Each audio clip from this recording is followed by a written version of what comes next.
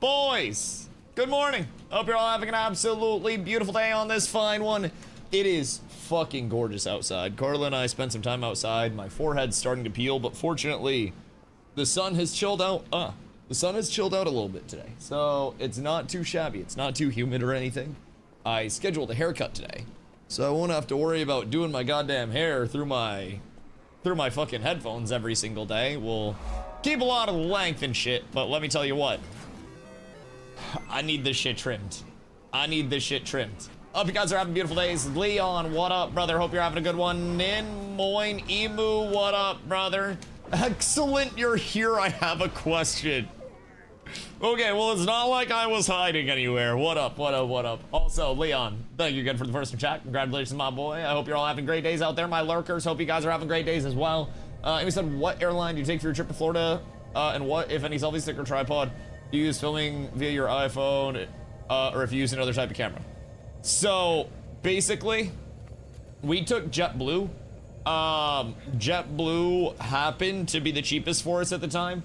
But the thing with JetBlue on the way down, we took JetBlue on the way down and Delta on the way back. We'll fly different airlines. In terms of legroom, like Leon said, JetBlue has by default the highest default legroom. Hold on, let me see. JetBlue legroom. So basically, JetBlue offers, hold on, leg room for each airline US.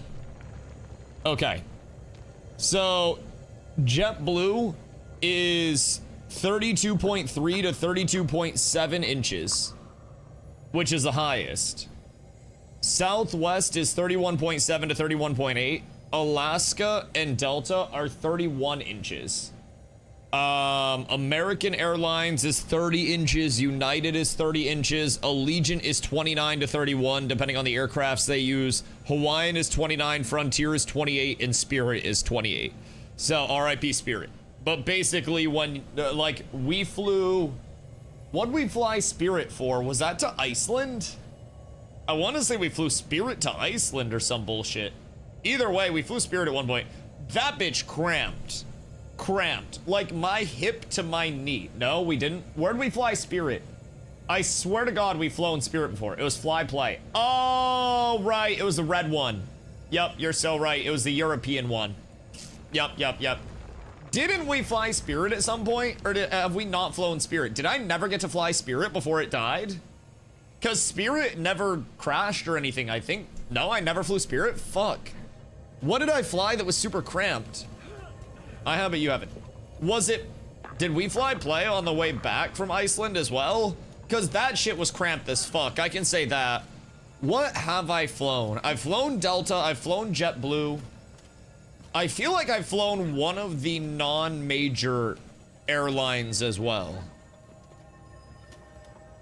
I think maybe I've flown United? I don't even know, Carla probably knows better than I do. Regardless. JetBlue in terms of legroom is really nice. I do enjoy that. In terms of, he forgets to charge it. Bro, I swear to God, I don't forget to charge it. The battery just doesn't hold a charge. I have no clue. But in terms of like filming stuff, I switched over to my iPhone relatively recently. For mics, the mics plug in through like the USB-C, and we use DJI mic minis.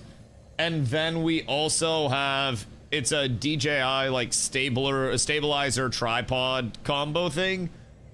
Just be aware if you don't charge it, it'll flop over like soft cock.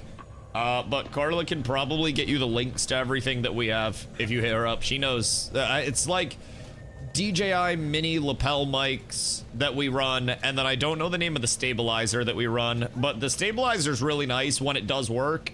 Sometimes I don't use it for the streams simply because like it doesn't always get charged because I'm stupid. But yeah, it's really nice when it does work, super stable. So would highly recommend that. Outside of that, we don't really do anything too fancy or anything. If I'm being honest, we have a pretty baseline setup overall. So it gets the job done. We're not out here rocking anything like too redonkulous though. Other than that, I will say, like, if you're streaming on a new iPhone, then you're vibing. But if you're streaming on an older phone, I would almost recommend not going through the Twitch app itself, rather going through like some form of Stream Elements or something like that, you know. That's kind of where I'd lean with it. But all things considered, kind of chilling. Just being able to fly tiny cheap planes, Dusty can't do that, I don't think. I actually don't think I could fit on like a super tiny like cheap plane flight. Like, not that I would freak out about it or anything. I physically don't think I could fit. I am tall and it's all like legs and arms, which I think is probably the hardest thing to manage, is just like the general, like, you know, appendages of DustyWhy. That's the really unfortunate thing.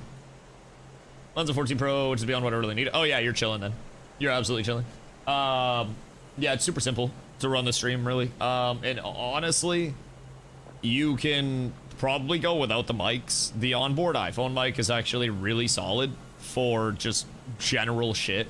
If you wanted to have something higher quality, then obviously you could go with the lapel mics, and the lapel mics come with a little bit of an app, but the Twitch side takes like the raw input from things. So that's where messing with the lapel mics and kind of like, if you're going through Twitch instead of just recording, check that side. But if you're recording as well, then you can just record through your phone's camera, and then like keep the quality there, and then you can also have the microphones like goated as well, in terms of quality. So lapel mic, yeah, it's a DJI Mini. Hold on, I'll see if I can find the link real quick. DJI Mini lav mic. It is this. Oh yeah. Go to those affiliate links. I don't have affiliate links or anything. I should get them, but this is just a Best Buy link. Yeah, that's just Best Buy. But that's what we have. It's just 2 mics. I think that's similar enough anyways. I don't know if that's the exact same one. It looks like the same one. Looks like the same one. But yeah, it's a really solid setup, if I'm being honest. And oh wait, it does have a little cord that I could plug in to make it easier to plug into my phone. Because sometimes the little plug-in is a little bit rough. A little bit rough. Paragraph style hyperlinks? Yeah. Listen, I just searched up what I needed to. I could have also got the DJI link. But yeah, that's honestly pretty solid. I think for what you need, I don't know how hard you're trying to go on it, but depending on what you're looking to do for what you need, that'll probably be just plenty. And honestly, if you're just trying to record stuff and you're not worried about the audio, or you're doing the audio as a voiceover later, you probably don't need those anyways, and you can just record with a stabilizer and then you'll be fine. Same thing with our stabilizer. Carla probably can find a link to the exact one, but it's just I think it's a DJI stabilizer. So just visuals what I'm browsing. Oh yeah, so you ain't gotta worry about the mic. Yeah, hold on, let me see if I can find ours. DJI phone stabilizer Osmo 8. It's the DJI Osmo 8 that we use, I think. Oh wait, no, it might not be the 8. It might be the older Osmo, because there's like a camera add-on with the 8, I think, that it comes with. I don't really know what the fuck this is, but it seems like there might be a camera add-on with the Osmo 8 that replaces your camera. Ours looks like the Osmo 8, but we don't have the camera part of it. So maybe ours was like the Osmo 7. We use a 6. God damn it, Carla. Alright, we use the Osmo 6 for ours. The 8 seems like it comes with a camera thing, but like, you probably are fine on the camera side if you're using an iPhone 14. Probably not a huge deal at all. So, I would say just grab one of those bad boys. Also, make sure you charge it. If you don't charge it, you're probably going to have quite a bad time. Like a very, very bad time. But yeah, that's covered everything that we have literally ever needed. Also have a huge camera stabilizer. Yeah, that bitch is over on the couch in the stream room. It's like right over there, right next to you on the couch. Yeah, organized chaos in here. I know where everything is. It might not be in the place that it's supposed to be optimally, but I can tell you where anything in the stream room is at any point in time. I can find Sharpie in this bitch. Like, I know where everything is. You need zip ties, you need cable management, you need Sharpies, you need pens, you need extra computers, a party speaker, iron covers, because I stopped using those like 2 weeks after I got them. Think I'll take it to TwitchCon? Do you think I could bring the party speaker to TwitchCon?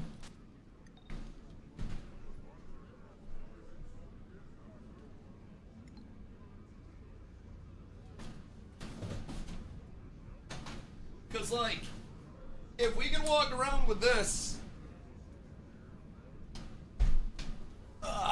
we might be up tremendous. I feel like if we bring this to the con and we just kind of shoulder holster it, we're fine. That is a party speaker. Yes. Hold on. Keep in mind. Height check on this thing. I have a tape measure.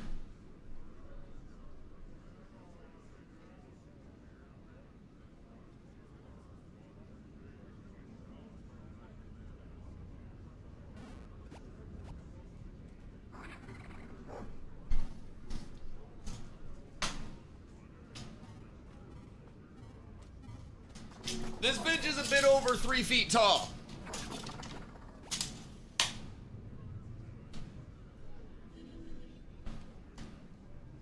This is like almost up to my waist. Like almost. This is like just about at my dick.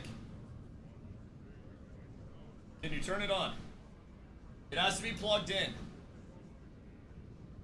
I don't want to plug it in. That's a lot of work. We'll sub-goal it. We'll sub-goal it. Bitch is heavy too, bro. I don't have a scale, but holy.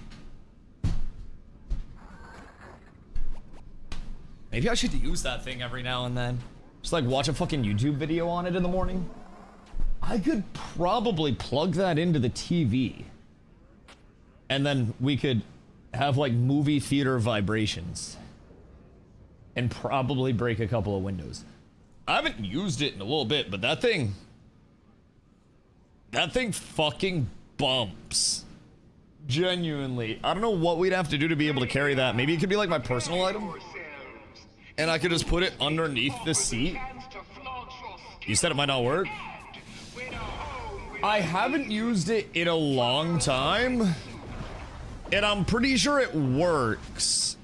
But if I remember correctly, something about linking it up via Bluetooth was always fucky. So we had to aux cord it, which as we transitioned past 2019, it was rather impossible to aux cord things consistently. So my greatest fear is that it's gone obsolete. Like the wubs never go obsolete, but the aux cord may. But that bitch has a lot of different inputs in the back too. I'm pretty sure you can plug in a mic and do karaoke on it, which again would be kind of fucking fire for TwitchCon. I'm just trying to bring some life to the goddamn party. People are trying to hold me the hell down. I don't know what I've done wrong out here. I also think I want to try a different relic today for my support build if I'm running RF. So basically, right now, whoops, when I'm playing defensively and playing in calm stuff, I want to run renewed focus.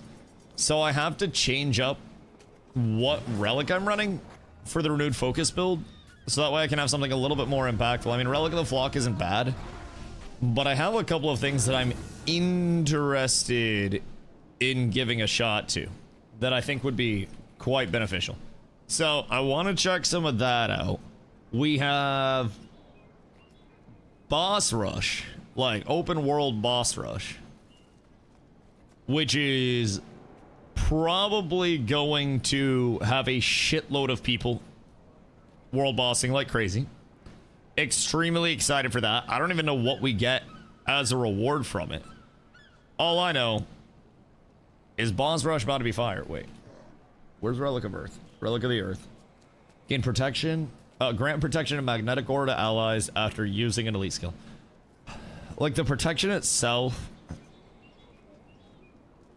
that's an elite skill though, so even then That'd be like a Feel My Wrath alternative, which I don't really fuck with that heavily. Gain Fire Aura. We don't need Fire Aura. We don't need Relic of Swiftness. I just feel like when I'm using RF, there's not really anything that screams out to me. This could be a nice 10% healing output if I am going heals, which I don't think would be the worst because that would be constant 10% healing. Flock is just excess barrier on my heals, which is a good chunk of healing anyways. Let's see. I don't do damage. Fireworks ass. Crates ass. Relic of the Water could be nice. Cleanse condition from yourself and nearby allies after using a healing skill. Wait. Does this not have a target cap on Relic of the Water? Because I know that's a pretty small area. But if this doesn't have a target cap, then that means that I would be cleansing like absolute fucking crazy. No? And I don't see a target cap on that. So in World vs. World, that to me seems pretty stinky, no? Because that's nearby allies, and it's a 360 radius. And radius means that it's like halfway, right? So if I find something that is symbol radius 180, probably only does 2 condies. I'm wondering though, because if that's the case, this is how far around it goes. Not 2 condies of everyone. That could be interesting as well, if that's the case with it. Because it says cleanse conditions from yourself and nearby allies after using a healing skill. Condies remove 2. And this says condies remove 3. So if I throw that on, let's just give it a look-see. Is there a way that I could test this? I mean, I would just have to get 2 of us, and then we'd have to get condies up on ourselves. And then I'd have to try to heal it off. Because if that is 2 per target and it's not target capped, then that's stupid, and I'm shocked that I haven't seen that. Which, it would make sense, Merc, like you said, that it's just 2 total. But also 2 total seems like it'd be really fucking bad. But without the target modifier, I feel like 2 off everybody would be absolutely insane. Because if I have 40 people near me, then I'm curing 80 just immediately off of 1 healing ability. I think it's 2 on everyone. 5 max. Well, it doesn't show a target max, which is the weird thing, at least in PvE. I don't know if it changes for World vs. World and stuff, but this just says 2 removed in a 360 radius with no target cap. So let me pop into World vs. World real quick and maybe see if we can do a little testing. Go to Sanctum for that? Yeah. Because if it has a target cap, whoops, if it has a target cap in here, that would make more sense. Okay, still no target cap. 5 is max in game. Is it because there are certain things that are exempt from target cap of 5? Like, I have abilities that are 10, well, primarily my wall, but there are abilities that have more than 5 instances of damage that can go out. I just don't quite know if this would give me 2 Condi cleanses on everybody, because that seems absolutely insane. And I would be shocked if I hadn't heard about that already. Like, I'd be shocked if somebody didn't tell me about this, because it seems really good. I don't think anything's over 5 in PvP.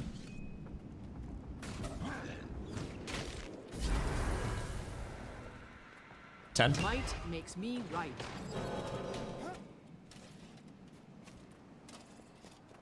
So, I mean, most abilities aren't, but also if we go, let's see, build Guardian Hammer, that's also 10 targets in World vs. World. So I don't know if it's SPVP is different, but I'm pretty sure those are also 10 skis.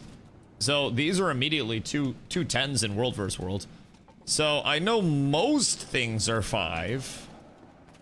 Like, I'd say 90% plus are 5.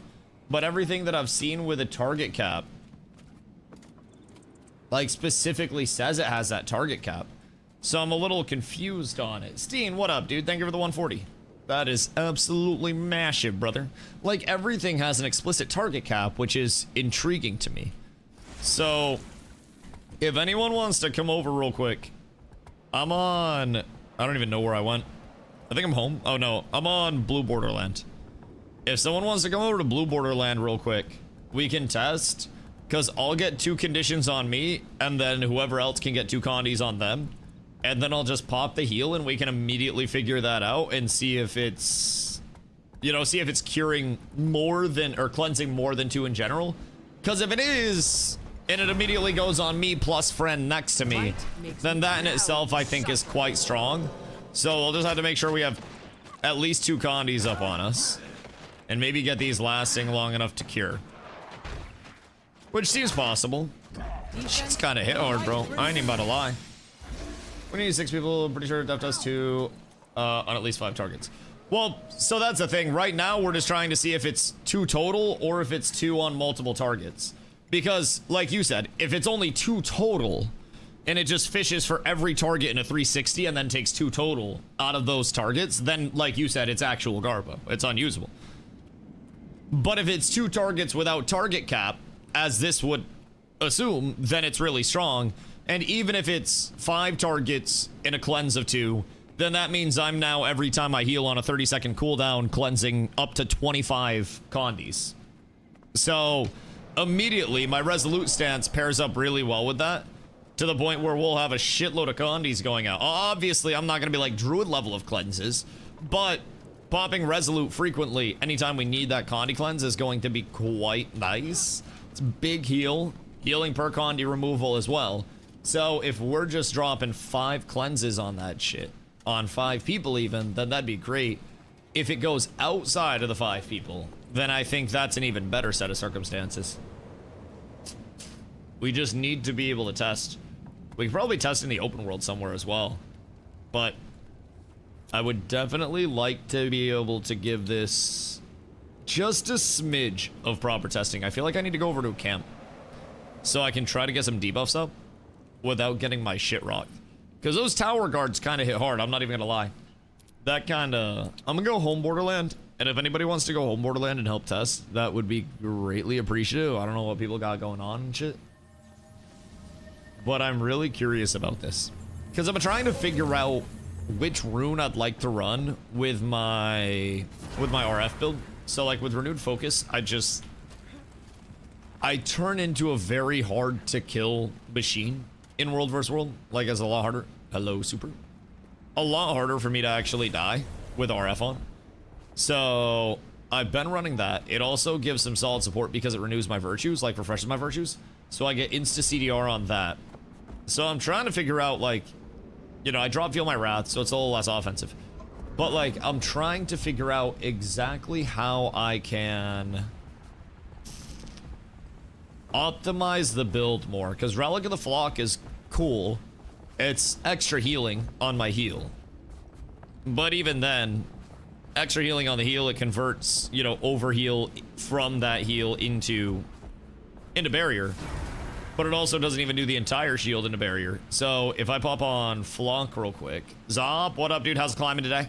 I'm assuming you got active. If I pop this and then barrier, or I shield, that's gonna be 2759 in terms of my barrier.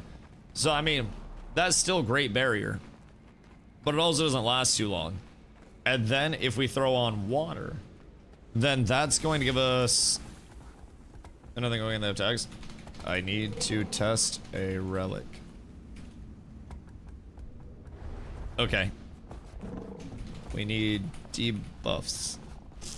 I think we can just go camp and then get debuffs. Or for now, going after. Shit, what you working on today? I saw a little video. When you doing World Boss Rush? Shit, probably towards peak time tonight. Maybe get it going with the guild, get a bunch of people active, and we can run around and try to knock that out. I think that would be kind of fun. I don't even know what we get. Coin purses, truffle, gearboxes, guild hero banner, strong boxes, veggie pizza, utility backpacks, banner, heirloom seed pouches, and ooh, that plus 10 ain't too shabby. That's a little bit of clams. That's money? Yeah, that ain't too bad if I'm being honest. All right, I think we need to find a camp. Also, Super, what up? So I think we need to find a camp because I need both of us to have 2 condies on us. Because what I'm trying to test right now, just so you're in on the same page, I'm trying to figure out which relics I'd like to run for my RF build. And Relic of the Water doesn't show a target cap, which is really interesting because if there's no target cap on it, then that means it's gonna cleanse a shitload in actual, like, PvP. Let's see if we can maybe, like, aggro a couple of mobs over here and get condies up. Perchance. Any condies in the chat? Any condies in the chat? I don't think there are any condies. God damn it. Okay, wait. Who can come and attack us and put condies on us so we can test? I feel like that might be what we need at this point in time. I don't know if we're gonna get consistent enough conditions on us from anything other than another player.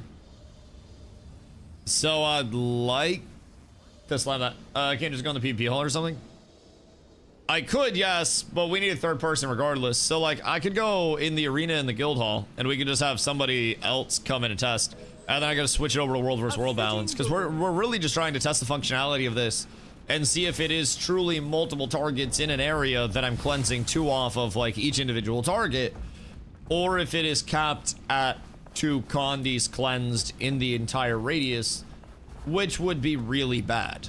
Like, that would be, I think, extremely underwhelming, in my opinion.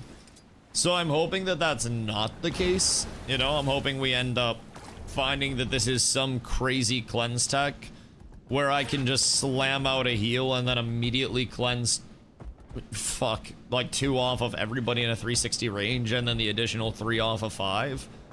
It's unlikely, but if that does happen, and we can verify that, then we're up. So if we don't get debuffs from this guy, any debuffs, my good man, any debuffs whatsoever. I see the 1. I see 2. We have 2 on me. Can we get it cleaved? No, I don't think the application's on cleave. That's a goddamn shame. All right, maybe we go guild hall real quick so we can try that, or we can go over here to the camp. I think the camp might be the play. Come over this way, or we can just kill that real quick. Might as well. Easy points. I'm just really trying to figure out, because if this is just 2 in total in a 360 radius, then it's kind of buns. Like, it's very heavily buns. And I feel as though we are effectively just wasting the slot at that point. So I'd like to see what we have going on here. Let's get debuffs up. Let's get some aggro on some things. I have debuffs. You have debuffs. He, she, me, we debuffs. Bruh. Ain't no way this guy's cooking us. That's how I do it. The random that came along is trying too hard so he can't get debuffs. I hate it here. Stand your ground. I genuinely hate it here. All right, let's go to the guild hall. Oh, wait, hold on. Hold on. Maybe he puts out some debuffs. Just maybe we get something to look forward to here. Mayhaps, may chance. No, no debuffs. God fucking damn it. All right, let's go to the guild hall real quick and just pop up to the arena. Because I think this is going to end up being a... Shut the fuck up, bitch. I think this is going to be like a 45-minute process just to try to get 2 condies on us. So let's run to the guild hall. If anybody's around and wants to be our debuffer, that would be incredibly appreciated. Because right now, I've got a burning desire to solve this shit. Because I feel like there's definitely some merit to this. I feel like if this is a good hit on things, then we're up tremendous. Thank you, Super. I appreciate you. Up we go. So we'll have to tell him world versus world balance as we go up. And then we'll pop up. Let's see. World versus world skills. And then we're up. And then go up and then go on. We'll go red team, you go blue team. I debuff decently. Yeah, I mean, as long as we have 2 people on my side and then 1 person on the other side. So if you want to debuff, go blue. And then whoever else is coming up, go red real quick. And then we ball. Who are we missing? Who was just here? Wait a weekend second. Did we lose a soldier? Oh, Puffed. Come this way. The Portale. Yeah. And then Portal brings you up. And then talk to red guy. And then go red. And then I'll invite you real quick just so we can see the debuffs. And then, oh shit, wait. I do not have my actual build. Okay, that's fine. I have the heal. Okay, just go ahead and throw debuffs out on us. Ideally, take all our damage ones. Okay, cool.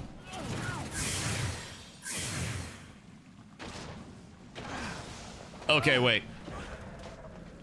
So, that'll give us the cleanse of 3 immediately. And then that'll be the 2 after it, right? Cleanse conditions for yourself and nearby allies after using a healing skill.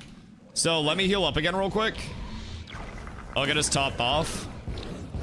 And then I want to do it again real quick and see exactly how many that cleanse. Because I want to say we got the cleanse of 3 and then we both got the cleanse of 2 after. Which would mean... Does anyone have meters in this group, by chance? I know that's a crazy ask for me. As someone that's like, man, I don't need meters yet. I can't learn on that level. I'm not into that level of testing. Nope. Puff, you got meters? How many I just cleanse? I do, but I don't know how to use them for that. Fucking hell. Okay, hold on. We gotta watch closely then.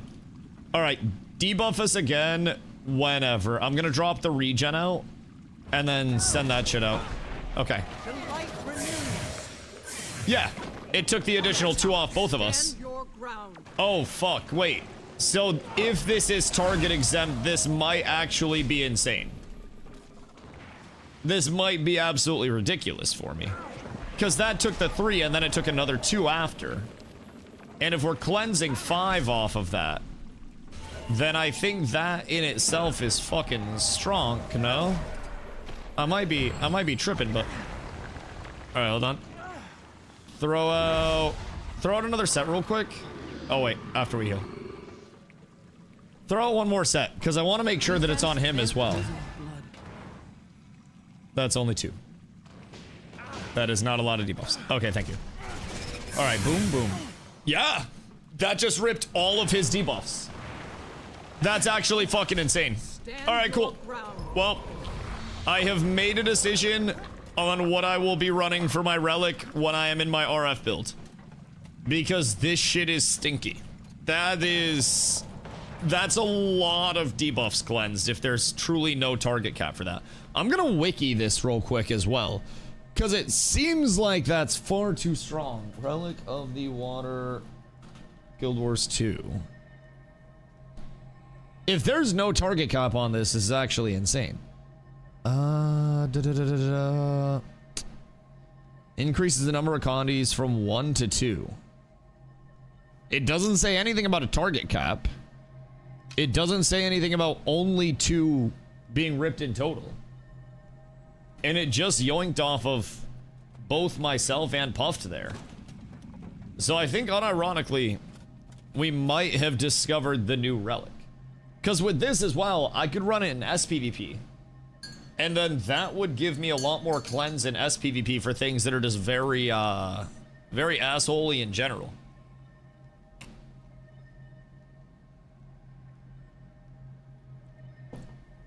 I don't see much of a problem with that. Does anyone want to do some SPVP, by the way?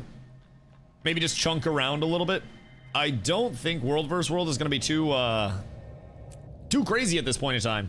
We could also... Wait, Nin, you working or what you got going on? Because I'm gonna wait to do that story prog for raid that I have to do until we actually have people on for it, so that way we can just get the most out of it, you know, as a collective. I'd like to be optimal about that. Oh, bracelet got tangled. The hell? The hell you onto? The hell into generous? There we go. Sorry. I just saw a fucking puzzle with my bracelet real quick. That shit got tangled. I was wondering why it felt weird as fuck. World vs. World was not popping. I could only assume, especially with World vs. World Rush being completed at this point in time and it going to boss rush, I have a growing suspicion. Word. I have a growing suspicion. Anyone for SPP? That boss rush is gonna be lit. World vs. World Rush is not gonna be lit. Everyone's running bosses. Yeah, something tells me there are gonna be a ton of people doing bosses right now, which, fine with me. Fine with me. I will hit those with the guild when we have some more people on, so that way we can get a bunch of people out and do it. How many bosses do we have to do for it? Get extra rewards from the bosses on top of the GP and stuff. That's kind of nice. That's very nice. Yeah, so, oh wait. Boss rush champion, participant. Defeat world bosses to gain bonus rewards. So we just go around and smack the shit out of bosses, like, just go through and clear them. It's not like a one each. Ran 10 earlier, needed to take a break. God damn. God damn. How long does each take? Because there's the world boss timer thing that you set up, right? That tracks all the spawns. 5-ish minutes. Okay, so that's not bad. I think we could probably knock that out with the guild. A little bit later tonight, 1 every 15 minutes. Oh yeah, that's not the worst. Use your portal device if you have it. This one? What does this do?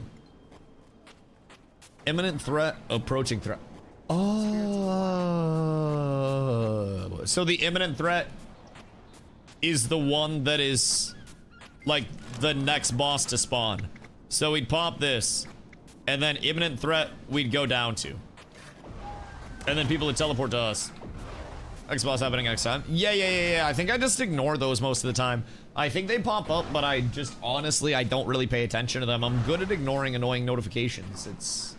It's become somewhat customary at this point in games that I've played. Speaking of games that I've played. Chat. I decided that tomorrow we start with Guild Wars. Because Mistfall Hunter doesn't launch until like 8 PM, I think. But Mistfall Hunter gives me shades of Eldegard and Legacy Steel and Sorcery. Same game, just different name. Really enjoyed playing that. And I think it might be fun while it launches, just because there'll be a few people over there for us to go over and get some groups going. Be kind of nice. Games you played don't exist anymore. No, literally, bro. Literally, every game that I actually, like, physically enjoy dies. I don't understand why, but everything that I play and love dies. I have the worst, like, picking ability. Let Mistfall live. No, I shall not. I must go shit on people in action combat for a day. I probably won't, like, I don't know, play it, like, multiple days a ton or anything. Maybe if it's fun for a little bit, we throw it into the mix as, like, a couple hour here and there thing to break it up. But I do worry about extraction loops, just because they can get tedious. But who knows, man, if they do the PvE side really well, and then you also have PvP that's sneaking in along the way, and we have some form of ability to do something community-based, could be a fun little side thing for us. We also have the prospect of like a POW world type shit. So, do typically like the hardcore games that attract smaller, more, let's go loud communities. A lot of brain dead motherfuckers that think we are the main characters. The 200 of us that like doing things over and over again non-stop without our brains. Like, I know we're brain dead ooga boogas in game, but it's like, bro, we could at least have some class outside of it. You'd think that people would be able to, you know, articulate a fucking thought about what they like or don't like with the game system without yelling, but here we are. Here we are. Saying people are a little more, little divisive. Oh. Well, I was saying people are fucking idiots. But also, I do agree with that. I think it's really weird right now how tribalistic people are in games. I think the MMO scene has it the worst, but because of the scarcity of MMOs and because of the lack of, you know, the lack of plenty in MMOs, when there's abundance, there is relaxation, right? And you can't be fat and happy if you're not fat in the first place, and you can't be fat if you don't have a whole lot of food. So, with that in mind, you gotta get fat and happy in the MMO world before people stop trying to eat each other. And right now, I think everybody's in this, you know, food scarcity thing, where it's like, if you're playing a game that's different than what I'm playing, then you're stupid for playing that game. You're dumb for enjoying it, and I can't believe that you're actually playing that game. I don't know why you do that. It's just, it's dumb of you. It's silly of you. So yeah, I don't really know. There is a wasp in the room. In the room? I don't know if you, I don't think it's fine, but I don't know. I mean, I would, if there is a wasp, I can come assault it if you'd like. I just might get stung. And they might have to bring me to the hospital. We don't have enough time. Water or something? 'Cause, like, there is definitely wasps. Hold on. Does it got a pee? Like.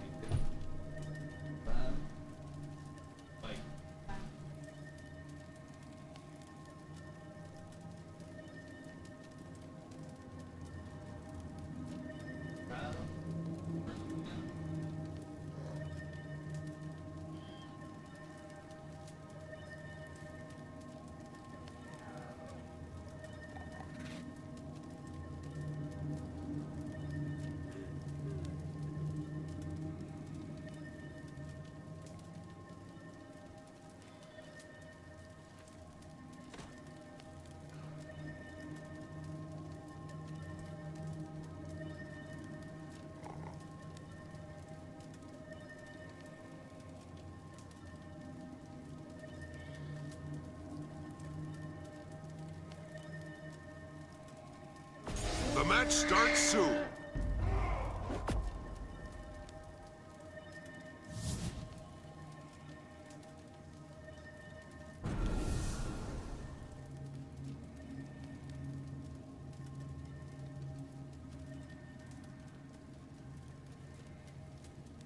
Hold on to your points. Seize theirs. Sorry, back. My bad. Very not friendly situation for me. I am quite allergic to the bees and whatnot. And Carla thinks, oh fuck, I didn't even get to set my build up, bro. I literally just wanted to play this so I could try the new build. And Carla was sent by Big Wasp to hold me down, so I wasn't able to try the new build. This shit's actually tragic, bro. You really do hate to see it. We're being held down. It's okay. Big Wasp will not win this one, my boys. They will not claim victory. They will not be allowed to succeed. I will conquer for us. Uh-oh. That's not good. We just kind of got put in the blender there. I did get a res up, though. But I don't have shit. Nope, that's bad. We got the... We got the wombo combo there. We got the Spellbreaker with the Amalgam. Once, oh my god, it's double Amalgam Spellbreaker. Oh, that's toxic. And they have, oh, yeah. Yeah, this team is one that I would definitely love my invuln against.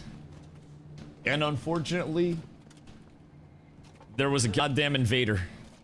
We had to contest our high ground. This shit's cooked. Oh, what do we have here? We have a druid and we have a chrono. You've lost the quarry. And I feel as though this is an E couple. I have very large reason to believe that this is an E couple. Not that that's inherently a terrible thing. But I do feel as though at a certain point, sometimes the gameplay of the E couples can be somewhat detrimental to the greater good of humanity, specifically us. We might be fine here. There's actually an okay chance if I stop getting fucking dazed by the Spellbreaker 24/7 that we could make it. Huh? It is. Defend me! Alright. Carla's about to go crazy on a wasp. She about to conquer the shit out of that. Super happy to have you over here for the fight. Feels much better now. Careful. I think we just have to kill the shit out of their Spellbreaker every time he tries to play the game. And then we're probably fine. But let me tell you, that shit's... Oh my god, there's fucking little You've baby taken the floaty in front of graveyard. me, and I thought I was about to get run the fuck up by a wasp, bro. I swear to god. Excuse you. Deadass. I thought I was about to get cooked by that motherfucker. I thought he had come for me. Carla just shut the door. And I thought immediately we were cooked. Grave on! Good day, my boy. Hope you're having an absolutely beautiful one. What you be up to on this fine day? And a good day to you, my man. We are trying a couple new build things on this fine day. We have been blessed with a new rush event. Whoops. A new rush event by the Overlords.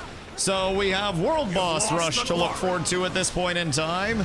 And as we go throughout the day, once some more people get on, we're going to be getting active over in the World Boss Rush, trying to get the most out of the new event, make sure we're getting everything that we can for everybody out of it, make a little community event out of it too. That'll be quite fun. So excited to see what we'll be able to cook up over there. In the meantime, we're cooking up a little wuvla. Oh, this is bad. This is not good. No, we're actually fine. Never mind, no, we're not fine. I got just enough CC in the middle of that to find myself getting smacked the fuck up. But that's okay. That is all timing based. And honestly, not having my actual build probably hurt me a wee bit in that entire setup. So, we'll just do what we can for the rest of this run. And hope that we're able to cook. We're definitely getting out macroed a little bit. I don't think the E-couple is helping us. If I'm being real, I'm not sure what's going on over there. And I'm not sure what their goal is. But, DustyWhy. Scared.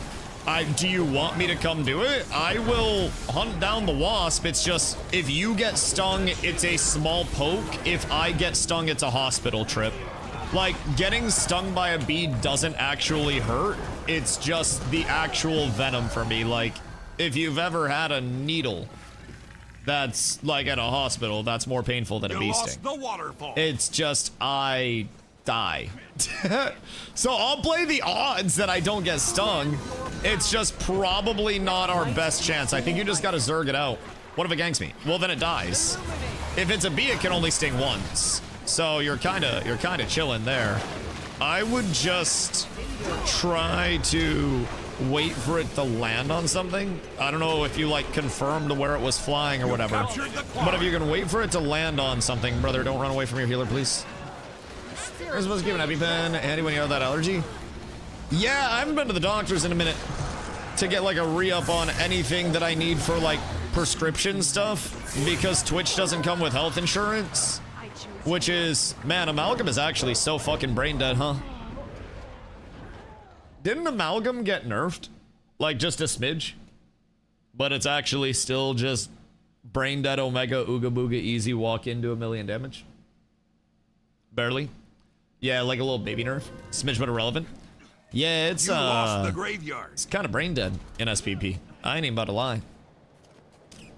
You just jump in, and then ball. It won't matter by the time you hop off, then what? Well, if you don't see a singular bug by the time I hop off stream, then it's probably fucked off somewhere. But also, should probably try to locate it. I won't lie. Should probably, like, if it's in the room, it's probably landed on a wall somewhere. If I had to guess. So, probably, I don't know where it went. I tried looking. Okay, so I love you, but you're kind of Calebing me right now. You know how you say, like, that Caleb just goes, I can't do anything? That's kind of what you're doing. Like, I can come out and find it if you're gonna Caleb me. Or you can look for the wasp and I don't get stung. But those are literally our options. The wasp is not in chat. I'm giving you updates. Well, I'm staying in the stream room. So, I mean, any wasps in the chat, if y'all are here and want to make it a lot easier for us, then that'd be absolutely beautiful, but I'm not quite certain that we have a lot of opportunity there. Also, I'm really curious what our randoms are doing here, man. They have like matching transmogs.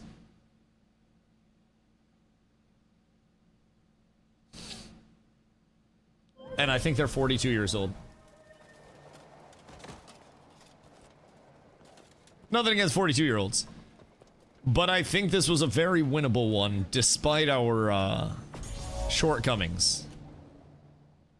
And I'm not quite sure what team stats were looking like. But I don't think much was accomplished this entire game. I won't lie. That was kind of tragic. Have we got what in the chat? There's a wasp, apparently, in the house. And Carla is providing live updates that she has not found the wasp yet. So, she said that she saw it. And then said that she confirmed that it was a wasp. And then from there... I don't know yet. I'm not quite sure what's happened, but... Didn't come into the half of the fights I was off pointing. No, that's okay. Those fights were cursed from the start. And honestly, like, I didn't get a chance to switch over my builds. So I didn't have my invuln to counter their very bursty combo. So I kept getting caught without my burst. So like, I was off pointing with still half team damage. Oh yeah, no, when I said I wasn't quite sure what was going on in these fights, I meant it. Put a cup of sugar water out. I don't want to feed the wasp. I don't want it to come back. I want it to fucking die. Like, that's my personal preference on things anyways. I don't even know how the fucker got in, if I'm being real. Because now I'm like, okay, where are you coming from? And where and how would I conquer you? Because you could also vacuum it. Like, you could pull up the shop vac, Carla, and then vacuum up the wasp, and then it would probably just get, I don't know, cooked by the torrential wind. I'm not really sure if that would kill it or not. But a vacuum would probably help. I feel like I should go provide some support. That's what I do, easier than chasing him. Yeah, and I mean, as long as dude doesn't fly out, like, we have an absolutely insane shop vac. It's got like 6 horsepower. It's like an 11-gallon horsepower. 11-gallon, 6 horsepower one. Okay, I'm looking. What was the last known location on the perpetrator? What are we looking at here? Is it bedroom? Because I can just sleep in the stream room. The only issue is I have to pee. What are you gonna do? Provide stab to get the wasp? I mean, you never know when you need a little bit of stability. You never really know. I just feel like it's waiting for me to go outside so it can get me while I'm emptying my balls. And I worry. It's waiting for me to be at my weakest, my lowest point. And now I'm like, man, where the fuck you even come from? And like, what are the spiders doing that I'm letting live outside? Why aren't they cooking the wasps? And climb to peel? Well, no, like, what if it flies on me and, like, swoops down while I got my dick in my hand, so I'm less agile because my dick's so big that it'll throw me off? That's an absolute lie, by the way. But, what if, right? What if I had an absolute hog that I was hanging? And then I tried to step to the left to get around the wasp, and then I just fell, and then the wasp started stinging the shit out of me. Like, I would be unironically cooked. I'd be done. That'd be the end of me. I would be GG'd out. So I'm not quite sure. I'm not quite sure what the play is. Relic of the Earth. Wait, not that one. Was it water? I want to say it was water. Relic of the water. Yeah, 2 condies removed. Water seems kind of stinky. Although Earth in SPVP sounds kind of cool, except that's on elite skill. So that'd be less than ideal. Okay, unironically, I do have to piss. So I'm gonna brave the storm real quick. I'll be right back. Sharp blades, sharp mind.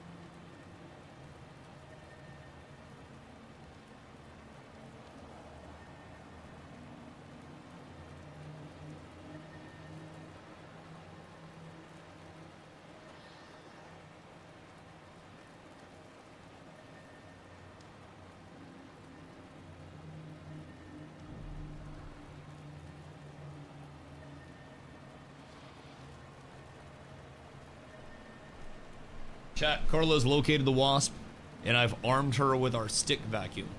And I've told her to vacuum that bitch up. I'm gonna go get updates. One sec.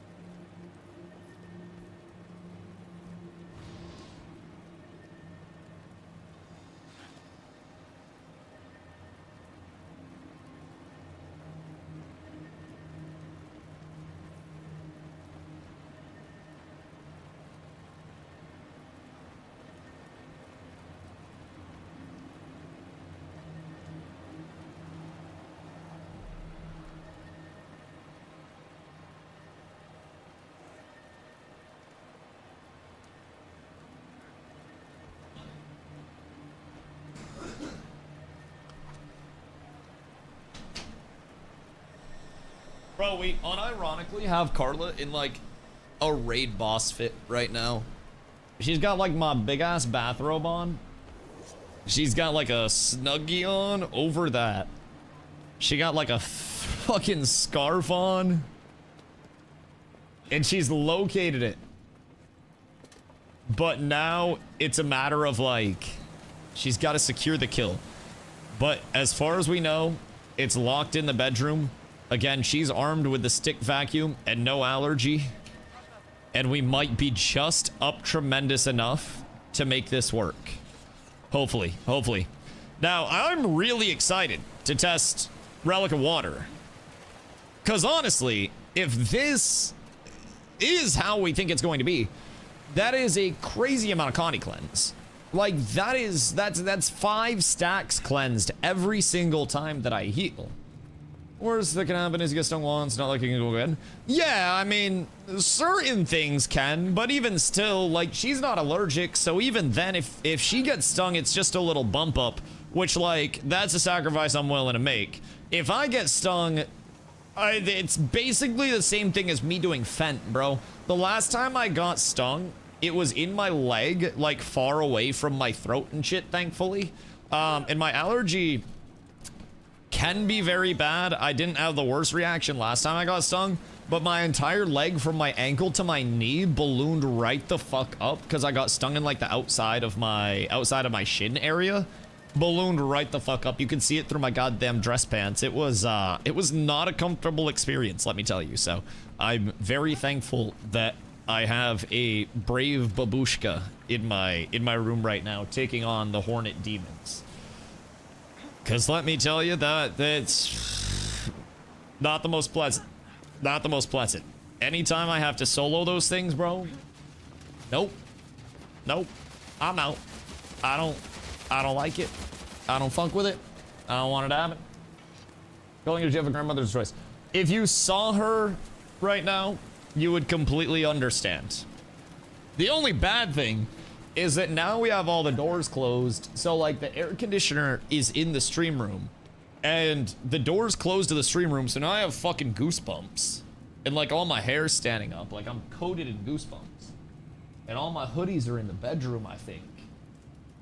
I don't even know if I have like long clothes here. I might have to put on a fucking suit coat, bro. I got like blazers in this bitch. Came to work at night one day and took a sting in my neck, didn't see anything, looked in the mirror and was like, was it a bee? Maybe I should call the women's. Wait a second. Oh no. Did you die? What the fuck happened? Cause like when I was a kid, I stepped on a bee. I was walking around barefoot and I stepped on a bee and my throat ended up closing up on me, and like the nebulizer or whatever the fuck it is wasn't like cutting me out of it. They EpiPen the shit out of me at home. The nebulizer wasn't doing anything for me. So my mom called my dad and she was like, hey, I'm gonna bring him to his primary care, which was like 20 minutes away. And basically my dad was like, hey, do not do that. Bring him immediately over to like the ambulance base that we live near. And she brought me there, and by the time she got me there, I was like, yeah, I was basically like popping a feign death. I apparently was limp as fuck. I don't really remember much, except for being in the back of the ambulance after.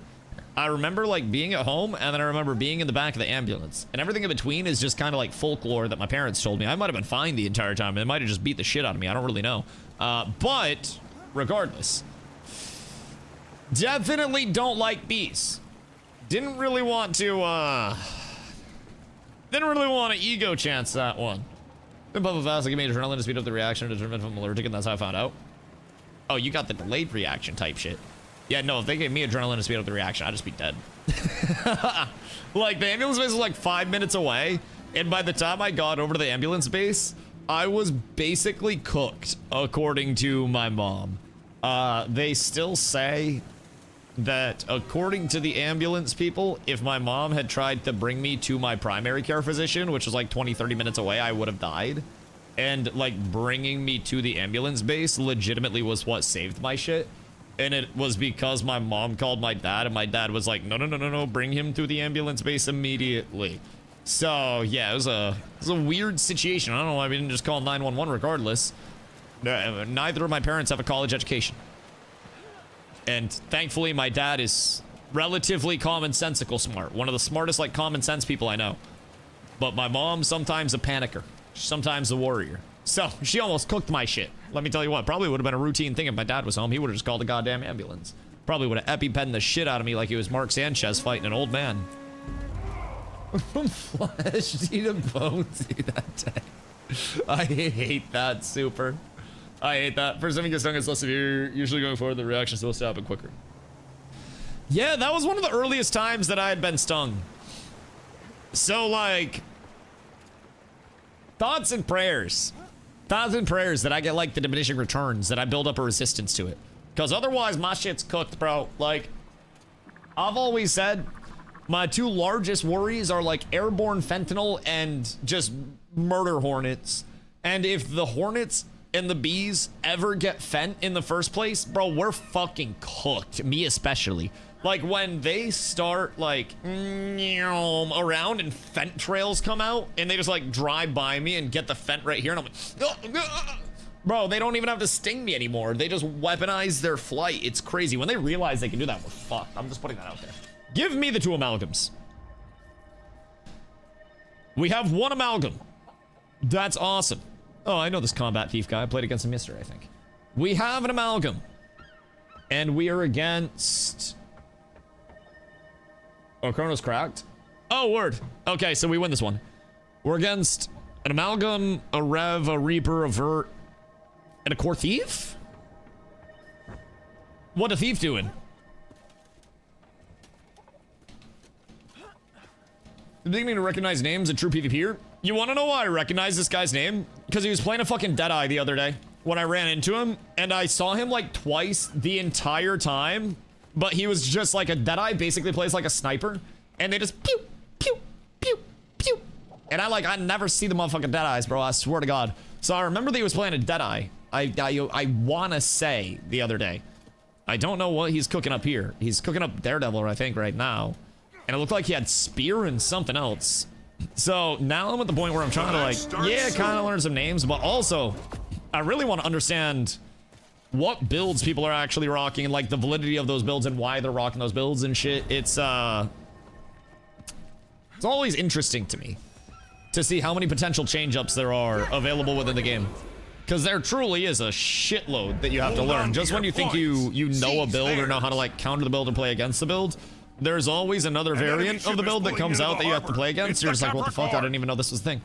Stand your ground. I think y'all just go blast, right? Yeet! He's gonna get Fortnited early. You truly hate to see that shit. This poor kindred spirit. He just wants to enjoy his game, and I can't let that happen. And I'm so incredibly sorry. Oh my god, dude, that Condi cleanse is actually nuts. Wait. They literally can't get any Condis up on us. Hold the fuck up. Wait. They literally just couldn't get any Condis up on us because of that. That was so beautiful. I think we might have a new rune for the PvP boys. I think we might be just up tremendous enough, sir. Sir, please. Can I speak to you about your car's extended warranty? I'm gonna one-tap you before you one-tap me. Uh-huh. Yep, and that is exactly why I'm getting way more used to running Renewed Focus. There's basically, I see like two routes with my builds. So step one, or route one I should say, is the we're going to absolutely shit on you, so I'm going to run a completely unserious build, which is oh my god, the wall! Oh my lord, I just walled their entire team for you, Super. I'm just throwing that out there. That might be the singular greatest wall known to man. Holy shit, they wanted to do Super so dastardly. And then I just walled off every single one of them to reset the fight. Holy boys, we are truly up tremendous on this fine day. Super, you are so welcome, brother. Happy to help. I'm gonna just let y'all chill on this. Golly. But yeah, a lot of it is definitely, I think especially in new player lobbies, a lot of pub stompy builds are very, very, very, very, very good at just finding an opportunity to annihilate somebody and jumping in and annihilating them before they actually respond. And there really is, you know, a burst factor. There's an oh shit factor when you're playing against most players. And I run an info and I kind of like change up my build a little bit to accommodate for the fact that most people are going to be looking to burst me, right? This guy, when he comes up, he's probably going to be looking to burst. He has a few of his little knifey things. So I'm just going to wall him and then watch this. I win. So yeah, he's probably going to try to burst at some point if he knows what's going on. There's his burst, so I iframed that. But if I didn't iframe that, then I'd probably be in a pretty bad spot overall. And even still, he does have good burst after his like initial combo. But if he doesn't hit with like the big knife throw and then the little lotus, I just feel like he has no damage after that. So a lot of it is just familiarity of like your life threshold, right? Knowing what you can take. Through that, I still held my invuln.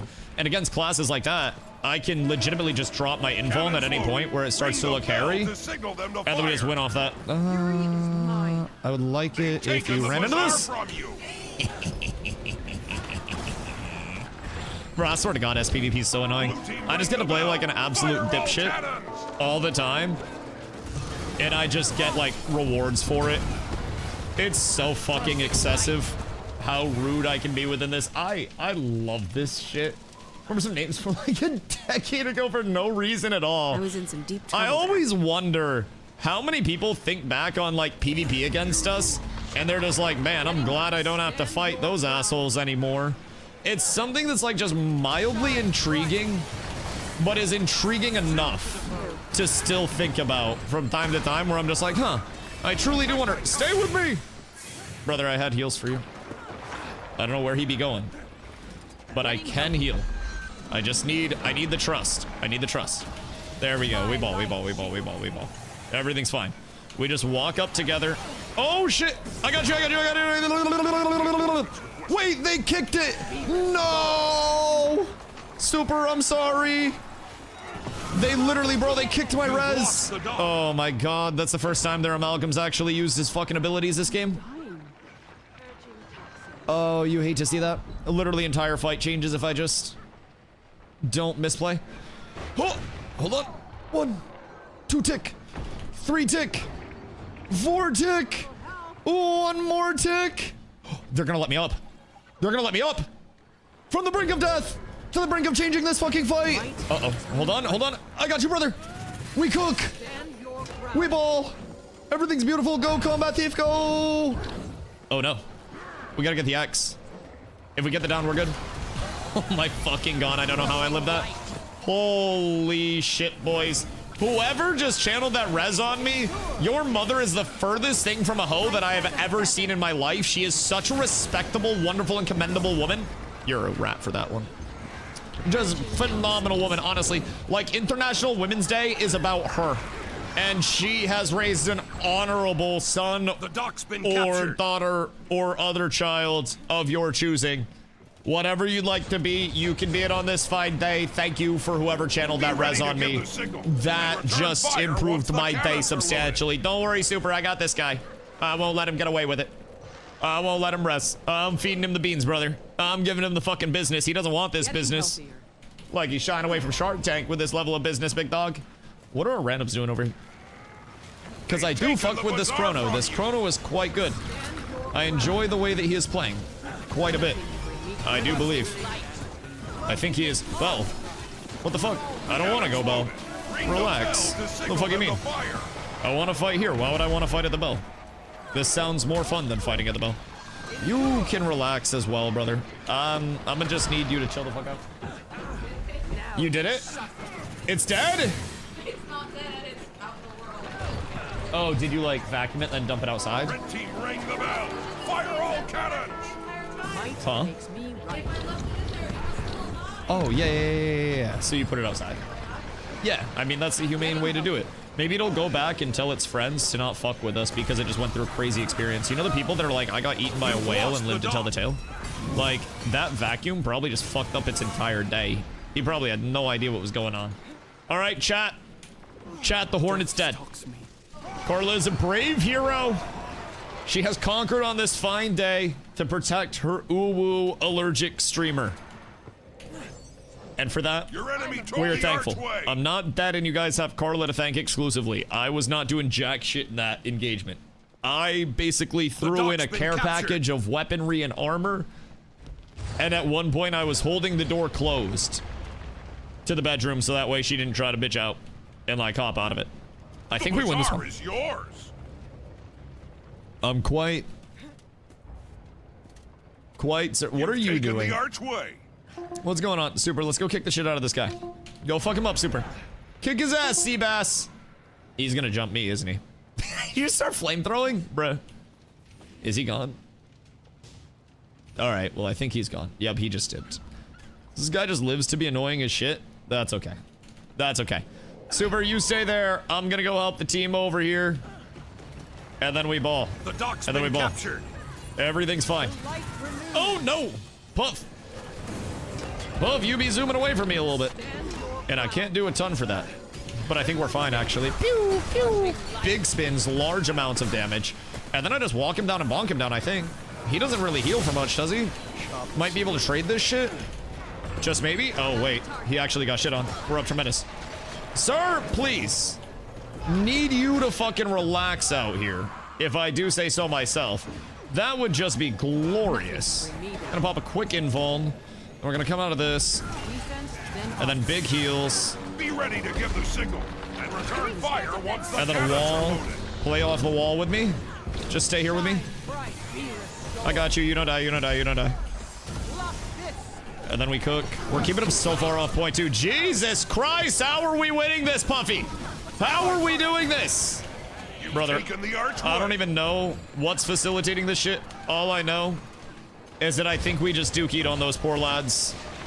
I don't really know who feels like they need amalgams and shit. Your team is victorious. But fuck it. Two Guardians just running around together doing some random shit. We truly love to see that. Goodness gracious. I think the relic felt pretty good there. I feel like I did not have to worry about condies whatsoever. And I definitely feel like it is stripping 2 condies off of everybody around me. So I don't know exactly how crazy that's about to go for world versus world. But I'm assuming with no target cap, not stripping, cleansing. I'm assuming with no target cap, the cleanses are going to be absolutely fucking ridiculous.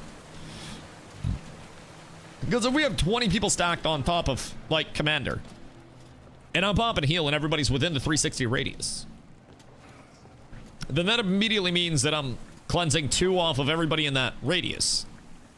If there is no target cap, there's no target cap listed. So we need more thorough testing, we need more people. But as of right now, I don't know that there is a target cap on it. I just feel like, what do druids use, chat? Typically, within your relic. What's the druid relic of choice? Because I feel like this is horribly underused if it is actually cleansing 2 off everybody. Yo, Dino, what up, dude? You don't play Forever anymore? I'll probably check it out with, you know, with some future updates that come into it. I was into Guild Wars, like, got into Guild Wars really recently. So when the Forever update hit, I was still getting stuff situated over here. So I'll probably go back and peep the next update and give it a little look-see and see what they're bringing in. It seemed like this update was more just, hey, here's some more PvE content, which is great. But when I go back in, I want to be able to be kind of like wowed with what they've done. So I think the next update they bring in, depending on what they bring in, I'll give it a little look-see and some coverage once again. Or if I just happen to find my way over there, I could definitely end up popping in. But started today because I got nothing to play. Made a priest really fun. Yeah, they did a good job with it. I will say they had a few issues that, and I don't know how they've worked on these since the actual, like, you know, since the launch of the game. Or I should say the launch of early access. But when I was over there, there were a few issues in terms of like having to make alts to get to, you know, even just basic upgrading your weapons all the way and shit like that. So I'm hoping that they fix some of those continuity gaps since I've been there. I still think that that's one of the largest concerns that I had about it, was just that it was a, you know, very cute, cozy, explorative game. And over the course of it, they managed to make it a little bit grindy at the start. So I'm hoping they sorted that side out, and obviously you still want something to grind and something to complete, but I think they made it very grindy comparatively to what a lot of their casual player base was going to look for, which I do think that game is going to be much more of a casual player base. But I will say, really fun overall. I had a lot of fun when I was playing it. It's just I kind of like exhausted the content pretty quickly. Oh wait, there's a little llama over here. Cute. I don't even know what I'm supposed to go up here for. All I know is that I just got an achievement for finding a llama. And I don't know if there are more. But I just felt like climbing a little bit. Combat feels so fun and moving around the map. Yeah. They did a great job with that side of it. Faced with the possibility of death. Towards the sound of chaos. You are so strong. You are so fearless. And you looked so cool in your combat outfit too. Like, you looked actually awesome. I am very thankful for you. I can't believe that thing, like, gave you that much trouble. So, was it like a hornet? Or was it a little bee? Because the hornets are the ones that get really, really, really skinny and then have the big butts. Hornets, it was a hornet. Oh, hornets are fucking assholes. Yeah, hornets are dicks. Fuck those guys. Fuck every single one of those little rat pieces of shit. They can all fuck off. Honestly, probably should have vacuumed up some cyanide or some shit to make sure that it was cooked. Looked like a brown hornet. Yeah. I'm glad you dealt with that. That was what I got stung by, the last time I got stung on my leg, where it made my entire leg balloon up. So fortunately it didn't kill me. But bad side is it made my leg all balloony. So glad we don't have to go through that again. But hornets are assholes. And I am very thankful that you got that asshole out. Very thankful. Or 40k reference? Isn't that just like marine stuff? I'm pretty sure that's just like oorah marine jargon. And then I think Warhammer used that in their stuff, right?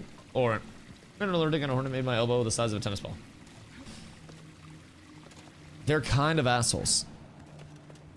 They're kind of assholes. You might have a little bit of an allergy But yeah, Hornets are not fun. Not fun. So we had Carla in the finest of armor. She was in a bathrobe. I threw in a Snuggie for her as well for the extra thick coverage. The Hornet couldn't penetrate that. And then she had a scarf on over her face. So that way she could just like see out. She was dripped the fuck out. Actually looked like she had just completed every raid in the game and got all of the gear. It was wild. Q pop, please.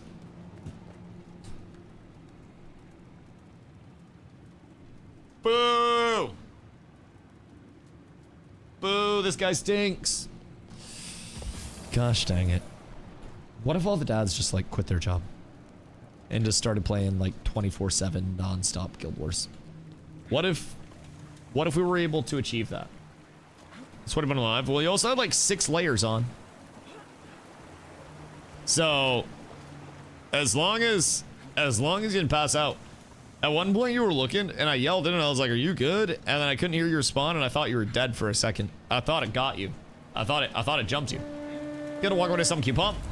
I feel like every time I rip a Bolski, the Q pump's just a little bit faster. And Carla and I just canceled a massage appointment that we had, so that way we could save the 120 bucks from the, from the couples massage. So that means I can buy another ounce because my ounces are 120 bucks. So I can smoke more and then we're even on everything. So that's kind of awesome. Budgeting is really cool when you think about it. She gets to girl math, I get to stoner math. No, SMH. The fuck is this? You get the girl math everything. I want a stoner math once. One time bonus ounce for my decision-making prowess. No, I did reschedule a haircut. Well, schedule a haircut, I should say. So basically, my hair is getting too long. I'm gonna be completely honest, bro. Like in the back, I don't know if you guys can see it, but like it's down to my shoulders pretty much. Hold on. You guys can see it actually because there's a camera. I can't see it. But like my hair is basically down to my shoulders in the back, bro. It's really long. I could probably at a certain point in time get like the Versace Python neon icon cornrows. Almost a party back there. See, that's the thing. I could mullet it. I could get cornrows like a goddamn farmer.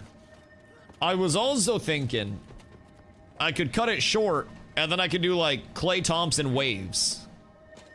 And I could get like a wave cap. And I could start the streams with a wave cap. And then part of stream would be an intermission where I do wave maintenance.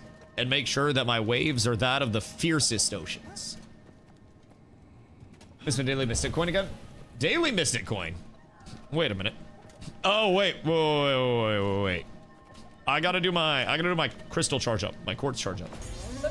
You got the chrono again? Yeah, I think the chrono is pretty stinky. And then we also have a strip this time. So I'm sure they're fine. Ley line anomaly for coins. We just like kill the ley line boss. Takes like 1 minute, but I keep forgetting. Is that a world boss? And will we be doing it as a part of World vs. World Rush? Because if we do it as a part of World vs. World Rush, then that is absolutely perfect for me. Like, absolutely perfect. Oh. What we on? Relax, G. Relax. You guys can actually lick my tape. Yeah, absolutely fucking styled on. I didn't even use my invuln. You guys just dumped everything on me for me to just walk away while I was changing my Spotify. Ain't that crazy? Ain't that crazy? You really hate to see that. Genuinely. It's tough. They might try to jump me again. But I'll be real. They just sent the entire house at me. And I just kind of walked away. No invuln needed. No panic needed. Just slight annoyance. It's like they were just nuisances. To the smallest of degrees. Get flicked. Alright, we're up. We're up. Another one for the boys! I don't know if it's like the chrono that's crazy. I don't know if like the team comp that we're running is just crazy. I think this chrono is pretty fucking crazy though. I won't lie. I think they're going kind of wild with it. Because chrono has big damage as well. I'll let you take that. I'm gonna rotate back and help out. I like the team comp right now though. 2 Guardian, 2 Mesmer. You, a mistake. Oh, super just got blapped. The team wins tourneys daily. Secured the pier. This guy? Fran? I am ready. Interesting. Marina. Come, Interesting. mortals, and contend So they're for my actually like favor. good players.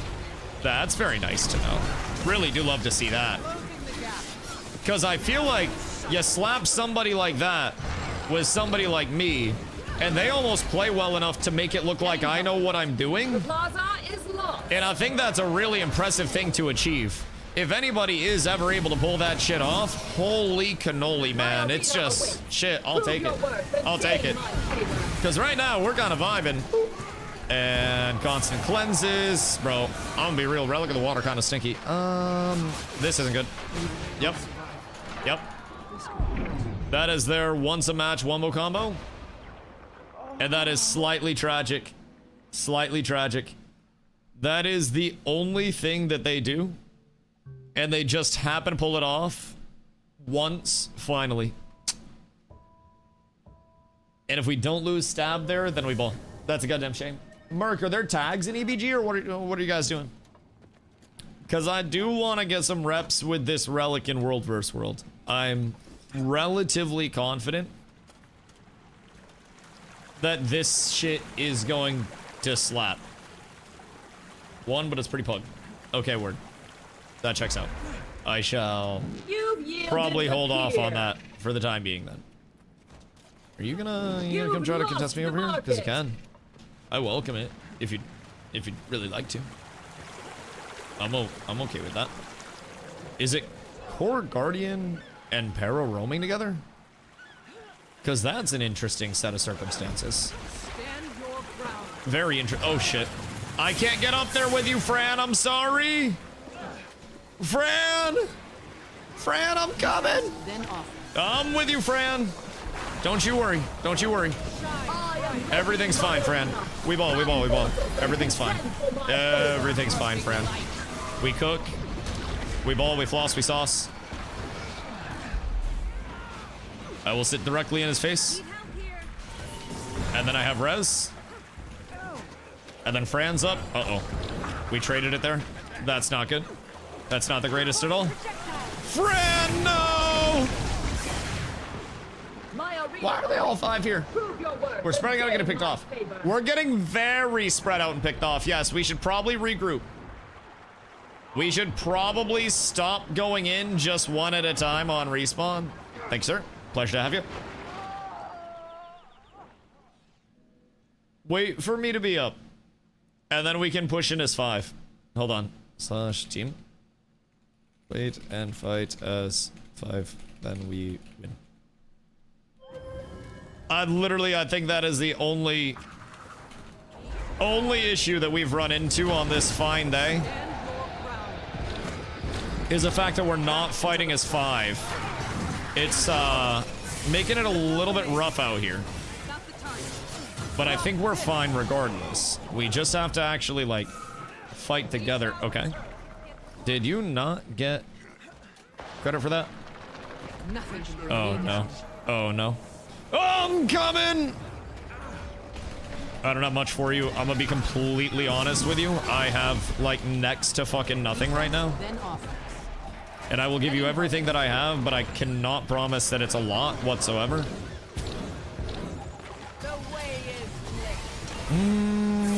We're kind of fine here, but I don't think we're doing great.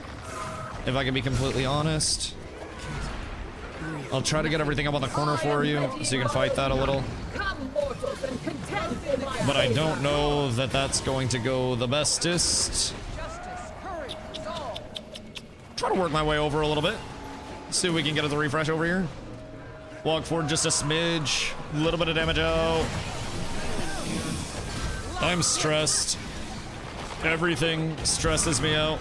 This is terrible. This is awful. This is the worst case scenario for everybody here. That's not good.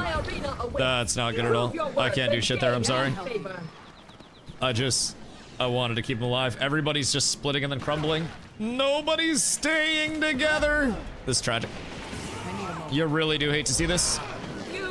We had such a good fight going at the start. We were cooking, we were balling, we were flossing, saucing, vibing. And then out of nowhere, unfortunately, the split skis came in. And I think once the split skis come in, it's almost inevitable that you will start losing. 400 points, just try to run at this point. Yeah, no, I get it. I get it. We had a really good first fight as well. Like, first fight, we just jumped in and absolutely blasted. I don't think we really finished much, though. The first one, splits came in. They don't know point lead. People stop playing, they react this. Yeah, we never really regrouped as well. Like, after this, they got a set of kills, and then we just never regrouped.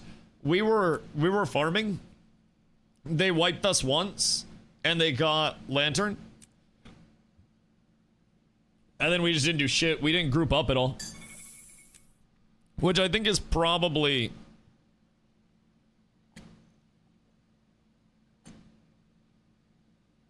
most of what did us in. I didn't do the greatest with my revives either there.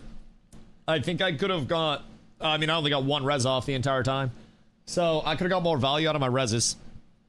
I think we could have stayed together a lot more though. Like we just got, it was a very team fighting comp as well. We're pretty bad at playing on boy and build kills. And I don't really have much say in that because I can't exactly like sit there and hold a point myself. Good to walk and fight to point then post up. Yeah, exactly. And then we kind of turn.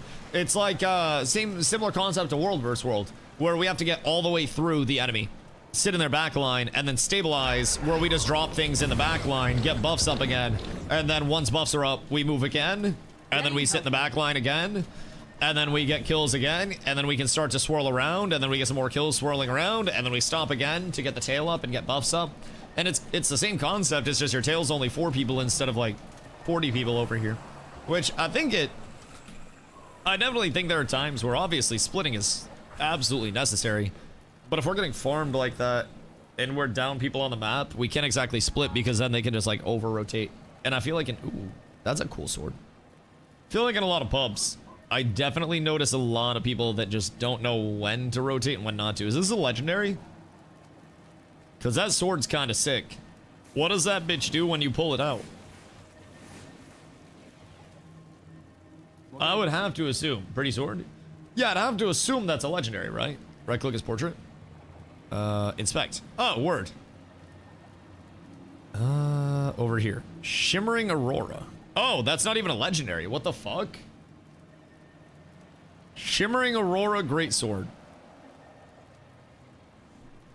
That looks cool as shit. Shimmering Aurora axe skin, greatsword skin, staff skin. Huh. Well, those are some pretty ass skins. Y'all really weren't lying when you said that sometimes the normal skins were cooler than the legendaries, huh? Yo, Yak, say what up, dude? Someone's gonna make the comment in this game similar to New World. Is that true? Like, I'm gonna be a buck with you. You can put on an action cam, but it's still not gonna be similar to New World. I spent a lot of time in New World, and New World was a very unique combat feel in general. It was a full freeform action combat where you didn't have a tab target in general. If you played, you know, a tournament launch and you use target lock, then it'll be kind of similar to that. But even in that sense, it's not going to be a full freeform action combat. You're not looking at like physics-based projectiles where even if you're on action cam, if I shoot projectile like here, it has to collide with people there. Like I lock onto a target. There are a lot of ground effects where you can basically like choose where your things are going. So if you played a healer in New World, then supporting can almost be like a higher APM version of, you know, dropping sacreds and getting your fucking clap on and shit like that. But really, I don't think from a melee perspective, there's really like any carryover directly. It's a lot different in that sense. I would say the most similar would probably be from like a caster support. Like if you played Fire Staff, Life Staff, I think there would be some good carryover there as long as you're cool with not having like the physics-based projectile and a tab target. But something like an Evoker, where you're just constantly rotating abilities out and dumping AoE, could almost be like that Pad Staff. I don't know if you were big into the war scene or whatnot, but like Fire Staff where you just dumped on Clump, Pad Staff. You could run something similar to that with different caster setups, and that would almost give you a similar game feel. And you do have an iframe. Like, you do still get, you know, stamina's here, right?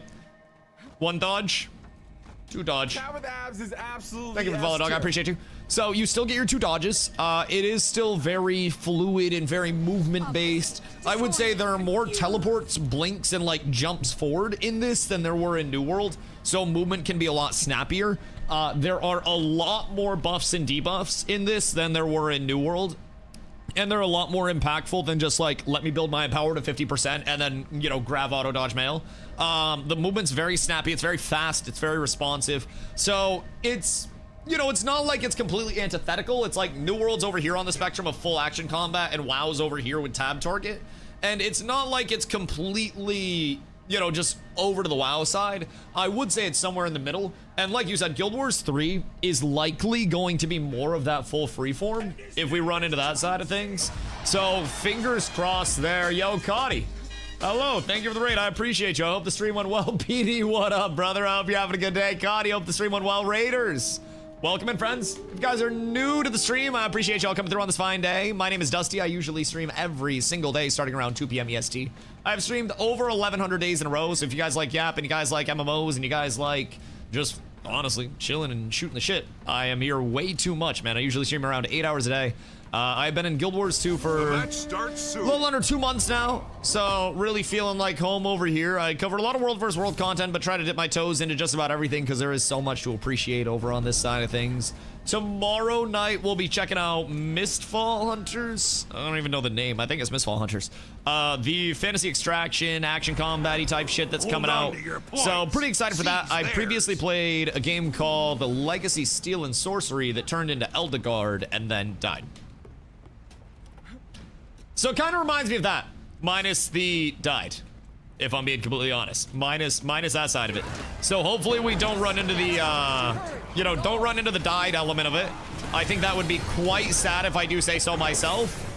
What? Which class you playing? I play a Guardian, and with my Guardian, I play a full support Luminary right now. So I play Mace and Shield, and then I play Staff on the other side. Effectively, my entire role is to try to not get caught in these toxic-ass wombos and one-shot combos. Try to play my life as much as I can, keep myself healed, keep everybody else healed, and understand that everybody constantly wants to touch my butt in the meanest possible way. So I've got to try to make accommodations for that. Usually spend my time getting chased in SPVP, and in World vs. World I live absolutely smooth and just have the power fantasy of dreams. I typically play a lot of melee in games. So honestly, a lot of my chat was shocked when I came over and started blasting, you know, a full support.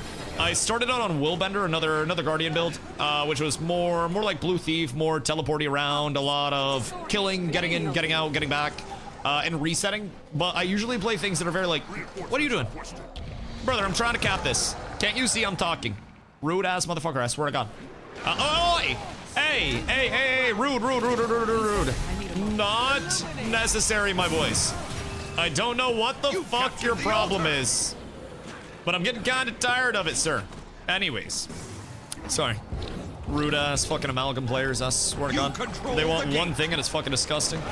I don't even know if it's an amalgam. I think it's just Scrapper this time. No. They're still annoying as shit. Everything's toxic over here. This is literally worst case scenario if I do say so myself. I don't even know if we have this many amalgams in our entire guild, as I've seen today. And it makes me extremely sad. But the burst is life. Touching is good sometimes. I don't know if this much touching is good. I won't lie. I love playing with pressure, right? It keeps me moving, keeps the heart rate up. It's fun. I don't like free casting very much. It's one of my largest complaints with casters in games, and it's why I always play melee. It's primarily that whenever I'm playing a caster, I find a spot to free cast. I sit there and nothing really bothers me. Nothing gives me any issues whatsoever. And it's, you know, it's quite literally free casting. It tends to be quite boring if I do say so myself.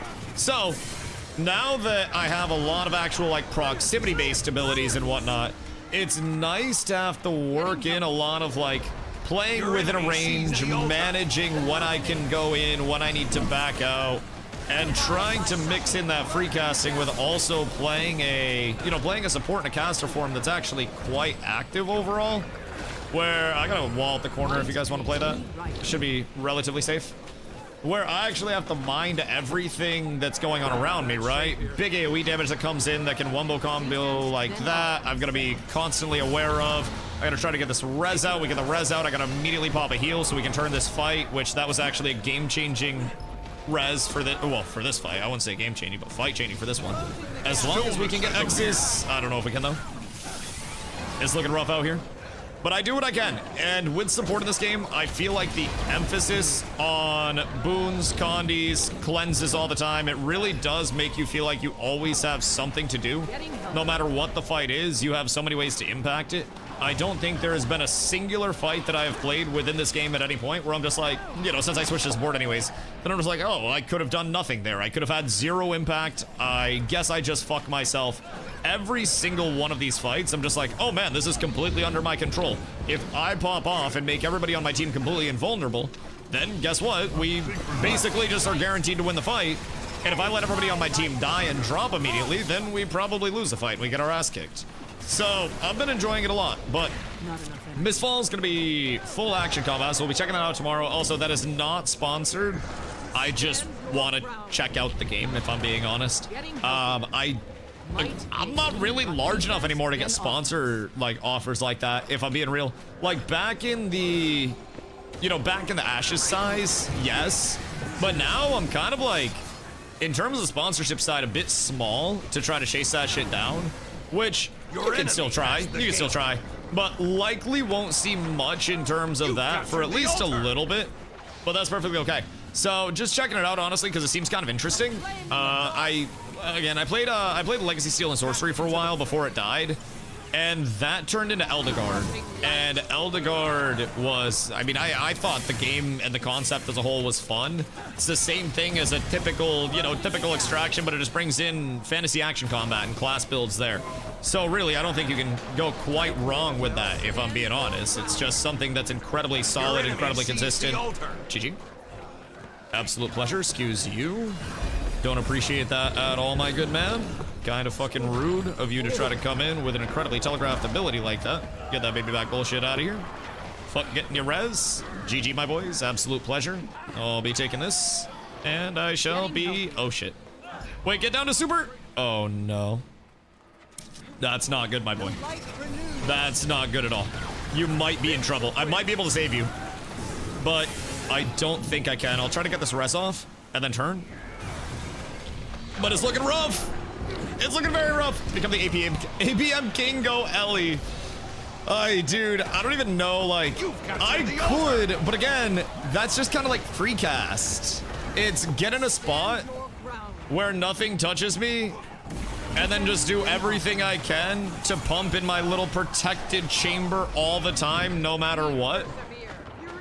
And it's boring. I need to be actively playing my life and trying to live Lord and shit. It brings so much to the table for me when I feel like I'm genuinely having to outplay people. Like, my hands are sweaty after that one. I had fun despite us getting absolutely shittied on.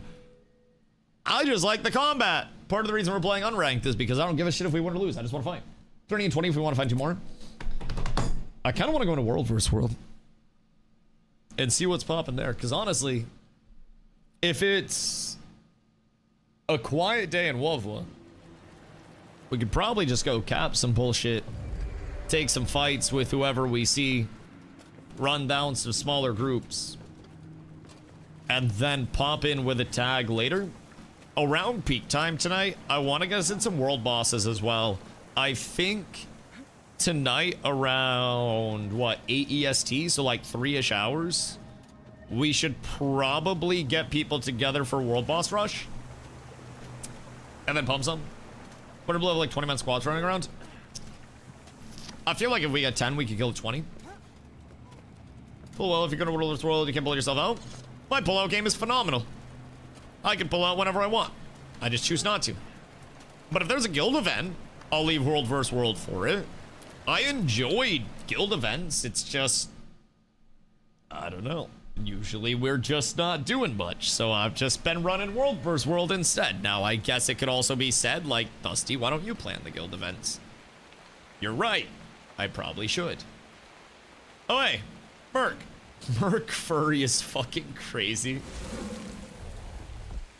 I love that shit. I love that shit. All right, well, I guess we might have a little bit of an opportunity in some wolf. Well, it looks like these guys are actually fighting at least. So maybe a little more support comes in, and out of nowhere, we just start blasting everything down. Because I do want to try Relic of the Water in Wolf. It seems as though there is potential for my cleansing to go through the fucking roof if I'm playing this properly. Very sad I threw. It's a goddamn shame. Merc, what relic do you run? Out of curiosity. Because Relic of the Water seems really fucking good. Just in my testing so far, it doesn't say it has a target cap. And it doesn't seem like it's 2 total condies because it cleansed multiple targets. So it just seems like this is condi cleansed through the fucking roof. But I guess some random shit because the relics don't seem that impactful on Druid. What? Wait, what's your healing spell? What's your healing spell cooldown? Removing a condi on me heals me. I'd say do like Relic of the Water or some bullshit. There's some really solid relics because Relic of the Water is extra cleanse. And then there's also... You don't need that. Relic of the Mercy because you already have that. I don't know if you do a lot of regen, but regen could be okay if you're constantly keeping that on.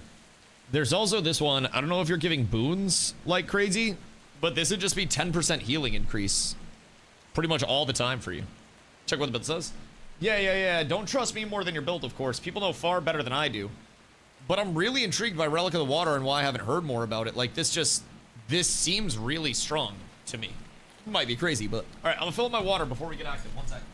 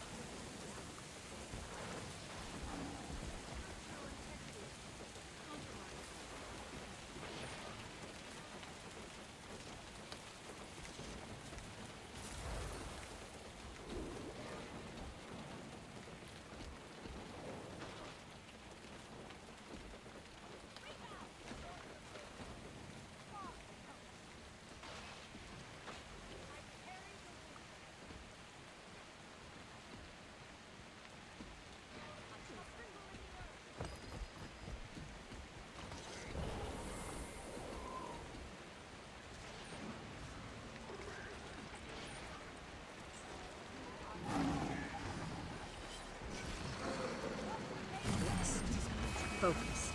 Concentration. Quickly. Defense, then offense.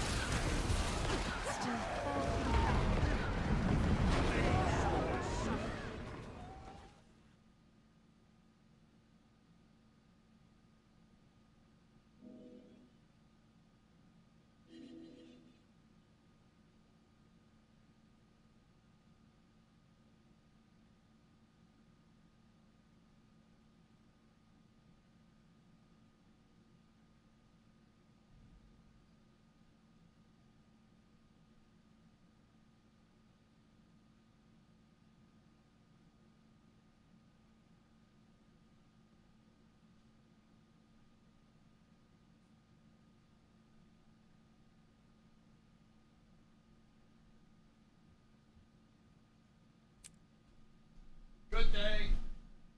Ow. I just stubbed my toe. Ow, fucking. bitch. Oh shit, wait, what's going on here? What did I just miss? Why is it every time I spawn? Or every time I come back? I die. Build says Carcosa, which is doing a combo field with Blast Finisher heals allies. Ah. Yeah, that sounds pretty solid for your healing overall. So, has anyone taught you about, like, combo fields and whatnot? Because that was something that was a little confusing for me at first. But it's... honestly, it's an intriguing concept. But I think in World vs. World, the concept gets lost a little bit and just turns into, like, yes, you can utilize it, but mid-combat is kind of hard to manage. So, some abilities, for those that aren't familiar, just in general, will create a combo field. And a lot of the times, that's something that leaves things on the ground, right? So, my hollow ground, for example, is combo field fire. My symbol of swiftness is a light combo. And there are different, basically, combo finishers that you can throw in that will have different effects. So, for my blast, which is my holy strike, if I use that on a light field, it cleanses condies in an area. If I use that on a fire field like my hollowed ground, it gives might. If I use it on a dark field, I don't know what happens. But I do know what happens with those other two. Chat, who knows what happens when I blast it? Wait. I think we can find this on the wiki. Combo finishers, Guild Wars 2. Alright, combo Guild Wars 2. Dark Blast is area dark aura for 3 seconds that reduces incoming condi damage and causes torment each time you're struck. 1 second cooldown per attacker. So, Blast Finisher is AoE? Yes. Yes, exactly. So, that'll go on the same number of targets that, like, your spell is going on, I believe. I think it's a target cap. So, with Blast, which is what we have, Dark is Dark Aura, which is Condi damage reduced. Ethereal is Chaos Aura. Give yourself random boons in your foe's random conditions whenever you're struck. Fire is Might times 3 for 20 seconds. Ice is Frost Aura. Chill foes that strike you only once per second for each attacker. Incoming damage is reduced by 10%. Light is area Condi cleanse. Lightning is area swiftness. Poison is area weakness. Smoke is area stealth. And then water is area healing. Now, I don't know what generates all of those. But more or less, we just blast and give buffs. Rotations are basically a fuck ton of water fields. That makes sense. That makes sense. So literally whenever you are in combat, you're blasting a bunch of water fields. Like, you drop a bunch of water fields, and then you probably have something that's blasting those relatively frequently. Or when I'm doing things like my staff 2, I'm blasting. I don't have anything that blasts the fields on my mace, but I do drop 2 combo fields. And then in the scenario that multiple combo fields are dropped, so say I drop a light and then you drop a water directly on top of that, I believe your water will override my light because it's the most recent one. So in pre-fights, a lot of the time, like, the build-up that people will do is we'll all group up, and when they're like buffs, we group up and somebody puts a fire field down on the ground. And then everybody that has a blast will blast the fire field. Typically during that time, I'll pop stand your ground because that's my longest uptime stability. That gives us 11 seconds to get in, and then I'll refresh it with something once we actually get into the fight to keep the stacks going. But basically cover the stand your ground as much as I can. And I just blast the fire field, give might, and then I pop in power, which also gives might, and then I give 7 stacks of might as we're going into the fight as well. So if multiple people are blasting that shit, then it makes a lot of sense that we're going in might capped for the fight, which is huge. So as far as I know, it's drop fire field, everybody blast fire field, get stability, and then any other like tick boons up that you can, because that's going to cover your stability and make it harder to get stripped off. And then from there, you're just trying to keep everything refreshed throughout the fight and make sure that your stab is as buried as humanly possible, which I actually kind of like the minigame. The further I can bury my stability, the better it is. And I try to bury it for the entire goddamn fight when I can. Alright, so what are we doing here? Are we gonna actually, like... Are we gonna fight them? Bring me down. Or are we just going to, like, run away immediately as soon as they try to fight? I believe in this commander.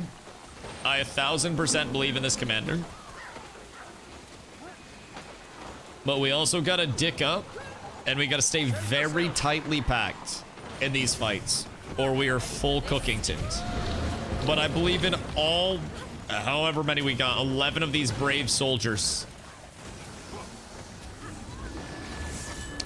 Chad, I think we need more brave soldiers. I need better lie. I think we might be like, I don't know, a few brave soldiers short of an entire platoon type shit.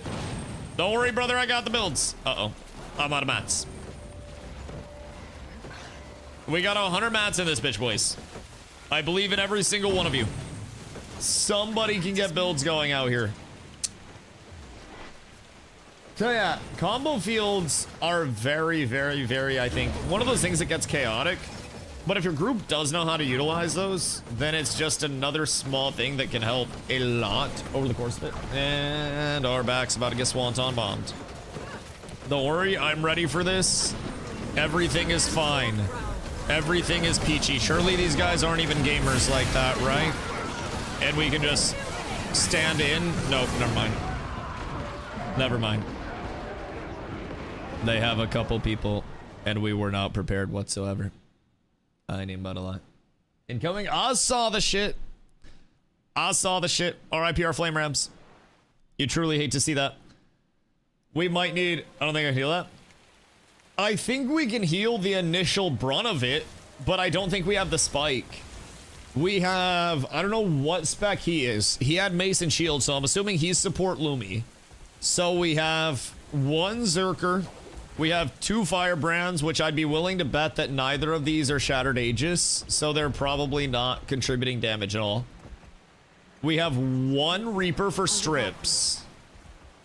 Our entire group is basically support at this point, and I don't think we have any kill potential whatsoever. Now, if people stay together, there's actually a good chance that with proper support in place, we can get some kills, but we don't have anything to get the kills. We don't have anything to strip their buffs. We don't have anything to finish the kills. So we'll need to reevaluate just a smidge on how we're approaching this. I'd be willing to bet they have like 20, maybe slightly more. I'd say, don't trip. I'd say in between 20 to 25, maybe. If this guy, that's actually crazy. That's wild. You really hate to see that, dog. Actually hate to see that for him. I love to see it for me, but I hate to see that for him. Maybe roaming would be fun. Just go around with a small group, get a Fortnite, get a pole, and then just rat and kill people all the time. If we follow on this, we can get some of them split. Come here, my boys. Join me. Join me on the bridge. We have Nutella here. Nutella the goat. Fortnite. Now we get a pull. And then once we get the pull, we're up. Hold on. Can we kill this? A couple of them are coming back. If they split up, I think we win the fight, actually. Unironically, not even going to lie. They do not do a lot of damage whatsoever. And we are probably fine if they split up to get some kills. If they keep coming over, I think we just keep fighting. Just keep fighting. Just keep fighting. Get a couple picks. They're so split up here. I can keep you guys safe. Just walk up and maybe get a couple pulls. We can slow play it, though. We can slow play it. We just got to make sure that we pull them back a little. Just walk back. And then we chill. And then we chill. And then we chill. Yeah. If they come up, we can pull again. Just make sure that we're ready for pulls. I think is the best thing right now. Because if we walk it back and they come up, like this guy, we might be able to get a pull on that if he comes up. We can kill this fucking turtle. Fuck your turtle, dog. Where's Nutella at, by the way? Is Nutella in group? Or do they tag up? Because if Nutella's here, then truly, as you said, we may be saved. We may actually be up tremendous. We may be experiencing greatness in every capacity. We need a res for Super. That's not ideal. Super, you'll be with us in spirit. I think we just lost all of our damage there, though. I am not gonna lie. No subs means all of our stab is going all over the place, brother. Like everywhere. All right, let's see if we can maybe walk up just a smidge. Just a smidge. Super's the only one doing damage on Mars. Wait, literally the only one? That's not good. That's not good. That's not good at all. Walk back a little. Honestly, like, we can get picks here. We just have to not get picked. And one kill at a time, we can pull this off. We just have to be patient. That's another kill. That's 2 more kills. They're starting to lose their numbers. We can start to walk in a little bit. Just a smidge, just a smidge, just a smidge. Don't overcommit, but as they go in, we can get more picks. We can get to the door and we can kill all this shit. I'm gonna Fortnite the door. Nice, that's more picks. And then we can walk in behind them. And then we can maybe get a couple of picks. What's up? You can move yourself. Can I? Oh, wait. That's actually huge. Hold on. Hold on. Bad spot for the time being. Grab. Oh, shit. Bring Merc down with us. Or Merc, move yourself down with us into our subgroup. That'll probably help a little bit. We did not spread that out. I will say that was not exactly the spread that I think we were looking for. And we might be slightly down horrendous. We may be slightly down bad. I don't know I can do that. Neither did I. Until literally just now. And honestly, glad I found out, because that shit's a lifesaver. I don't think we have a lot of good to look forward to here. And I don't have enough materials to build an arrow cart. Which means I'm going to be facing a couple of slight difficulties. Oh yeah, baby, they pulled. Okay, this is actually goated. Wait, they might die here because of the pull. They actually will take a good amount of damage off of this. I don't think they want the smoke. Me plus these NPCs is actually a solid team, if I'm being real. I have enough support to live through any, like, 1 to 2 people. And my overlords shall provide me with safety. Uh-oh. Uh-oh, my overlords. My overlords, where are you? This is less than ideal at this point in time. I think my overlords doth abandon me. Actually, wait, we just got people back. Yo, wait, is this the greatest turtle tech in history? We're unironically getting so many pick kills just from walking around. I think we just roam and try to pick away at their edges little by little by little. Like any kill that we can get. Which BG? We're on EBG right now. I think it is the only one that has a chance of being populated at this point in time.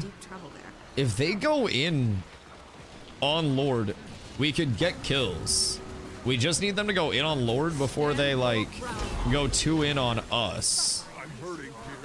And I don't think they'll chase. And I think if they chase, we actually get kills. Like, anyone that drops, we just kill them. And they have numbers for now, but if they keep playing like idiots, try to get pulls off the cliff. If we can. I don't know what we have for pulls. Super, I got you. Like, I don't think we can get pulls.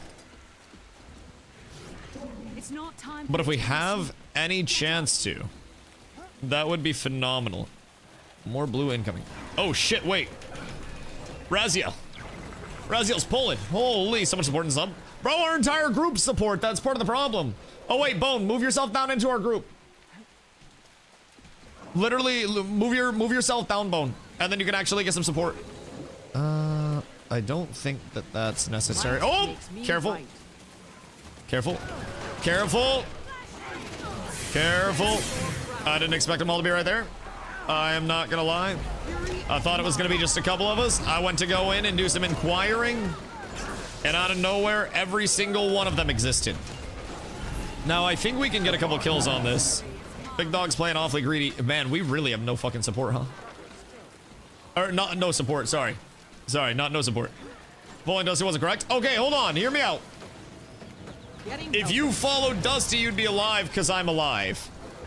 Straying from Dusty in a very precious scenario was not correct. Now, hear me out. I don't understand. I might have run through the door expecting them to not be there. I saw like 2 of them, and I was like, they're probably up the stairs. There's a reason why the only comm that came out of my mouth was "ope." That's my scared reaction. If I run into somebody, it's an ope. It's not like a, oh, excuse me, sir. It's literally just, oh, my bad. It's tough sometimes to manage the element of surprise that can pop up. And also, we have 0 spike whatsoever. We have like half of a damage. And it's not helping. Our entire first group is more or less support. And honestly, most of this group is support. Which this group's fine. I'm okay with this group. If every group looked like our group, I think we'd be in a better spot. But we don't even have like the damage levels in other groups that we have in our group. They do have a very large set of people comparatively to us, though. If only there were some commander that wanted to come in and absolutely blast for us and take over in a confident way. Golly gee willikers, if only. We're fine, actually. I walled them off. We might be able to get a few out here. Because they're going to walk forward, but if we keep walking back and kiting, then we should be fine to at least make some space. And then we can turn, and then we can go over this way, perchance. So if they follow us, we can get a couple of kills. Because I don't think they'll follow over here. And we might be able to get a pull on 1 or 2. Because they're starting to get low. We can kind of cloud this, honestly.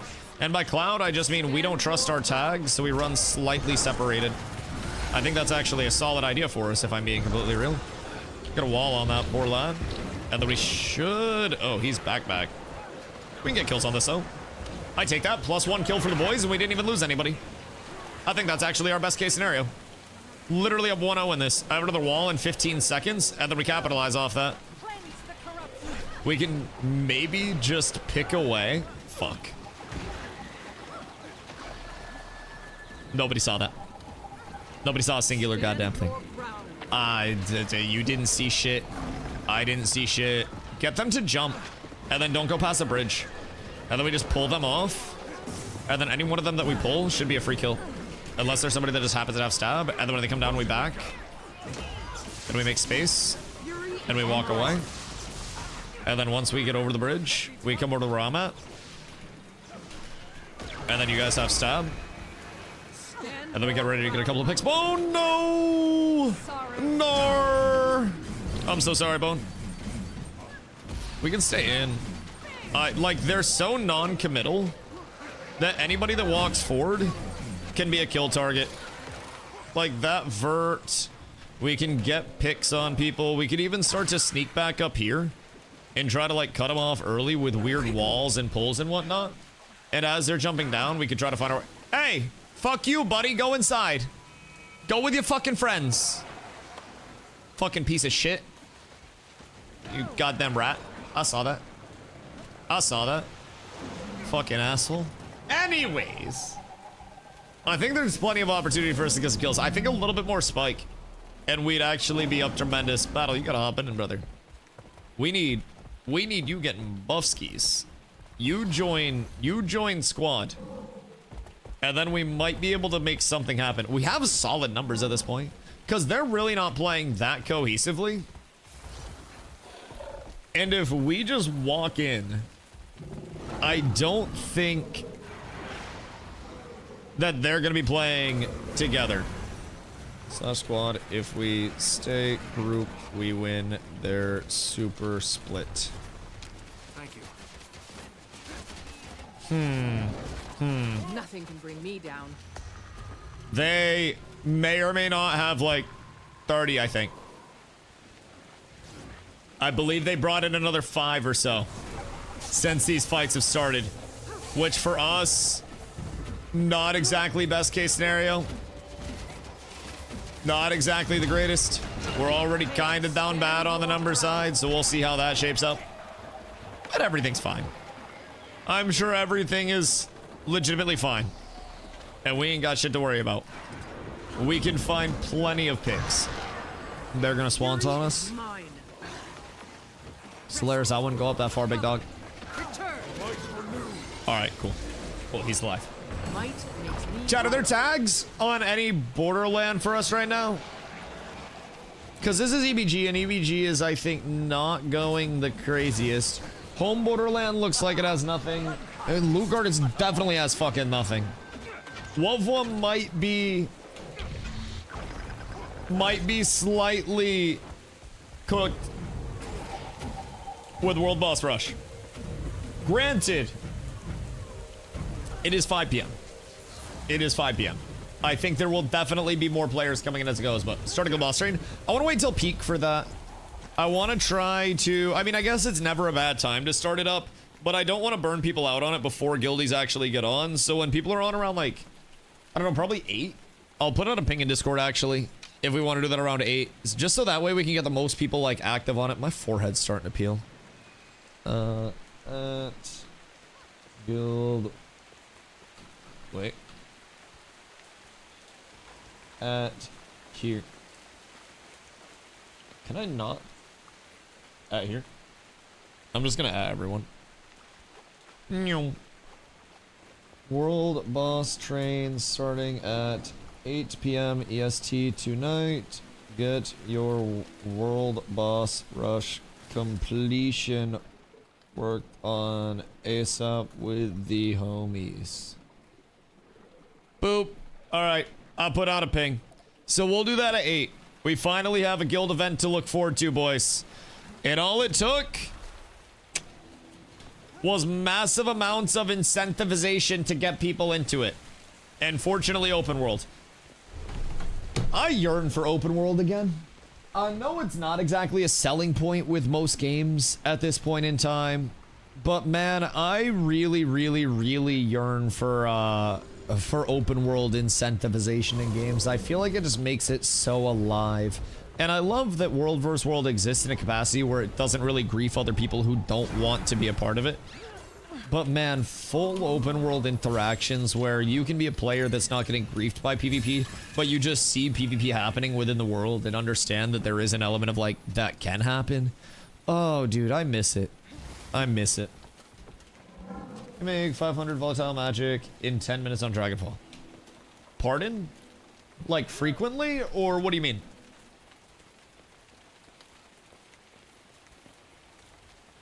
Constantly.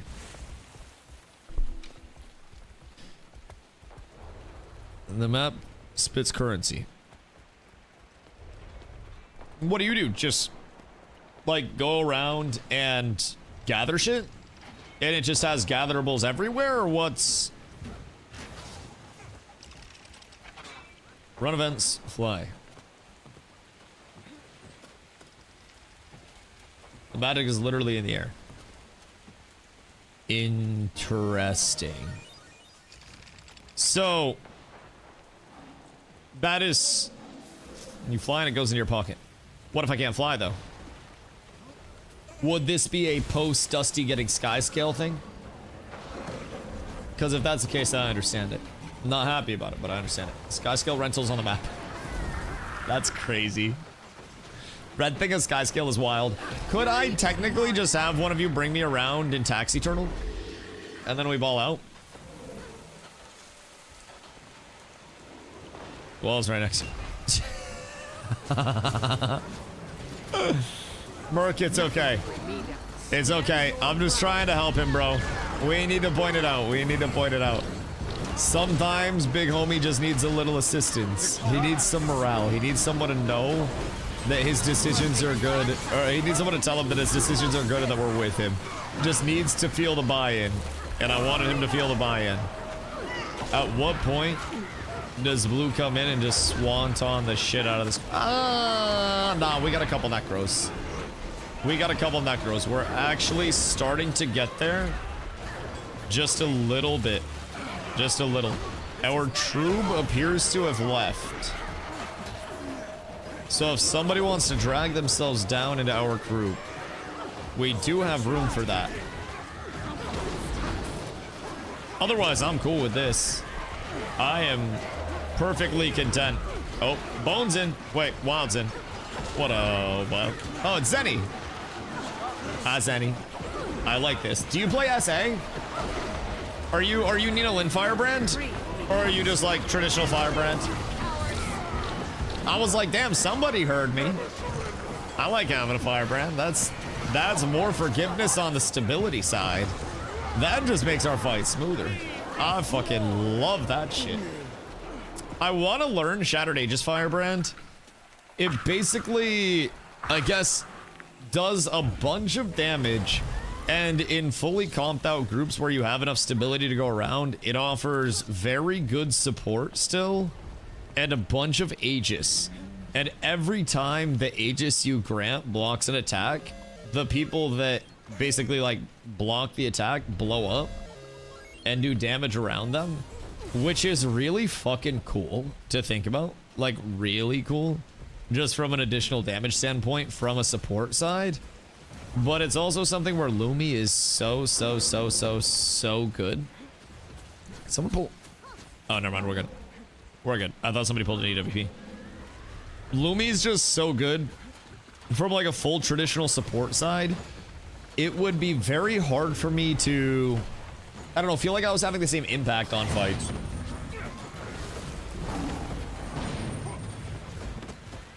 If I were to go something that was a bit more hybrid.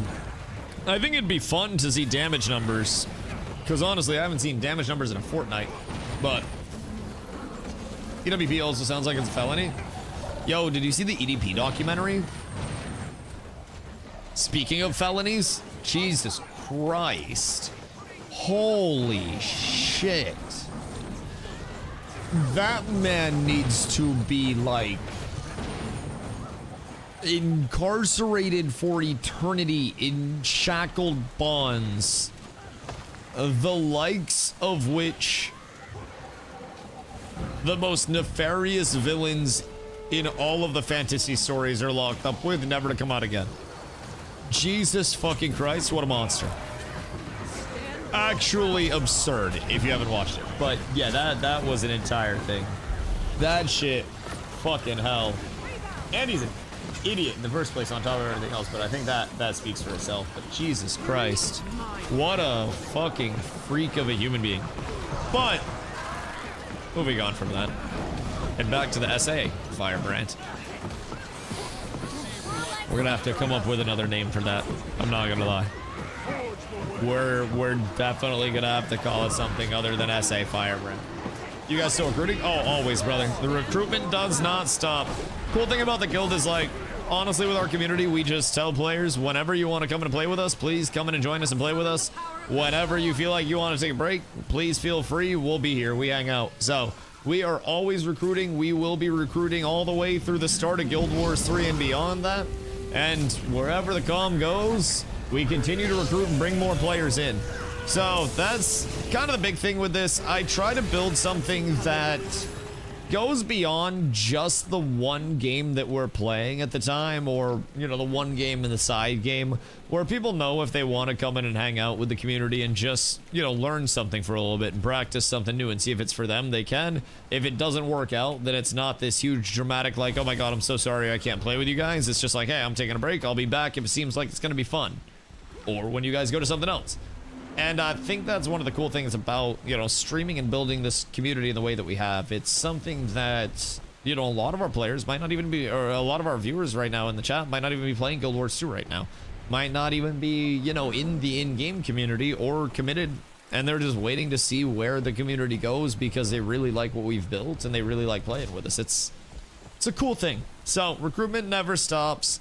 We always open the door for everybody that wants to come through and just enjoy some goddamn content, because I think that's a forgotten thing in gaming now, if I'm being honest, is just enjoying the content that you're completing. So we hope to provide that for people, hope to bring people into a spot where they're just like, hey, gaming is actually fun again. Wow, isn't that crazy? And I don't know why that's so lost, but it unfortunately seems like a very lost thing over time. What does this do? We can't sell here, right? It's just to grab like blueprints and shit like that. I mean, this is still cool though. I do fuck with these.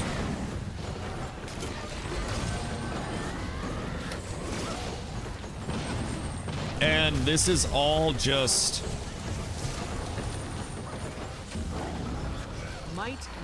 badge food, and then this is crafting coffers. Wait a minute. What's the crafting coffer exchange? So if I have these, I can switch this. Contains a pitcher of desert spice coffee and handfuls of red lentils.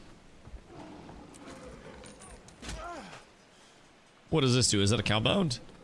Consumable, click to set out a feast. Sell at trading post. 5 silver.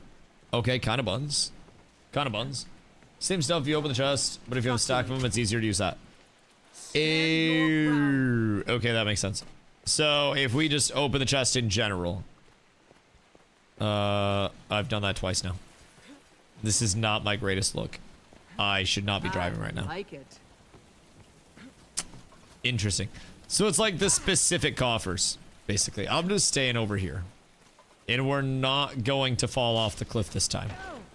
That was my bad. I ain't even about to lie. I should have been paying a little bit of attention. A little bit. So basically, if we have a stack of chests, we can just go through there and crack those. I'm assuming the coffee feast does next to nothing from a usefulness standpoint. I might be incorrect in that assumption. But something tells me that it's probably better to have just about anything else out at all points in time for a consumable. I'm gonna see, actually. What have we here?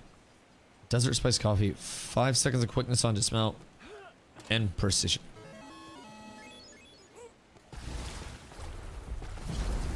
I mean, that is kind of cool because that's a shitload of quickness. And I think with my additional uptime from concentration, it's probably like close to 50% uptime on it. So that's not the worst. I could, hear me out, get the quickness and then pump additional quickness. So that'll keep me at 10. You did this whole experiment 2 days ago. I like experimenting because I could probably get more quickness as well. I think that would be the Feel My Wrath experiment. Wait, was that what I was working it in with? Because that sounds like it would be complementary to Feel My Wrath. So is that something that could be valid for PvE? Just trying to constantly keep the quickness up? Or is there 100% quickness uptime in PvE for most classes anyways? Because I think I give perma quickness and alacrity regardless with my PvE setup, at least to myself. I guess you couldn't mount and dismount in combat, huh? Might makes me right. So that wouldn't be like... that wouldn't be the craziest change up of things, huh? If you were going into combat with it, it wouldn't be the worst, but PvE has a quick healer DPS. Yeah, I think I can put out pretty much... I can put out perma-lac, that's really easy. And then I think I put out pretty much perma-quickness. What are you guys fucking doing? Do not harass that man. Do not harass that man. I don't know what these hooligans are doing. I don't know what they're trying to accomplish. But they are fucking bullies, bro. I swear to God. I swear to God. 90% self-quick in PvE. Yeah, I want to say if I play it right, I can pretty close to perma as well. But that's also requiring me to pay attention. Or just get it down to the muscle memory. Or just press everything with no regard for timing whatsoever. Honestly, I think that might be the play in PvE. Like, if you're in PvE, just mash every single button that you have. Keep it all on cooldown, and if it's not on cooldown, then mash it. Use that shit. How to support 101. If you are saving anything and you're playing PvE, don't. Just let it fucking ride. The cooldowns will be there. Somebody has some self-support. We have one ram for this bitch, huh?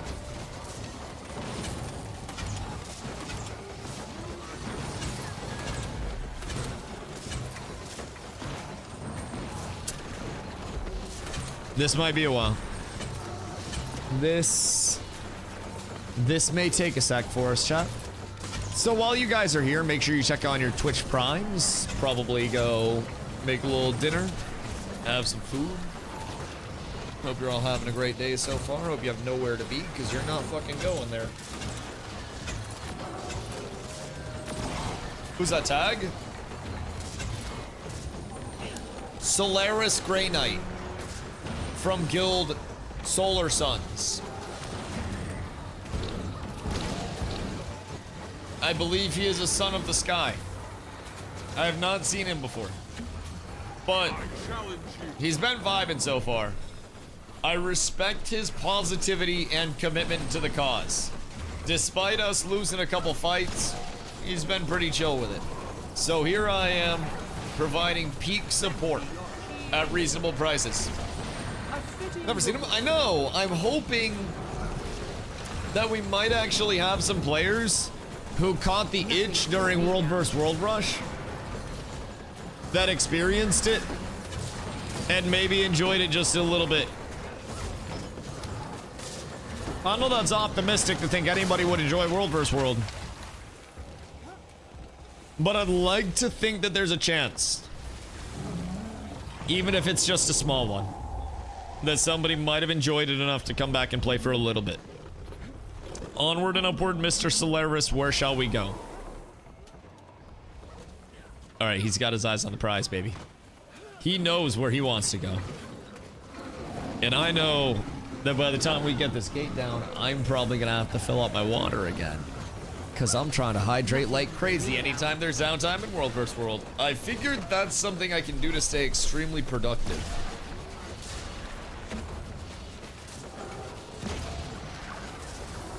It's like putting... Oh, you rat bastard. You goddamn bastard. You knew! Why my siege turtle not do extra damage to buildings? Not siegey enough. Too much on the turtle side of the build. But they should let you spec the turtle into more siege or more turtle, one way or the other. So that way, if you go fully into siege, you get this like wrecking ball that you launch out. The hell? Nutella. The fuck is this? Makes me right. Nutella, what? Is this a summoning ritual? I feel like this is a summoning ritual. I think I'm being seduced right now. I'm not entirely sure, but I think I'm being seduced.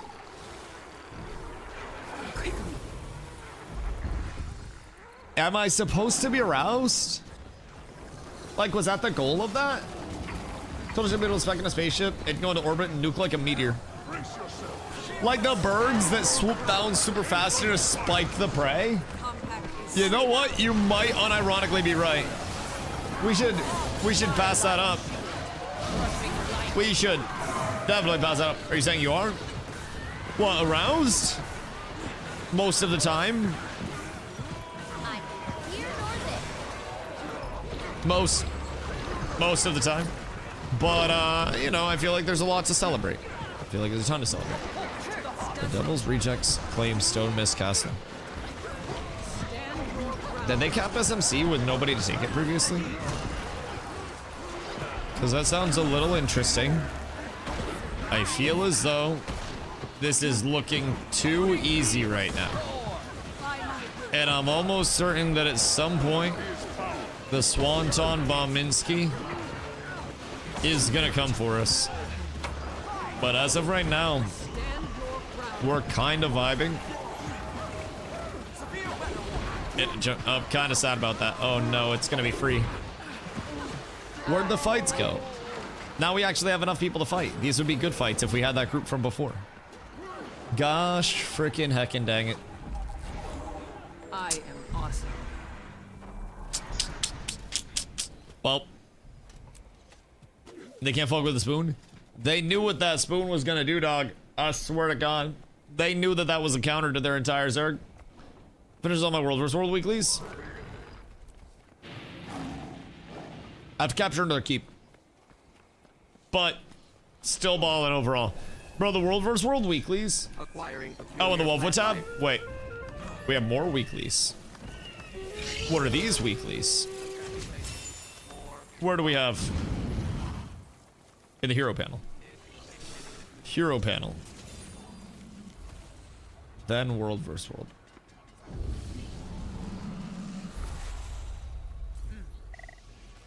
Achievements? World vs. World? Ah. Okay, that makes sense. Oh, and these give chests. You know, I haven't been doing these the entire time. Granted, I haven't been like actively doing these the entire time. I've just kind of completed these through existing so far. I've like gone out of my way to do absolutely nothing, and I just keep getting crates on crates on crates on crates all the time. And I'm thankful because I always somehow have gold coming in. But also, I just don't know how to keep up, bro. I don't think there's enough that I can do to keep up. It's just like everywhere I go, materials on materials. Those give big ticket pay. Hello, noob! Hope you're having a beautiful day, brother. Wait, so those give the skirmish tickets that we need? Because that's how I get my next thing in my sights. Obviously, I still need 24 more mark shards for my last ascended piece.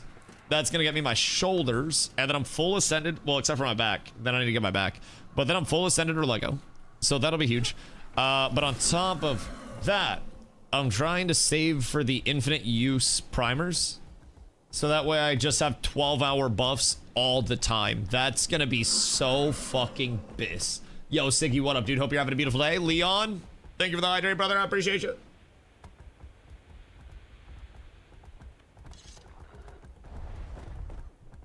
What you guys getting up to on this fine day? I am waiting for our guild event later tonight.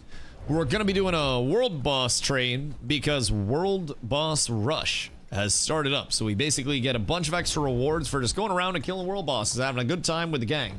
So, what are your thoughts on Classic Plus? You're gonna be swapping over. My thoughts on Classic Plus. I actually have like thoughts on the entire big three, if I'm being completely honest. My primary thoughts on Classic Plus is that World of Warcraft is living and dying by being World of Warcraft. And I think if Camelot is truly revealed to be Classic Plus and not WoW 2.0 like some people have theorized, and Classic Plus is what's next on the horizon, we have to remember that Classic is an IP that's very much protected as Classic, and Classic players that would play Classic Plus don't want to see something that completely rewrites Classic. They don't want action combat. They don't want a completely different game. They want Classic. The no changes crowd, that's the Classic crowd. And when you're looking at an IP like Classic, you're going to see a lot of that no changes crowd at the forefront, you know what I mean? So there's a little bit of, I think, worry on my side. Not that Blizzard won't be able to deliver a good title, but that the reception around that title from their community could be very poor comparatively to what, you know, they deem successful.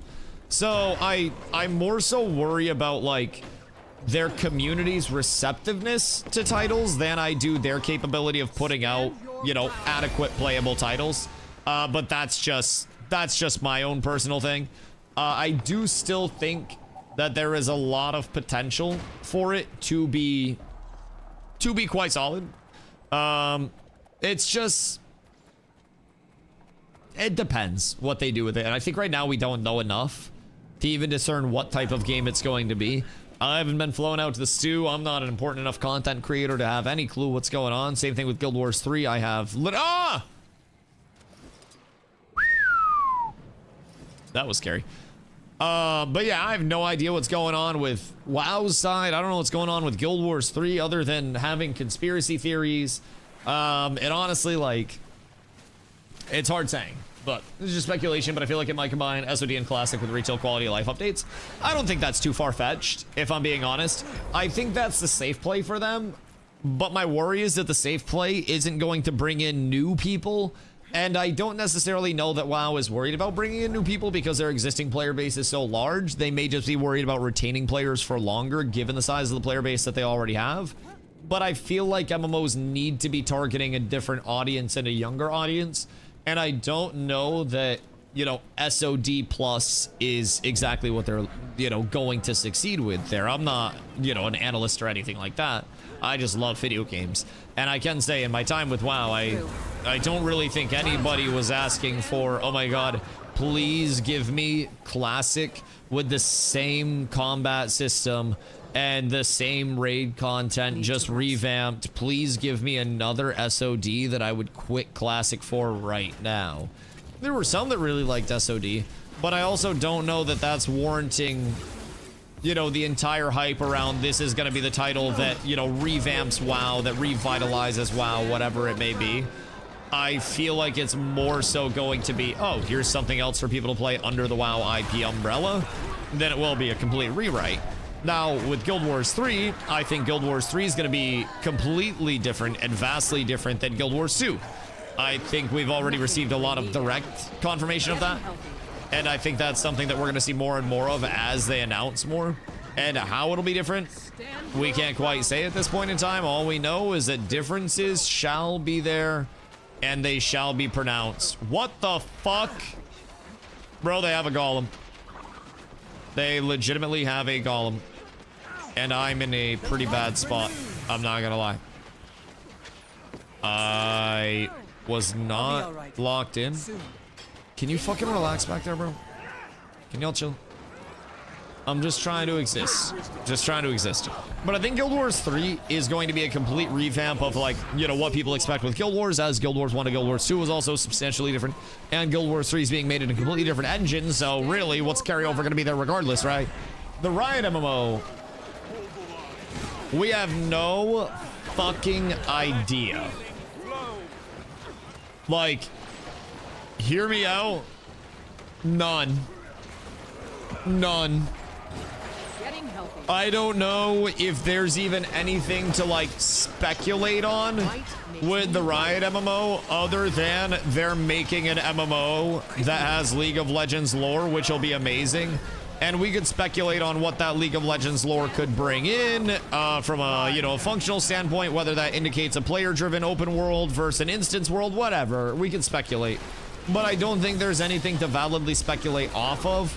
And I don't think any of it is any more than baseless speculation, which I do think can be slightly less than ideal. Oh, hello, sirs. Shrimpy, want a brother tag this early? Yes, indeedly. I can't promise that it's going to be, you know, the essiest of the tiers or anything like that. But we're on EBG and there are some fights, and honestly, there's probably not a huge queue because World War Rush is done for the week. Well, done for not just a week, but done for the time being. So no more World vs. World Rush. Truly tremendous. Oh, there's no queue? Yeah, there's not gonna be a queue. World War Rush ended last night. So honestly, I ain't too worried. I ain't too worried. I think we'll get plenty of content. I don't know if you saw, but we will also be doing World Boss Rush started up today.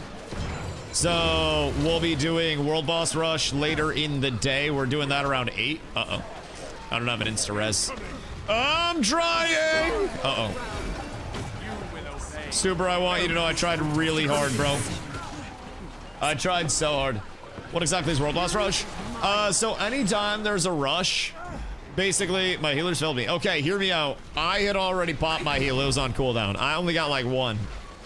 I do have a couple, but one of them's more of a combo as well, where I really want to make sure that I'm like, that I'm pumping some boons out for y'all. So ideally, I pop my Valorous stance, and then I just slam a bunch of boons out after the fact because of the Valorous stance being up. Brother, this is kind of rude of you guys. I don't really know why y'all are doing all this. I don't understand it. You guys are buttholes. I want it on record. I wasn't even hitting the gates. I wasn't even doing anything to your goddamn keep, you rats. All right, I have to pee. That works out well.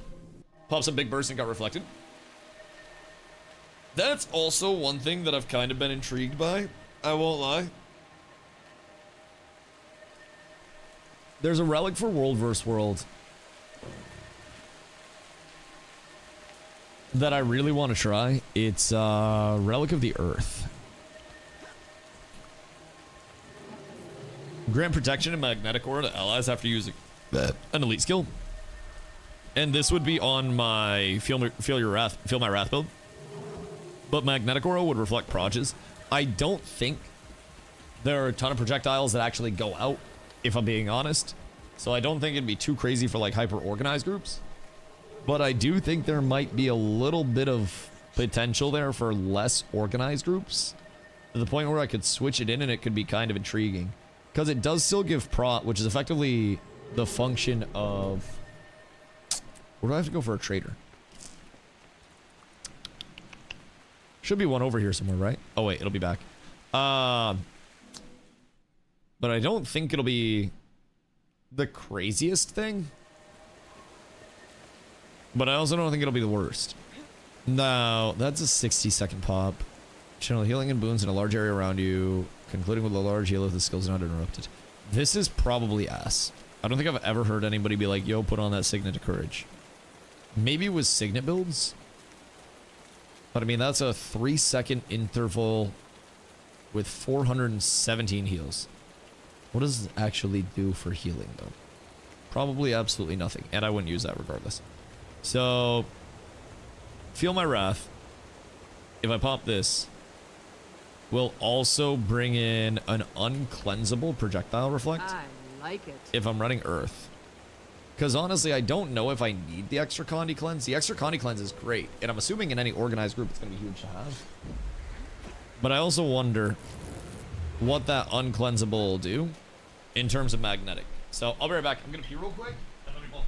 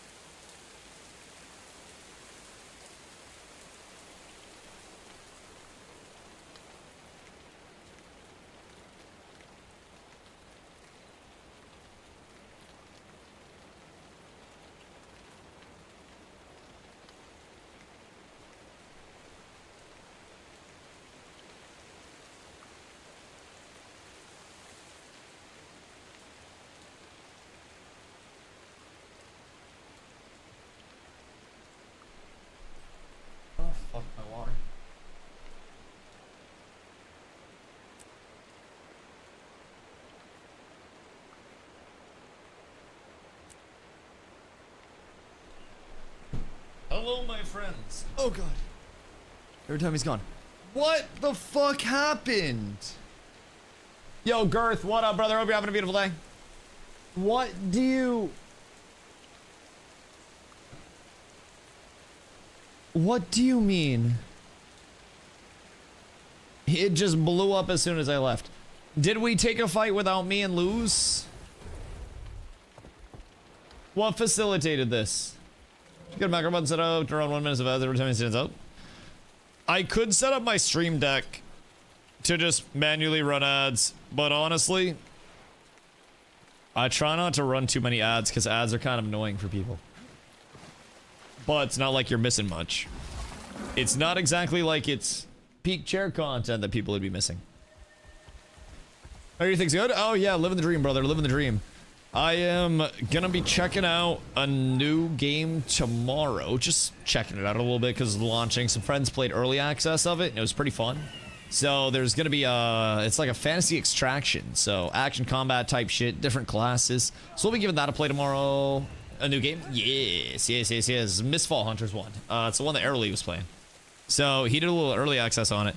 It looks fun and it's coming to Steam like tomorrow as 1.0, I believe. So gonna pop in and give that a look-see. That game was fun as fucking early access. I didn't play in early access. So yeah, I'm gonna give that a run tomorrow. We're gonna see what's up there and just honestly vibe it out. It's a survival, or not a survival, sorry, an extraction. So I don't necessarily expect it to be like, you know, the 3-year game of dreams or anything. But honestly, the combat looked fun and I haven't played an action combat system in a while. So we'll be popping over, seeing what's up with that. I believe it goes live around 8 tomorrow. So, what do you say it was called? Mistfall Hunters is what it is called. I can pull up the Steam as well. Hold on. I might still have it pulled up on the store. Oh, Mistfall Hunter. Singular. So it's... Let me see where their combat is. This is their gameplay footage. So we're playing. That was pretty decent. Yeah. So basically, like... Let's see. They're gonna have screen shake and shit on. But it's third person, action combat, different classes, iframe, shit like that. You go in as a group of 3. You try to kill PvE and PvP, go deeper, get better rewards. And then you ball. Ice, what up, Michael? How you been, baby? I see you be waiting on this. You were actually one of the reasons I was like, oh shit. Because, I'd be lurking around a little bit. I poked my head around after stream ended last night, and I saw you had it in your title, and I was like, oh, is this coming out soon? And I decided I'd give it a little look. There's a part of me that, I stream 7 days a week all the time. I think a little variety here and there would actually be nice. Variety is the spice of life. Now, not that I want to get into variety, but effectively, like, having a day to just do fun community shit and mix it up and get used to doing like either a sponsored segment or like a different game for a few hours, 1 or 2 days a week, just to give people something to look forward to, be kind of fun. This is a mid game. It was in early access previously. So I think it's personally just, it's everybody's preference on the game. I would be checking it out, just to have some fun. It's not like I'm quitting Guild Wars or anything for it. Guild Wars is home for us at this point, but it's 1.0 launch. Does look kind of fun. And I want to say it's a 1.0 launch that we're looking forward to. But, yeah, I mean, it seems like it's fun, and it's a group of 3, so group up with a couple of friends, go through and blast some PvE content, try to find some other players along the way, and bonk. Because it seems kind of fun. Let's go at least 3 times we quit Guild Wars 2. Don't worry, everybody else will as well. It's perfectly okay. I do not blame people whatsoever. I am definitely quitting Guild Wars 2. Yes, I'm gone. Fuck it. It's over. It's cooked. But no, I mean, I think it'll be fun. It reminds me, again, a lot of a game that I played before that is, it's called Legacy Steel and Sorcery. Well, it was Eldegard after that. But I had a lot of fun with it. And it was very, like, I don't know, very simple yet very enjoyable for a little bit. And reminds me of Eldegard. Yeah, exactly. And I actually had a lot of fun with Eldegard. I think Eldegard had a really cool concept. I just think that for whatever reason it didn't get the traction it deserved. I don't know if it was like the marketing or the exposure that the game had on launch or whatever.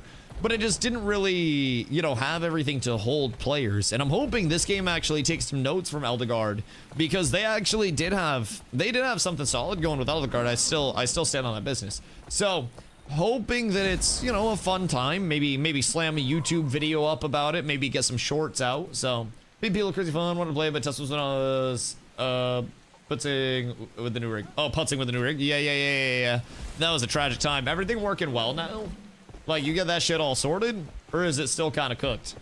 I mean, honestly, no better time than the 1.0 launch of the game to hop in and give it its fair shot, if I'm being real. What is on my arm?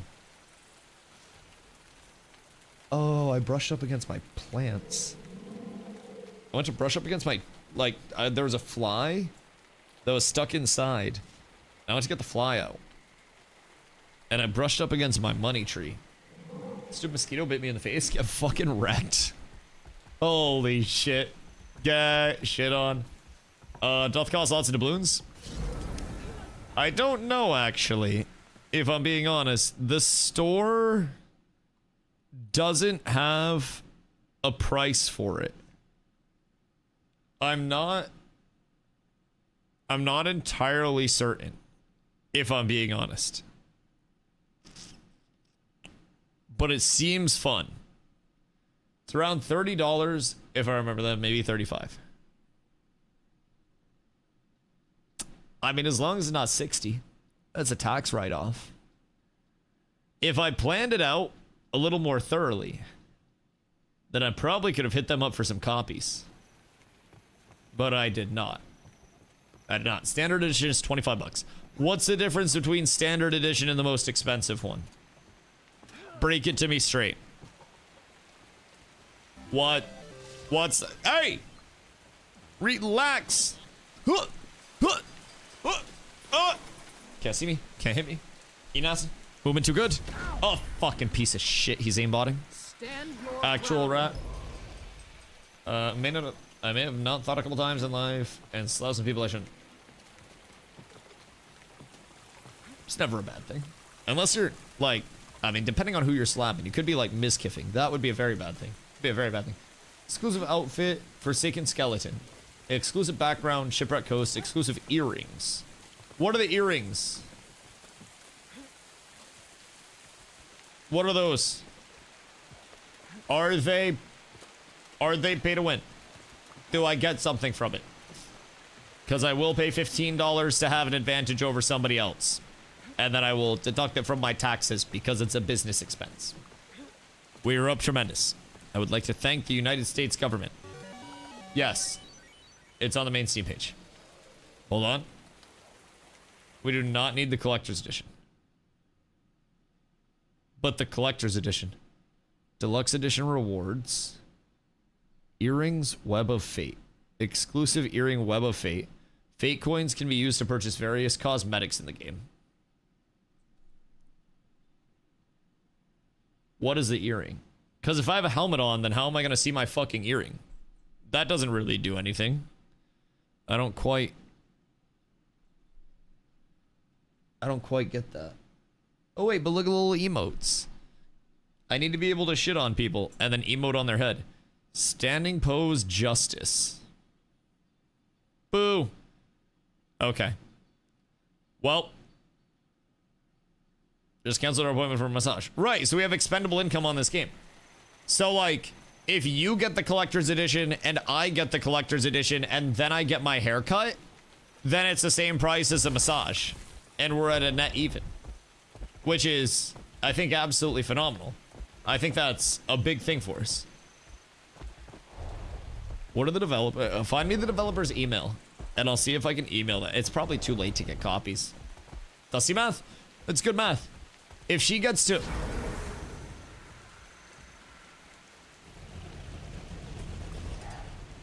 Chorkor! Oh my fucking god. We're so up, chat. Chorkor! This is the singular greatest thing that Guild Wars has ever put in the game. And honestly, on this day, I am so thankful. We have a 15-minute duration on this. I can't glide. And I do not want to get out of this. But I think the char car... Ah! Oh, shit. Char car! Char car! Char car! Oh, no. Boys, it's looking bad out here. Defense in offense. Char car! They hate to see a motherfucker winning. There's no tags anywhere? Well, because everybody's just dadding at work. There's no, like, no extra incentivization for people to Wovwa right now. So a lot of people are bitching out of Wovwa. And from there, a lot of people are like... Well, I wouldn't say bitching out. But a lot of people that didn't want to play World vs. World are back to not playing World vs. World and not being forced in. So it's going to be back to, like, the few communities that run will be the few communities you see. Which is slightly tragic. They were Jelly of the Whip. They literally hated to see me shine, bro. Their necks snapped and they decided that somebody had to suffer because they were fucking broke and normal bitches. And you really hate to see that. You really hate to see that. They want to hold a motherfucker down. They don't want to build anybody up. They don't want to see anybody win. And the craziest thing is they're still not going to see themselves winning. They're just haters. Oh, God. Let's see. What? Excuse me, sir. Sir. My good man. My good man. Thank you. I appreciate you. Let's see. Another one of these. Grab those bad boys. My inventory management is getting to the point, chat, where it's once again not the greatest. We are reaching, I think, the front of the struggle bus right now. I have consumables that have consumables within them. And those consumables that I get from the consumables also have consumables. It's all breaking down in a very chaotic way very quickly. You guys can get the shit out, get the fuck out of here. Those were not even supposed to be sent to me. I asked for a legendary. And that was what I got. I hate to say it, but I feel like you guys misunderstood the assignment with that one. But it's okay. I'm still appreciative. At least we had something to show for it. As of right now, I think it's good enough for me to ignore for a little bit longer. And I really don't think that you know what? I'll just manage it real quick. What the fuck else are we gonna do? It'll take me like 3 minutes, because I'm just gonna take everything, insta-salvage it. Cerrone, what up? Hope you've been doing well. What you been up to? What has been the jail of choice while you wait for the next generation of games to give us some hope? Because honestly, for us, it's just the Guild Wars cope the entire way. If ArenaNet fails us, then it might just be, I don't know, I might go like nuisance stream as an IRL streamer. What this? This legendary mace? Your mom's a legendary mace! Return to sender, bitch. That's on you. You can deal with that shit now. You know where you're getting all those. Oh, well. Did not intend to salvage all those, but honestly, fuck it. Fuck it. It works. It cut down on it just enough that I might be able to make it dealable now. And I filmed it years ago. What the Hellington? See, I'm kind of glad that I waited until this point in time to get into Guild Wars. It definitely seems like there were a lot of, I mean, naturally, right, with pretty much anything, a lot of problems within the game early that, from what I've gathered from a lot of the community members, it seems like ArenaNet's been great at, you know, being realistic and acknowledging their mistakes along the way, which I consider to be a very positive trait from a game developer, especially in today's day and age when so many of them, unfortunately, are just like, hey man, we know what's best, you guys don't know shit, fuck your input. Obviously, we don't know anything as players about the game dev side of things on average, but I do think that there is a very large correspondence that should happen between community and developers to even just vibe check what's going on. And I think so many devs are extremely blind to that, which it seems like ArenaNet seems to be one of those that are genuinely trying at the very least, which I admire a lot. I think that's more than most devs have given us. And honestly, their communication seems solid enough for me to be pretty happy with it overall. I feel like we've got a lot to look forward to over here, but also at any point in time, other MMOs could come along. They just say World vs. World. Yeah, I've been playing a lot of World vs. World, and there are definitely things that, you know, I like about World vs. World, and definitely some things that, you know, I miss about the other games that we played in the past, those which had, you know, a little bit more dedicated and established modes with things like New World's point tick algorithm, where if you had more people on point than the defenders, you would generate tick. If the defenders had more people on than the offense, then they would stall out the tick and de-tick the point instead of this one person on completely stalls the tick. Something like that, I think, would substantially change how World vs. World is working when you have those actual moments of flipping castles and whatnot, and may actually have some form of impact. But there's also an element of really World vs. World functionally at its core with the boon ball balance. It's a very interesting one. The hell's going on out here? Oh, are they hitting the back door of that? Interesting. Ghost came out a couple years after Planetside 2. Those are the rage then. Feel like they were really emulating that at the time. Yeah, I also feel like with Guild Wars 2, I mean, Guild Wars in general, right? Guild Wars 3 will probably see this as well. Not this side of it, but we'll see a version of it. But they are very communicative that everything they do development-wise is driven by trying to solve for player pain points. And they've talked about, you know, in a lot of the dev stuff that I've seen recently, how player pain points will change throughout time, which means naturally their development targets will change throughout time. And that's part of the reason why Guild Wars 3 will be completely different than Guild Wars 2. So I'm hoping with Guild Wars 3, obviously I don't really think PvP and MMOs is capable of or should be an emphasis in a healthy game whatsoever. I don't think it sustains players enough nowadays within this genre. But I also hope that there is some good dedicated PvP support for those that do want to dip their toes, those that may want a feeling of something a little competitive, and even for those that, you know, want to be super casual with it. I think a good PvP system does a great job of catering to both casual players and competitive-minded players in different manners.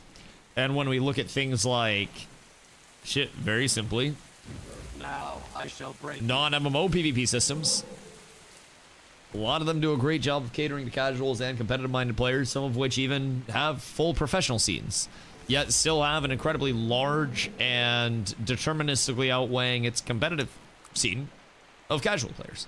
It's interesting to see the breakdown, and I almost feel like a lot of games nowadays just kind of ignore how strong casual players en masse can be for supporting your title. And it's something that I hope Guild Wars 3 does a really good job to acknowledge, is the lack of invitation for so many casual players to actually get into the game in the first place, let alone stay into the game and feel like they can compete and be impactful and have a place within the world in this persistent living world where if you fall behind, it can often be hard to catch up. So, for the Guild Wars 3, but the neglect for World vs. World in 2 doesn't give me much hope for World vs. World 3. What would you change with World vs. World in 2? Like, what were your main points of like, ah, fuck? Because from what they've said, they are going back with some dedicated World vs. World support. Again, I don't know necessarily what killed it for you, but they've talked about how performance is a really big thing for them. The engine itself, from what I've been able to hear, is very stressed. No, you. The engine itself is basically very, you know, at capacity, so to say, in terms of meaningful upgrades that can be done to it. But they've said that they want to try to improve the feel of World vs. World a lot. I don't know exactly what that holds. I would assume the largest thing they'd try to be targeting off of that is the input delay with abilities when numbers do get large. I think that's probably one of the larger game feel pain points. Outside of that, like World vs. World balance, I haven't heard much about if they're targeting something else with that. As far as I know, the boon ball is still going to be a thing until Guild Wars 3. So really, I think all I've heard about so far is them wanting to improve performance. But even then, I think the mode itself is accessible. I think that's fine. I'd love something that were maybe, you know, an X amount of time per day objective that opens up, that provides bonuses for whoever controls it for the course of that day. You compete over it during that time, and then once that time has elapsed, it's no longer there. But one of the biggest things was no bug fixes for major issues. Spots on a lot of capture points. You can solo camp without the enemy being able to get you.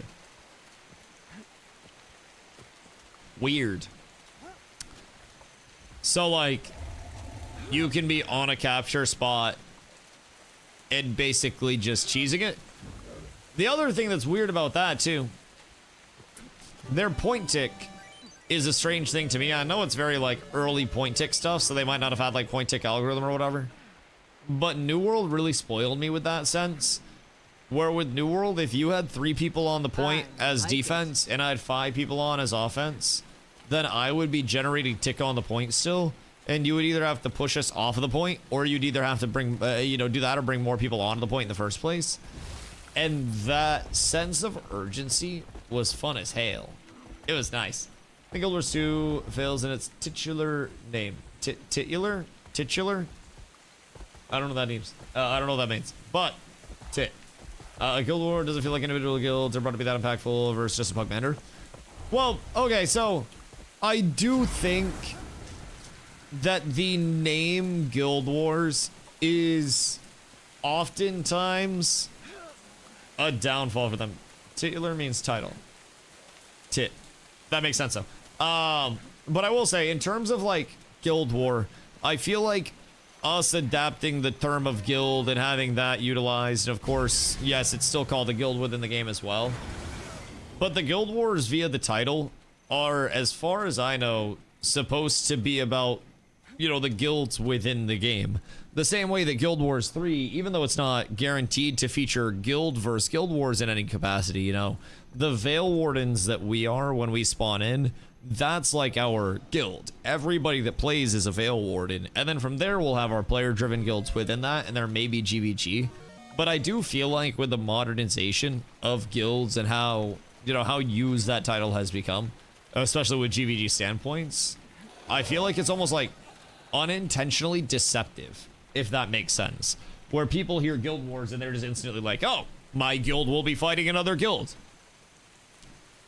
And the emphasis, like in Guild Wars 1, yes, there was GVG, but even then, a lot of the titular meaning, I feel as though from, again, I've been here a short time, but just in information that I can gather, typically skews towards just, hey, there are multiple guilds within the world that, you know, are fighting for whatever resource it may be. Your guild is this guild, and then you are trying to establish your guild's presence or whatever you're trying to accomplish. Guild Wars 3, guilds are fighting over the signets, so we're probably going to be doing a lot with different signets and ability discovery within Guild Wars 3 for the Veil Wardens as a whole to progress as Veil Wardens, which I think could lead us to, like,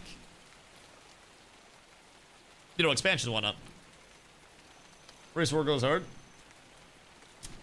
Yeah, a Race War would be, I think, a worse title. I think that'd be slightly worse. Yes. Yeah, no, I agree. I think that would be kind of tragic. But yeah, I feel like the, you know, the Guild Wars term, just as a title, a lot of people, I think, just hear Guild Wars, and then they're just like, oh, guild. Player guild. And then they pay zero attention to the lore. And then it's just like, oh shit, where are my Guild Wars? Not realizing that the entire time, the Guild Wars have been the friends you've made along the way. And sometimes it can be a little hard to be okay with that. Hard to realize in the moment that that's what you're looking forward to. Suppose 1 did in fact have a DVD system. Indeedly. And I think that, again, if it wasn't their long-term plan, which seemingly it wasn't, you know, based on Guild Wars 2 not having a defined guild versus guild system, I think it might have been something where as development evolved and as their priorities evolved, they wanted something larger than guild versus guild because, you know, like you guys said, at the time, different set of demands within gaming, different set of pain points, which is what they developed for. So, with that, they might have had the whole plan of, you know, going forward, we always want to have guild versus guild. And then they tried to implement guild versus guild on the side of world versus world and bring it in as much as they could and have some feeling of it with battle guilds and shit. I don't know when battle guilds exactly came online, if it was right with the deployment of world versus world or not. But it does seem like they still tried to bring in guild versus guild validity to it, which is great. And I hope that they really do embrace true guild versus guild. Is the end of the map for that? Like, informally, that's kind of like saying, isn't the dumpster behind Wendy's just for hand jobs? And like, informally, yes, but that's not like a dedicated hand job spot because Wendy's enforces it, you know? I think that's a big thing. We go to the show, we try to bring esports MMOs, we failed horrifically. I don't know that it was necessarily the emphasis of them to bring esports into MMOs. I know that was something that they attempted to do, but really, I think pretty much everybody at a certain point tried to do that. Terrasland fucking tried to do that relatively recently. Like, there's a lot that I think attempted to do that and try to establish a scene within esports. I think especially before realizing how important casual players actually were to the player base. I feel like when esports started up, especially like back in the Guild Wars 2 days, there was a lot of, you know, unseen land in front of everybody. And there was so much that really nobody was super familiar with at the time. So everybody kind of got hit with the gold rush of, if we build it, they will come and we'll make shitloads of money. And then I think at a certain point, everybody realized esports scenes were actually a hemorrhage of money more than they were actually generating money for the title outside of very few certain circumstances. So I definitely don't think we'll see many MMOs, if any MMOs, in the immediate future try to go like direct dev supported PvP in terms of, you know, a professional scene. I don't see that as a fruitful, viable thing at this point in time that would really generate any good for the MMO. I think anything that does pop up at that point typically comes from community-sided affairs anyways, and then evolves into a successful esports scene, and then development gets involved. But I think there needs to be a healthy player base far before anything esports is even thought about. And again, I don't know that there's much hype around professional MMOs at this point in the capacity that there used to be, outside of really WoW, and even WoW is at a relative low in terms of their hype around Race to World First. Now, this last Race to World First was successful, but prior to that, the last few had kind of been duds, viewership-wise, in terms of what it brought in. So, shall see. Shall see. Used to be the server your character was on for your World vs. World team. Ah, right, and then they did away with servers for a while. That makes sense. I think we'd like to see open world just have a much reduced player cap. Guild Wars 3 instead of 300 cap maps. No, we may see like 50 people. Yeah, I would expect smaller layers as well, based on how they've described it. And I would expect, I don't know how localized the layers are right now in terms of that 300 player cap. I don't know if that's 300 players just like on an entire version of the open world, or if it transitions every load screen or whatever it may be. But I would probably expect like regionalized shards if those aren't a thing. So it's like if you're in region 1 starting area, you go to region 2. Seamless shard transition, so you get over onto another area or something. Go to World Boss right now, let's see what the player cap looks like. Yeah, I'm excited for World Bosses. I'm gonna do them at 8, and we'll see what that looks like at peak, because something tells me it's gonna be chaotic enough to make a little B-roll for a YouTube video as well, talking about how the game's not dead. It'll be beautiful. Be beautiful. Turn player models down. What if I turn them all the way up, and then I also uncheck spell LOD? Or effect LOD, whatever it is. I feel like I could probably heat my house with that. Used to be one of my favorite things. World Boss trains with a bunch of boxes out. Get like bobbleheads and shit. Yeah, they just brought in World Boss Rush today. So as much as I love to see World vs. World Rush here, It had to come to an end naturally, and as soon as it came to an end, well, we fucking felt it. We felt it. Just came to an end today, and we went from having queues to this. And it's a goddamn shame, and I miss it dearly. I truly do. Every single bit of me misses it very, very, very dearly. I can stick this, perchance. I think I might be able to. I don't think I can, actually. That's kind of sad. I don't know that I'll be able to stick. Sorry. Sorry, I tried. That's on me, that's on me, that's on me, that's on me. That's my fault, gangly. I am sorry. I'm sorry. I don't think that I can do much against 3 of them. And I didn't get there in time to save him. And honestly, I wish I felt bad. Well, anomaly in Gunner Fields in 10 minutes. That one you may want to go to now. What is that one? It happens rarely. Alright, say less. Say less. Because World vs. World is not popping off right now.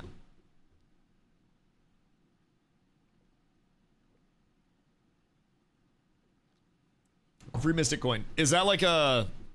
Is that a daily affair? Or what is the limit to doing that? Alexa.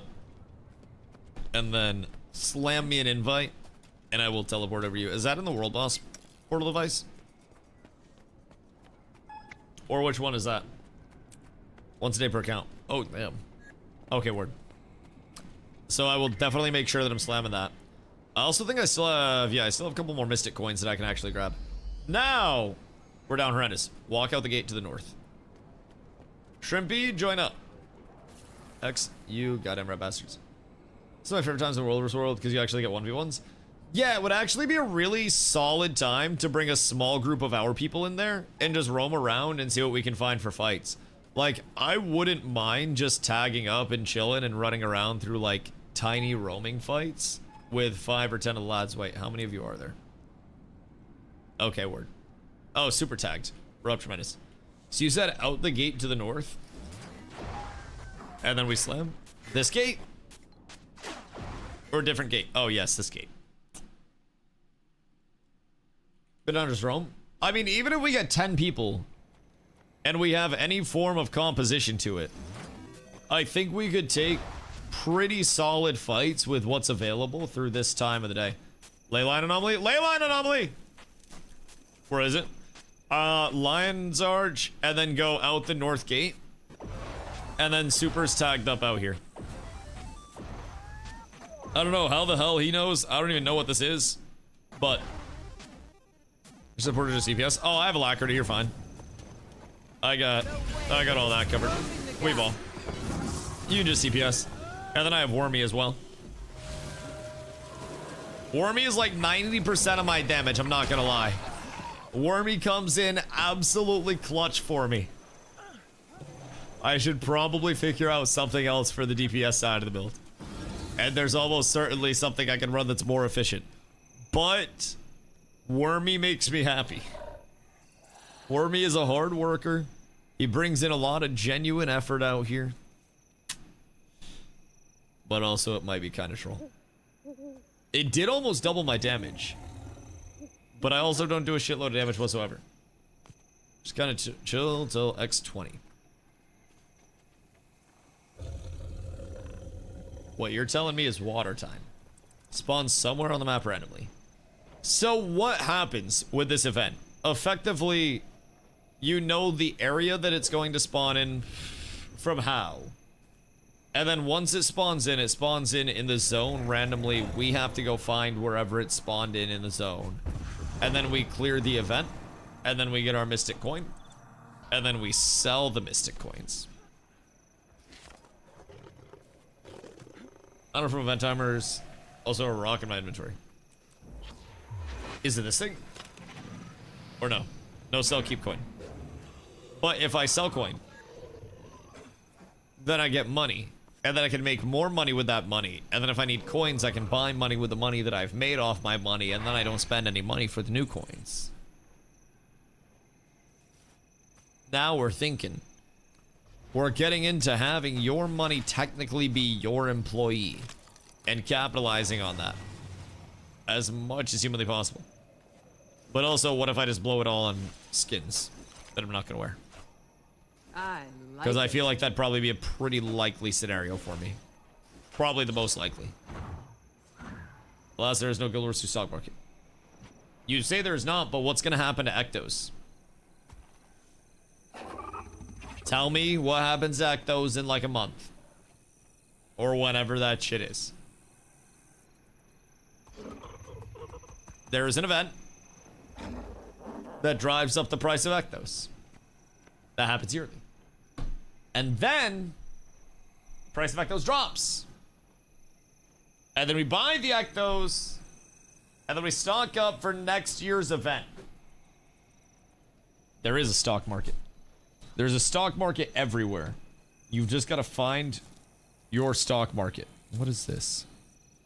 Chocolate hazel. I'm into the Lindor truffles. We're going crazy right now. I gotta get a little active. I'm giving myself 2 truffs. Oh, God. Oh, boy, chat. What was World's Loki so boring? I like it. But I also like larger scale PvP, especially in a competitive manner. When you do get really good fights, I think there's something about it with all the moving pieces. When you have a, you know, a really high level group where every player is performing their role perfectly. There is something really satisfying about those fights, but right now it's so boring. Oh. Yeah, I'm with you on that one. We were going through, I was just like poking my head around, seeing what was going on throughout the day. There wasn't much. I'll be real. I like small group roaming and World of Warcraft. I think that's what we're gonna start doing during the days. I think I'm gonna start tagging up for us during the day. And then just getting a daytime group going. And just work on movements with whoever wants to come through. And work on staying together and shit. Because honestly, I'm not gonna like get into comms and shit. That's trying way too hard. But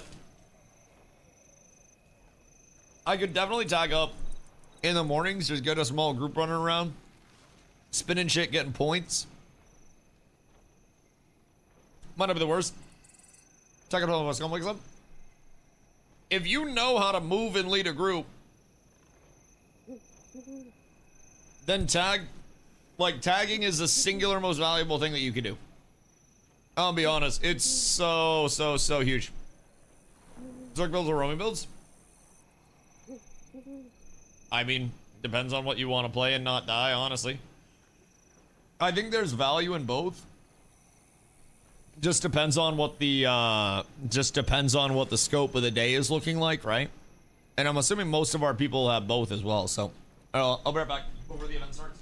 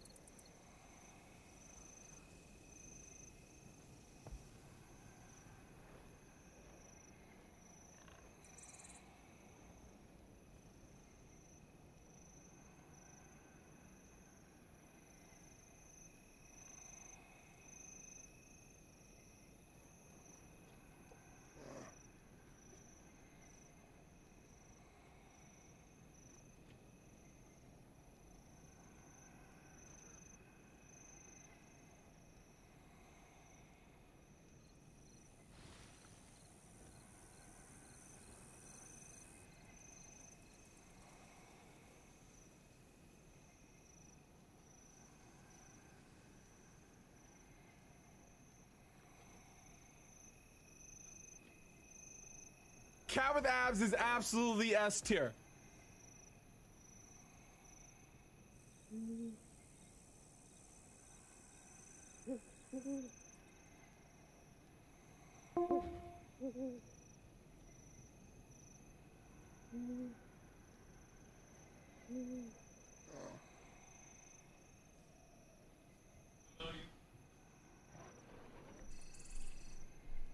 Where's everybody going?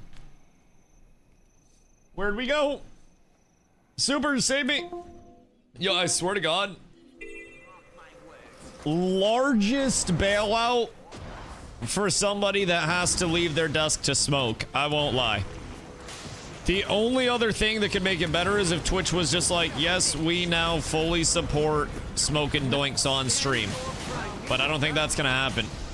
Little Wormy boys. Wormy's out here pumping. Also, M, thank you for the follow. I appreciate you. Best role in the game is Commander. I think it's very fun and also in World vs. World extremely impactful if you can be a very good Pugmander. I'm gonna be honest, like the ability to simply tag up and make sure that everybody around you, I haven't been doing anything alacrity, I'm not even gonna lie. The ability to tag up and make sure that everybody around you is having a smoother time, is playing properly, and is actually able to function in the game because of your actions, your movements, I think is a really rewarding thing. And the impact of, especially on a pug side, being able to take a lot of people that might not know how to play together the best and make them play together in an optimal way is really, really, really hard. Wait, that's it? +1 coin? Oh. +1 coin.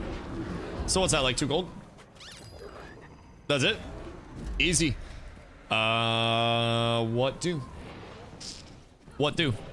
We run some more SPVP if we want to. We have an hour and a half until we get into the guild event. So we'll do world boss rotation tonight.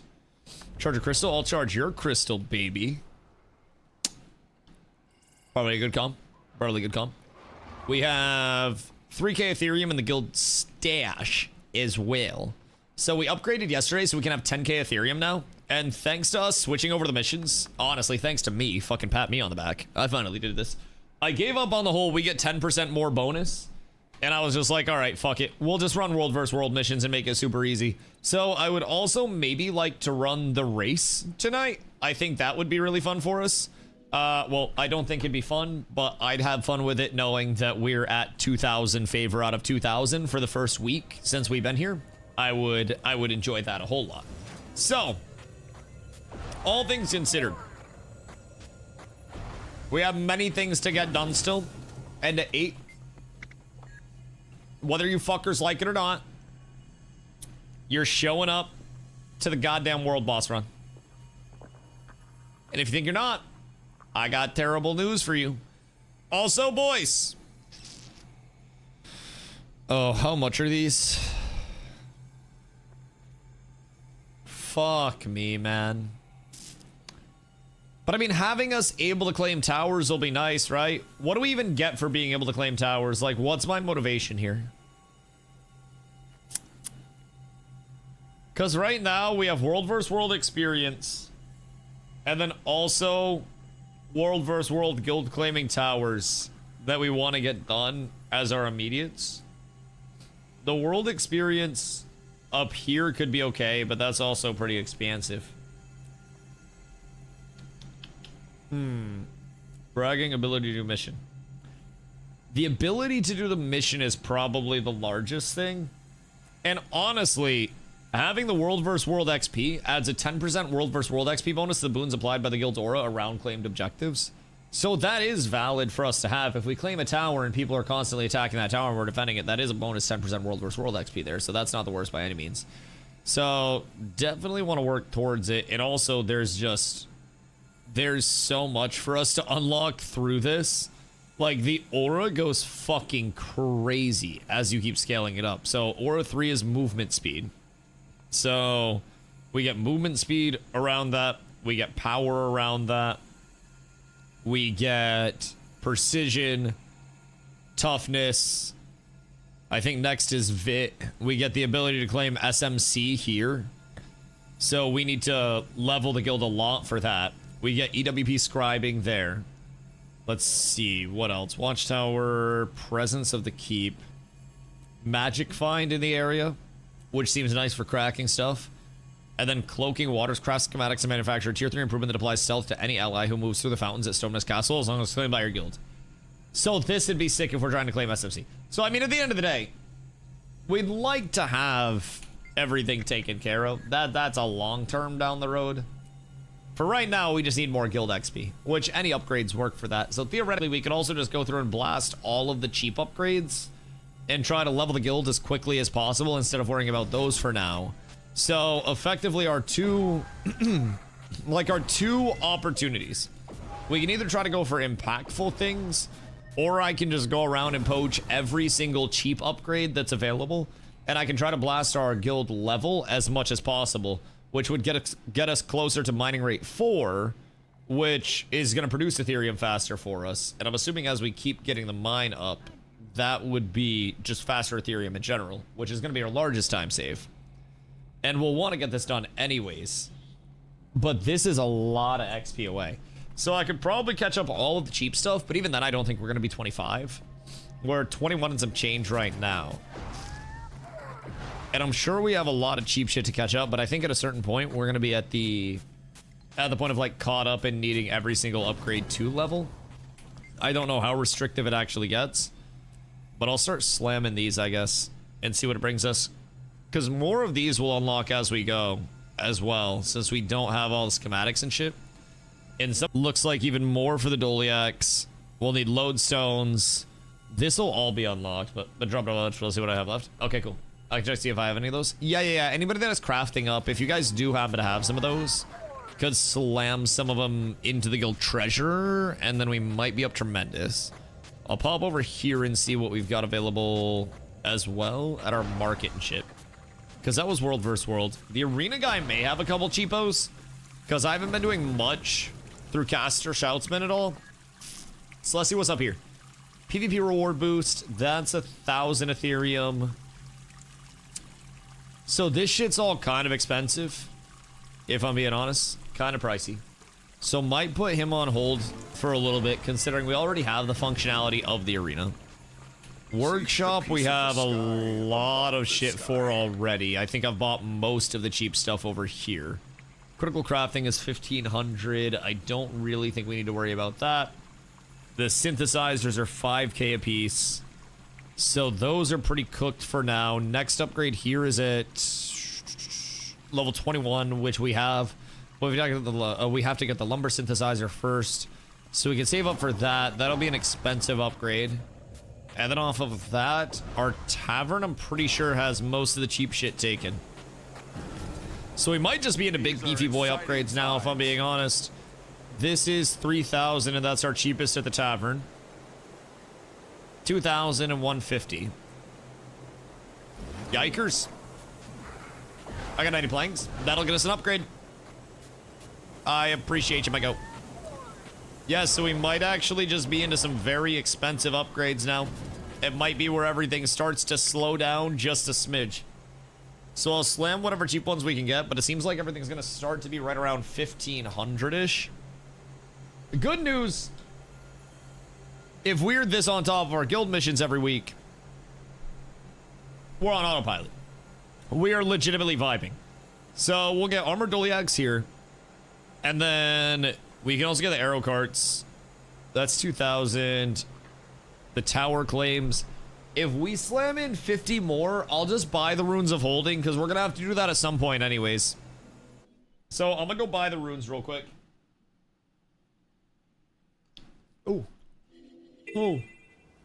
Oh, hot.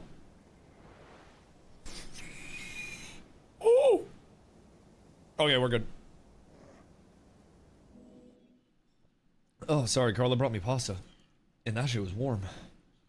It was toasty. The cheese was melted, and so was my goddamn tongue.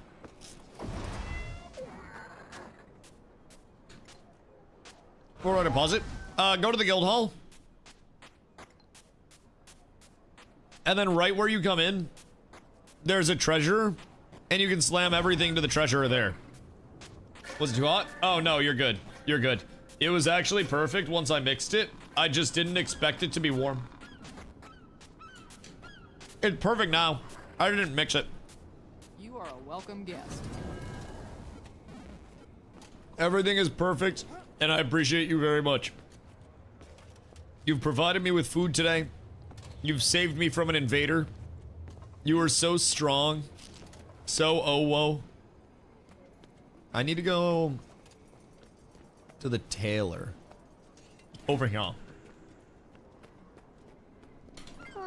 Interesting. And then unfortunately,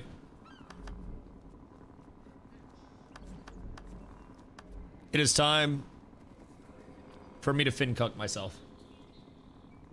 How many runes of holding was it for the upgrade? It was like 80, right?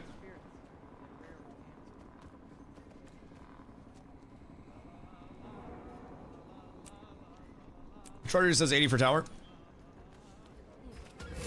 RIP 40 gold. It will be missed. There are a lot of things I could have put that on. Honestly, probably Hoofsy's gold in the first place. Spend some coin? I've been making some gold, but sometimes it's hard to keep up. We've put a lot of gold into the guild hall already. This shit's a sinkington. Let me tell you what, but it is fun. I feel like it brings everybody together. All right, let's see.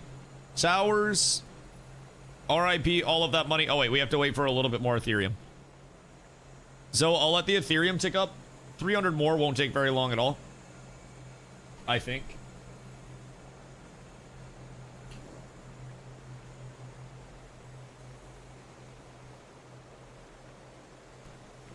Maybe it will. That might be a late night thing. Because I think we get one every 30 seconds. If I'm being honest.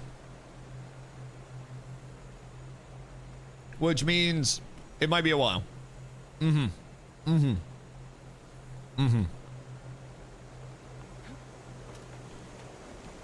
That might be slightly tragic. So many systems. Phoenix. There's a lot, dude. There's a lot. And everything within the game, it's kind of like one of the strengths and downfalls of the game. But it's really like nothing is invalidated at this point in time. The game is still completely, you know, start to finish playable, completing, Jesus Christ. Playable, meaningful, and completing things actually feels rewarding from like day one and step one of the content. It's really, really, really, really, really intriguing to the point where it almost feels like sometimes there is, I didn't check the market. Sometimes it feels like there is too much to try to focus on all at once. Content creep is real in a 12-year-old game. Oh yeah.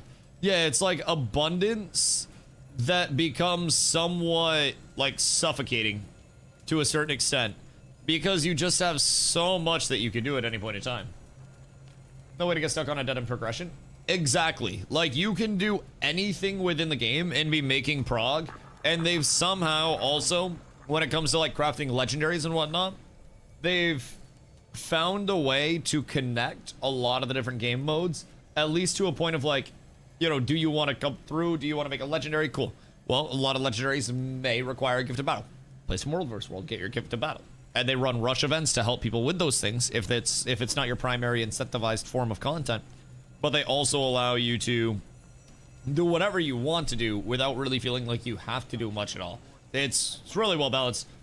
How many people are still playing the game? There's no like direct player number, honestly. There's like the Steam DB, but a lot of people, myself included, and most of the players run through the independent launcher. But the game is very, very alive and active. I can vouch for that. We're going to be doing world bosses in an hour and a half and going around with our guild and killing some world bosses. So there you will see exactly how many players there are for world bosses, and that's only going to be on one layer of the world. It's going to be really active. So it's kind of surprising. almost how much activity there is within this game still. But part of it is because you can always come and go as you want to without really feeling pressured into having to do any one form of content. Also, if we get a little bit more Elderwood plank, then we could slam cheaper upgrades. What I need is a good mesmer. A little flash, and pow! Profits go up. And both of these would get us another 70 XP. So that's going to get us into level 22. And these seem to be our cheapest, like, Ethereum upgrades right now, but we could also just wait on those.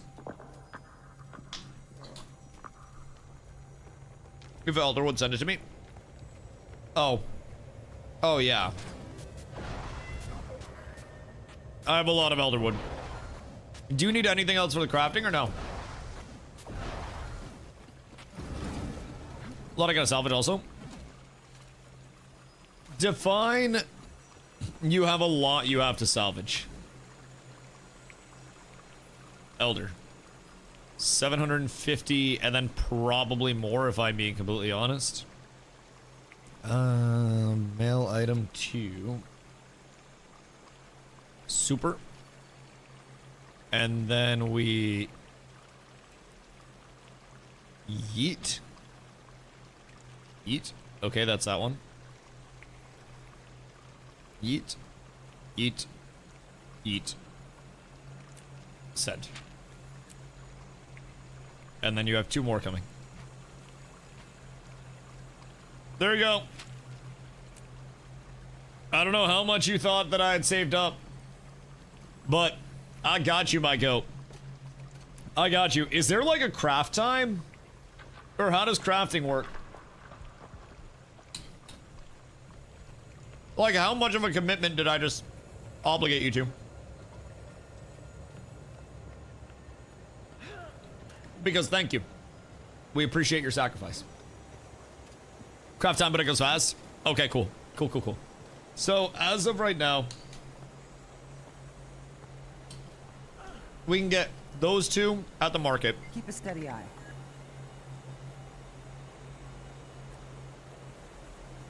We can also slam out Doliacs pretty easily. Towers is a bit more expensive. But honestly, we have a lot of cheaper upgrades that are available too that we can hit. So I think we might be better off just trying to push everything up as much as possible so we can keep working on everything. So I'm going to pump for now. I'm going to go Doliacs. Although the world versus world XP would be fucking huge. We would need 75 mystic coins. The piles of crystalline dust I have a lot of. And then we need molten lodestones. And then with this, anytime we claim something, the aura would give us more world XP in addition to the increased mats that we can hold. So that's nice to have.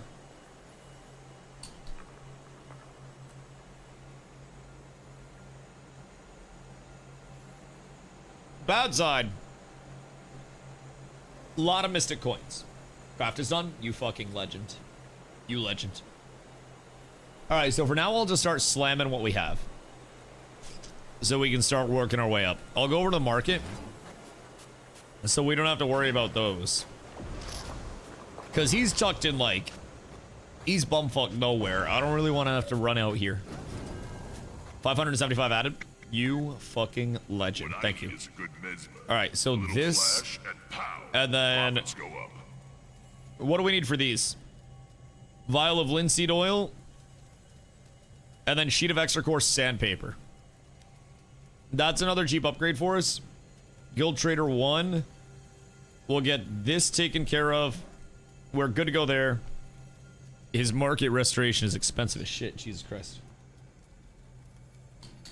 Rude as hell.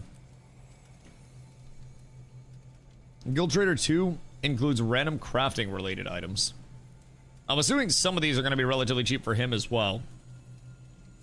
That's the stash. Treasure trove requires guild vault stash. Oh, we haven't done that yet. Right, we still have to do that side. This is guild armor.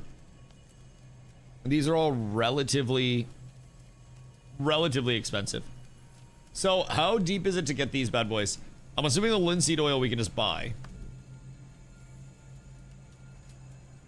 Like relatively easily.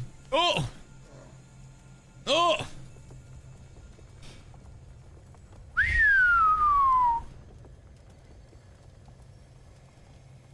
Oh, that hurts my soul. It's like 100 gold spent on this shit. My lord.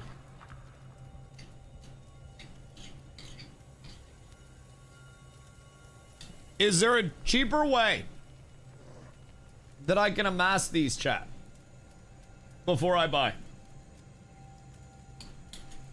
Many people harvesting flax. Wait.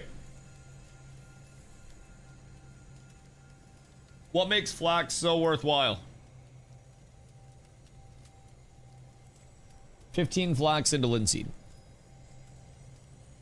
I want to say I had a chest. I didn't open it. But I had a chest somewhere that I could select a gatherable from. I might have just opened it. Is it this? No, that's not it. That's the one I literally just checked. Gosh dang it. Gosh dang it. I might have got rid of them somehow. Oh wait, desert crafting materials. Flax fiber. So we need these. Because is there a way that I can do this faster? Or because honestly, if there's not, I might not do this. We're gonna be here a sec. If this is how we're going about this. Surely there's like a mass trade-in, right? Or have I just forsaken myself? Because I almost feel as though I have forsaken myself. And you said it's 15 flax into 1 linseed. So every 5 of these is 1 linseed. Flax seed. Fucking hate this game.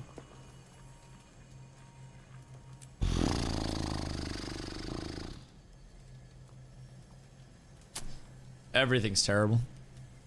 Everything's awful, man. I don't even understand why that is a thing. I hate it here. No part of me wants to be here. Fucking hell, man. Why couldn't you tell me earlier? Oh, yeah, okay. Okay. So how could I get those? Check your World vs. World provisioner for the portable mass boxing. Oh, it was this! Yes. I don't know how many of these I have. Desert crafting material coffer. Fuck! I threw flax fiber. Is it this that I need to get? Because this is just flax fiber. 10%. No. And then sell to the Zapata at a markup. Not fiber. You need more fiber. But there's no seed in here. So we literally just like can't. That's fibers and lentils.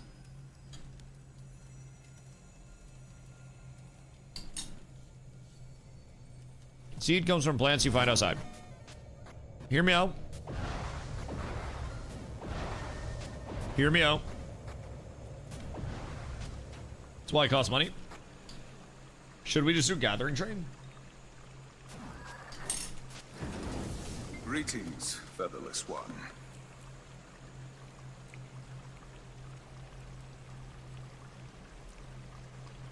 Is it from the plant? Or is it from the cloth one? And how far do we have to get for this shit? That's linen scraps. This is More vegetables, fruit, and herbs. Which one? What do we be looking at this with zucchini?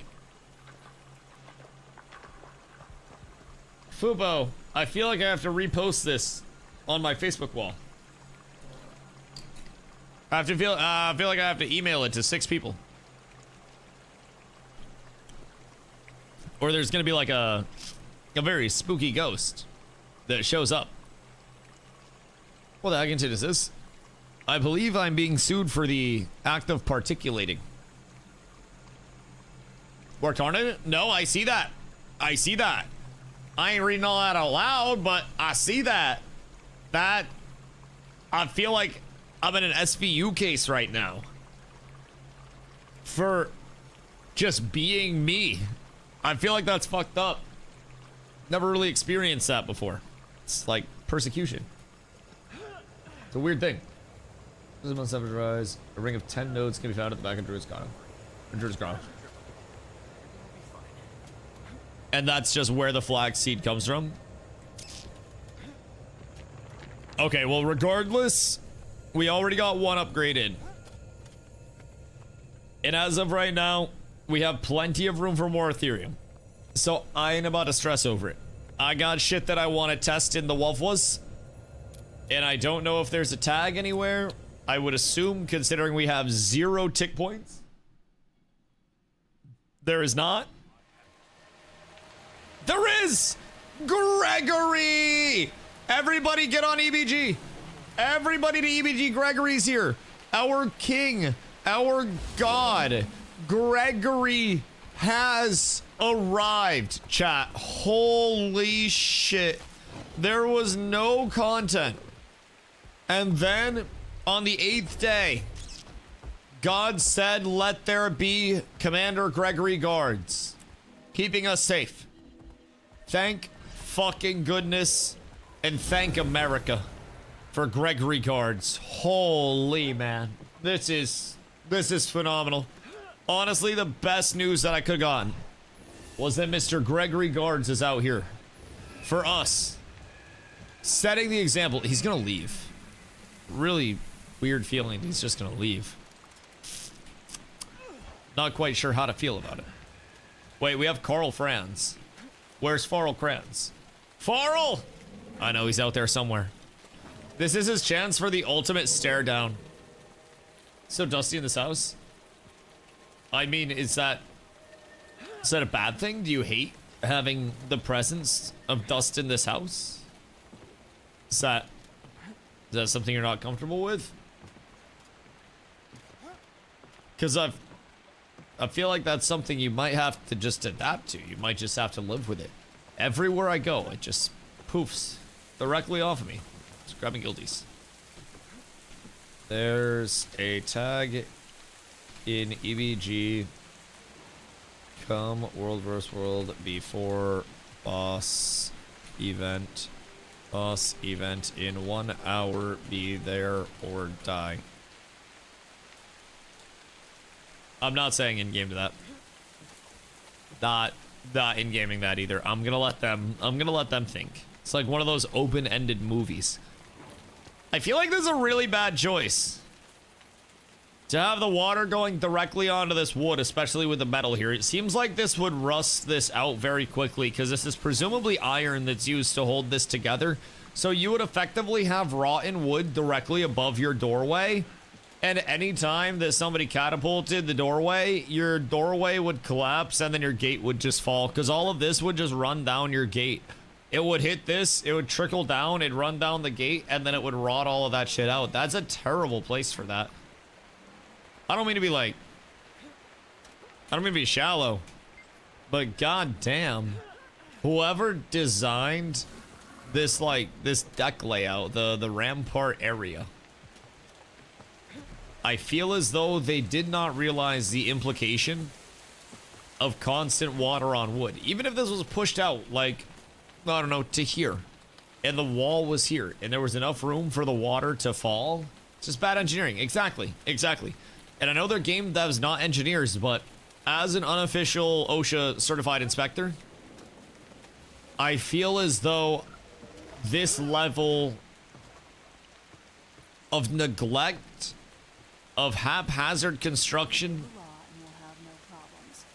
and of dangerous practices needs to not only be noticed, but needs to be chastised in the hope that future generations will not have to go through the same pains that we suffered. Part of the constantly rebuilding walls. Bro, it makes sense. The entire world versus world setup is truly just manufactured conflict from big arena net. They don't want all of us to work together because they know at that point we'd be able to storm the studio and take it over, and then the game would be ours and we'd make all the money from it. So they create world versus fuck! ArenaNet did that. Colin, how dare you? Colin, why? So they manufacture strife in world versus world specifically to hold us down against each other.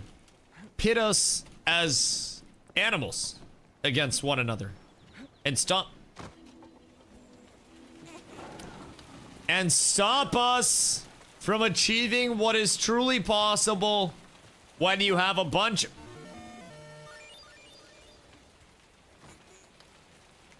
of amazing individuals who work together to all accomplish one thing. They don't want to see us shine.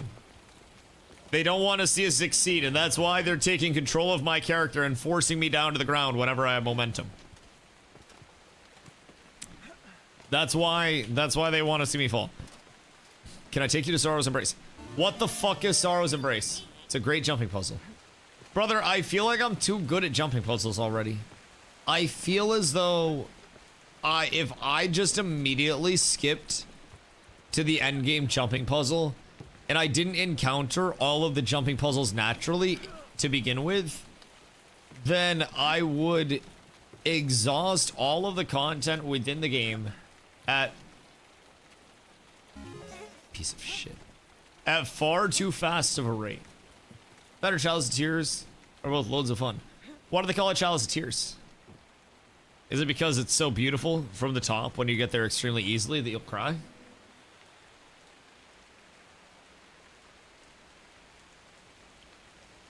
Because I can see that, just a beautiful, breathtaking view. I mean, look at this one. It's gorgeous. So what, you drink while you complete it? The tears of everybody else? Because, I mean, maybe I shed tears of enjoyment because I set a world land speed record and speedrun the ever-loving fuck out of it. But I won't lie. I don't think they'll be my tears. For not making good jumping puzzles, this game has way too many jumping puzzles. I mean, is a jumping puzzle ever really good? Or are jumping puzzles just demonic in the first place? On average, it takes 30 minutes to an hour to do. What is the fastest speedrun ever recorded of it? Without cheating. Because I'm here to break that. What you guys don't know is I've lied to you about my gaming background. You guys may think that I was this expert New World player. That I was this dashing frontline in Ashes of Creation. But really, I've mastered every single Faudian game ever made. I am the Faudian speedrunner of all speedrunners, the Joey Chestnut of this shit. As you can tell. I'm just giving this jumping puzzle a chance to feel like it matters at all. Because clearly, it's far too easy. And I'm running laps just so I can fail an extra time or two and make the jumping puzzle feel like it's doing something right. I feel like building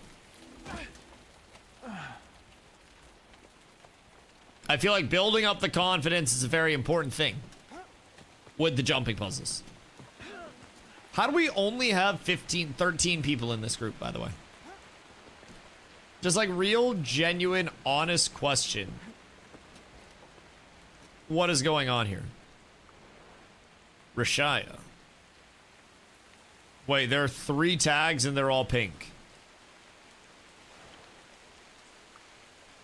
What does Rashaya have going on? Because we could always just combine over there. Building squad 5 at the moment. Oh god. This is about to get split to all fuck really quickly. They wanted to rush me like that. Oh, I expected World vs. World to be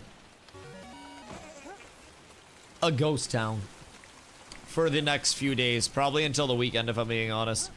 Which, I want to get our guild a lot of opportunities to run as a smaller group and take some fights with guild groups and see exactly how our movements look and how everything's establishing itself. Because I do think there will be a lot of good opportunity for that this week. Probably try to run some of that up tomorrow before we go over and check out Mistfall.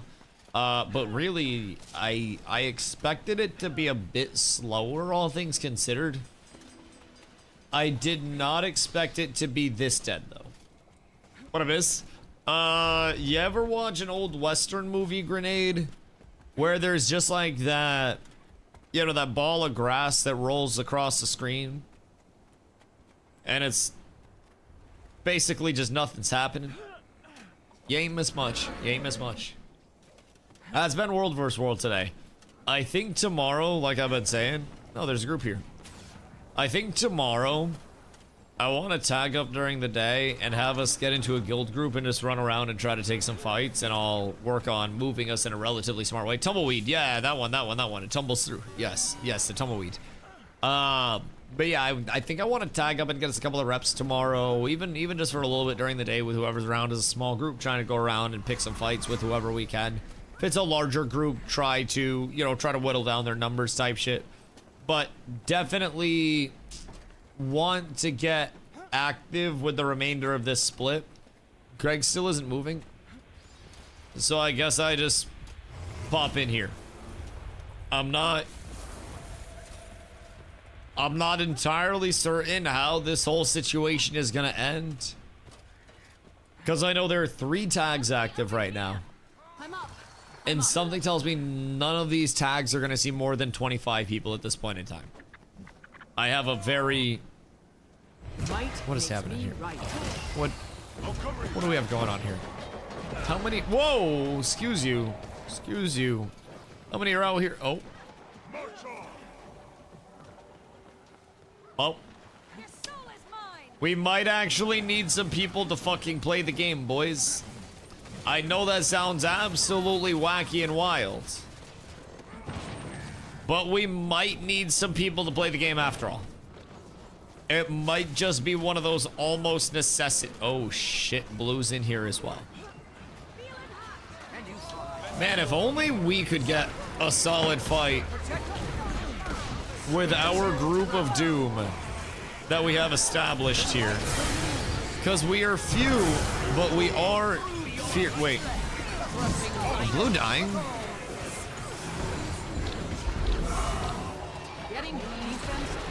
Pardon me. What am I witnessing right now? What's a Q? There is no Q. It's been dead all day. What am I witnessing? Why are they dying? Few but mighty. What just happened? Blue isn't great. We learned that first day.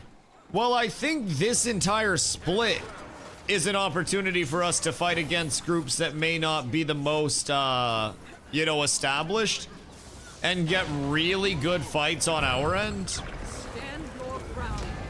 Because that's part of why I want to tag up and like get the guild active and get us as a guild into some actual meaningful content where we can push our, our lack of numbers to the brim and try to do what we can with it. This could be slightly tragic, but I think we're fine. I think we have enough support up here. Okay, that might have been the shiftiest movement that I've had in a sec. I could probably get a wall in behind them. Ah, that's scary. Is this T2? Yeah, this is T2. We're on Yolan, so we're green. I mean, as you've probably deduced by me fighting blue and red. I try to help sometimes. Usually my help isn't very helpful. Regardless, we're on green. It has been an interesting week. Because really, when our super established guilds play, like, not us, but like the super established guilds that are on Yolan's side, they roll through shit. And then when it's not super established guild time, pug tags can be a very mixed bag of treats. And you never really know what you're going to get or what time you're going to get it at. Oh my god, this fight. Bro, why don't we have a larger group here? I'm dying right now. This could be so good for us. So good. There's so many. Whoops. Don't mind that. So many opportunities for fights. Tag is closed. Shouldn't be. It's for Shia. Try to maybe like squad join on me or something. I'm not quite sure why they would have that shit closed though.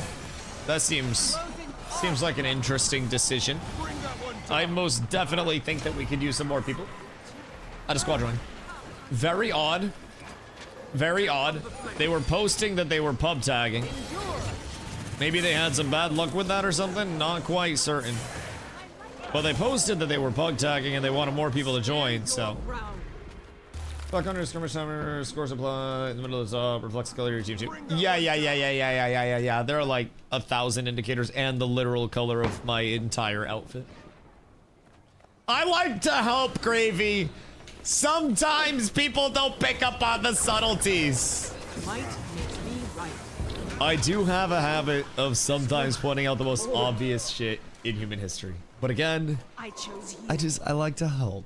I feel like I'm contributing to somebody understanding. But yeah, regardless, I think there's a lot of opportunity for us this week, especially to get some good fights in. I think we could probably, against blue and red especially. I was just, thank you. Happy to help. Very happy to help. Listen, I exist to please. And as long as I can do that, we're up tremendous. Times are just cats. I would say primarily we play NA East. I mean, that's at least what I'm based out of. But really, we're active relatively consistently throughout the day. A, we have a lot of degens. B, we have some EU players and whatnot as well. So whatever you consider those lads. But yeah, we have a pretty solid activity base. It's just at this point in time, we're kind of trying to figure out how we can keep people active and not see as much of the ebb and flow that Guild Wars can provide sometimes because it's so accessible to hop in and out. But I would say we're primarily based around EST. We usually run guild events around an hour from now, or 2 hours from now, depending on like what we're trying to do and what the, what the time constraint for the event we're trying to run is. So, dude, they split so quickly. We could right now start moving up around this right side, and then we could get picks here, and then we could walk directly into their back line if we had any number of people that were playing together. And then it's free 99, but nobody moved forward. Nobody walks. Even with this like stack, 2 wins and a back in Emerald. Like, you won twice, so you're back in Emerald, or 2 more wins and you're back in Emerald. How much did you fucking lose? What happened? 2 more. Jesus Christ. You got fucking massacred. What led to that? Well, it was 4 games yesterday.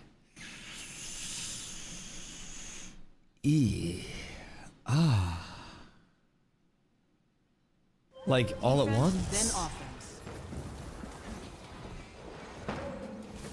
Yikers. Yikers. That's an interesting one. Yes. Come here. I mean, at least it wasn't 5. Would you say they were primarily your fault? Or would you place the blame on your team? Okay, what do we have going on here?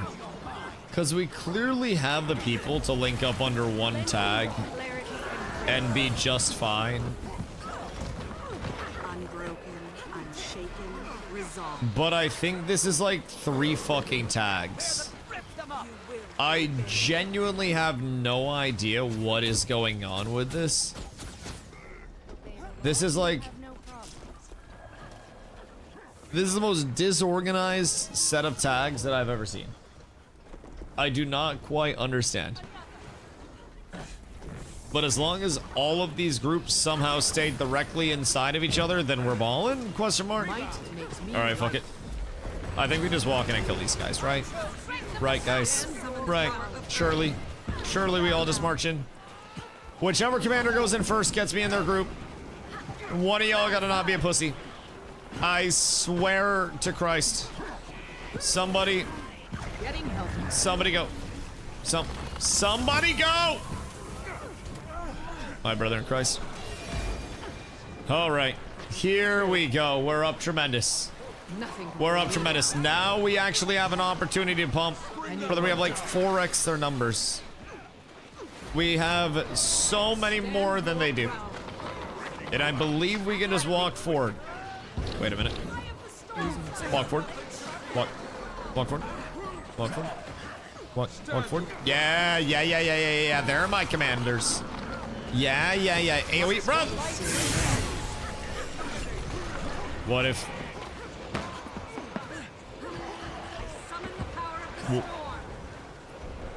What if we walked out and killed them? What if we pushed out through here and then got through the choke and then absolutely ate their booty? Because I feel like that's pretty much what's destined to happen out here. I might be crazy on that, but... Sorry. Need the Aegis. Sorry. Can someone hit me? Need to block off that. Nothing can bring me down. Okay, thank goodness. All we had to do was push with somebody. Bro, they're falling over. Genuinely, they're actually just falling over. So I think we might be up tremendous here.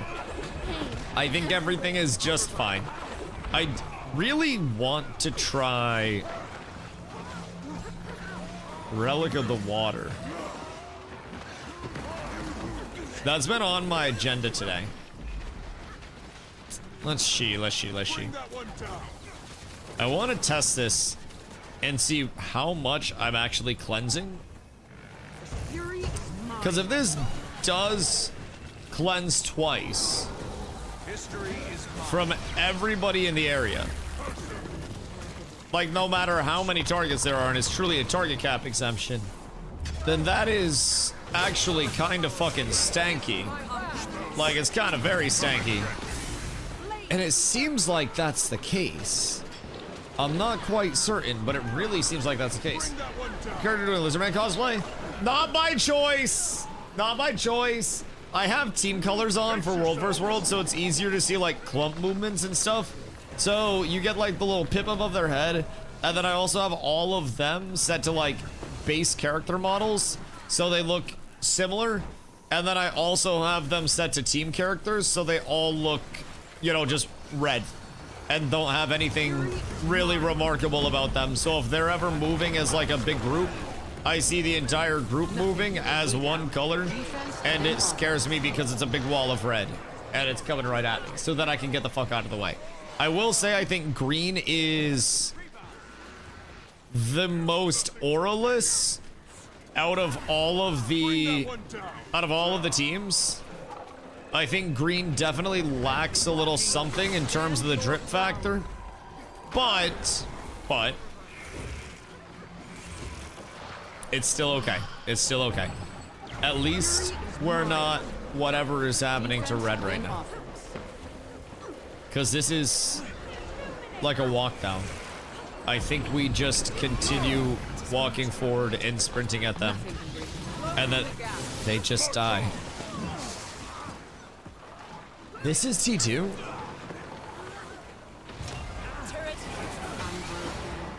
Why? Because this is the last month as well. So this should, whoops.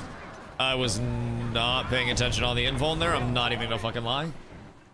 I went to greed the invuln through a heal, thinking that none of them would actually press their buttons and we would walk up and continue to press our advantage. And we did not. But what is like the massive differential between T1 and T2? Because like T1, you got, am I getting res by a golem? Thank you, my good man. I appreciate you. That's actually crazy. Getting healthier.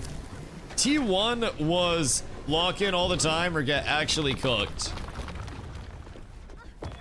And then T2 is apparently just Weenie Hunt Jr. most of the time. There are some good alliances on both sides. But I feel like a lot of the time it's genuinely just like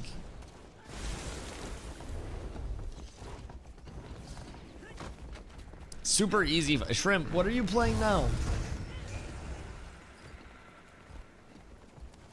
Shrimp, what the fuck?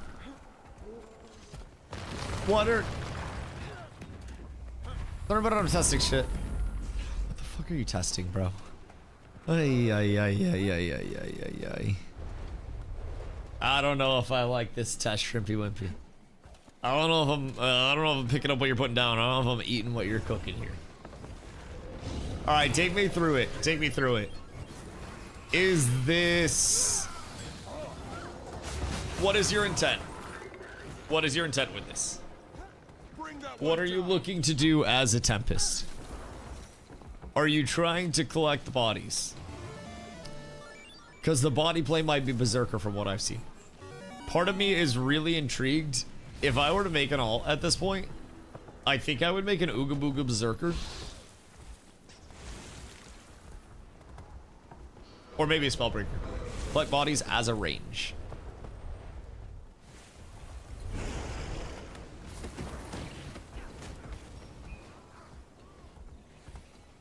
Is it projectile based? Or is it not projectile based?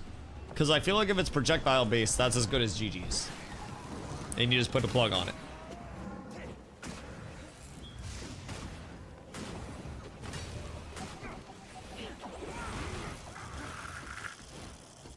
Got 4 hours to hit Challenger.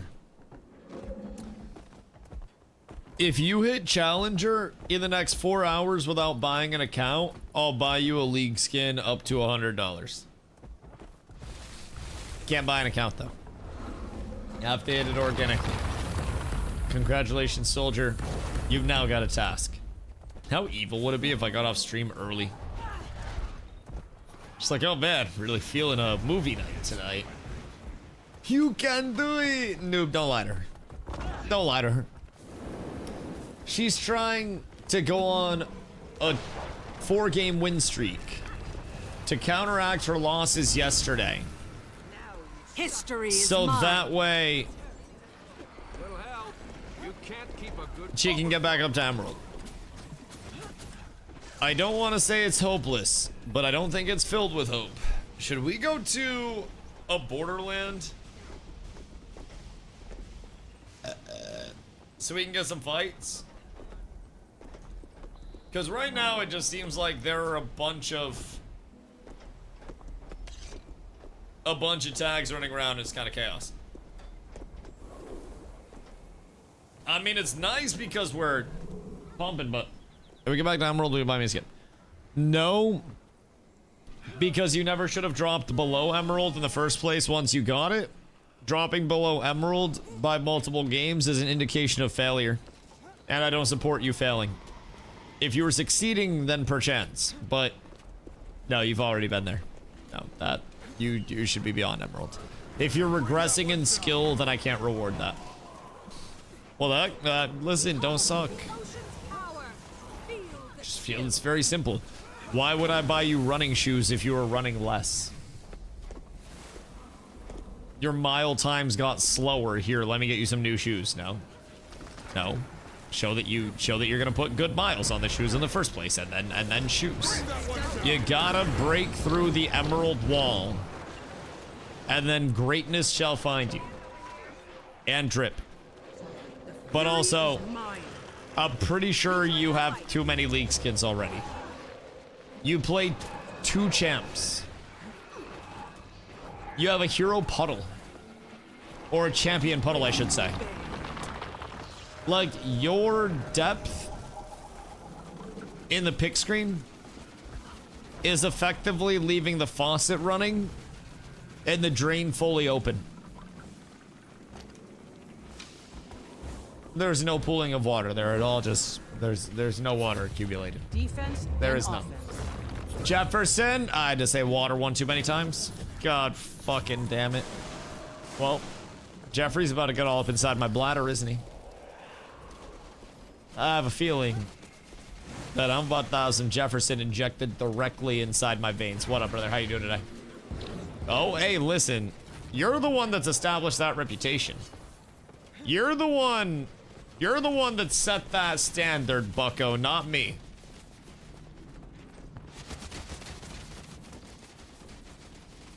Thank you for the hydrate, brother. Hope you're having a good day. What you getting up to? Tomorrow, for the first time in a couple months, I'm gonna be playing a little bit of a new game. Mistfall Hunter is gonna get a few hours out of us. And it's not sponsored, I just want to check out the goddamn game, and maybe I play the next day a little bit too if it's fun. But we're gonna get some people over there. We're gonna play some Extraction. We're gonna have a blast with it. And I'm gonna absolutely pee-pee poo-poo on some lads. Don't hype me up like that. I mean, listen. Me about to say Warframe? Ooh. Defense, then offense. I'm checking out a new game. No, Warframe. Not yet. Although I will say, part of me, because of, oh, hello friends. Hope you're all having a beautiful, glorious day on this fine one. I'm gonna just find my way out of here, I think. If I am at all able to. Never mind, that is a goddamn shame. You hate to see it. You hate to see that very much. Quick respawn and we run it back, boys. We love having 17 different tags on one map. I think there's another one now. We've got Rashaya, we've got Greg, we've got a private tag over here. I feel like we should probably just go to a Borderland map and see, I'm going the wrong way, and see what's going on over there. Cause like right now,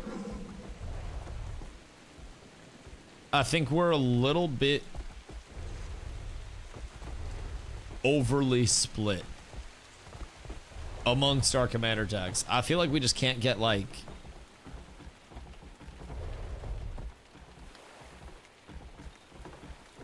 can't get enough in one spot to match. And now people are breaking out dad jokes. The time for seriousness is now, Mr. Foolish Ashira. Jesus Christ. Bro, we're out here getting fucking wiped and people are cracking dad jokes. Following you, don't follow me, bro. We got like 3 people, dog. It's a shame. It's just that I think Ram has a group or something. We have a group. Greg has a group. And I think all of those groups have like 10 to 15 people. So if the groups were actually working together in any capacity, then we'd be Gucci. Only thing is, that is not the case. That is not the case. I would not consider what we're doing right now to be working together or succeeding or winning fights. But we're trying. And I admire that effort very much. The spirit of Yolan has somehow, believe it or not, never been stronger. And I think at this point in time, we've probably had more activity this week than we have any other week in general.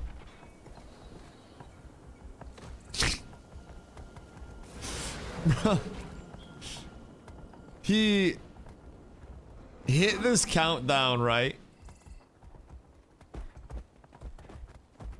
And he was basically like, we're moving in 3, 2, 1. I expected the entire group to be on him.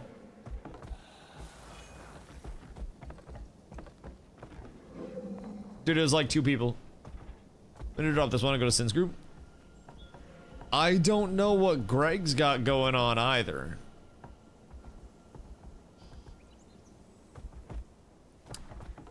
I think it's mostly unorganized overall. Greg got 17. Are they playing with Greg?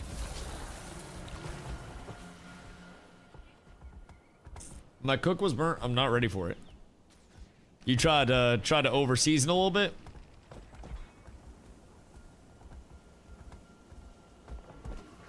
AFK 5. All right.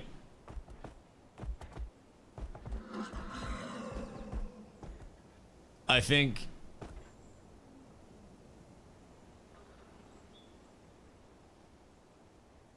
it might be time to switch over to Mr. Greg's group. Let's see what we got here. Greg has 18. And he's attempting to put together some subgroups. I think we pop in with Greg. And we see what he's got cooking up. Because right now, I am not exactly convinced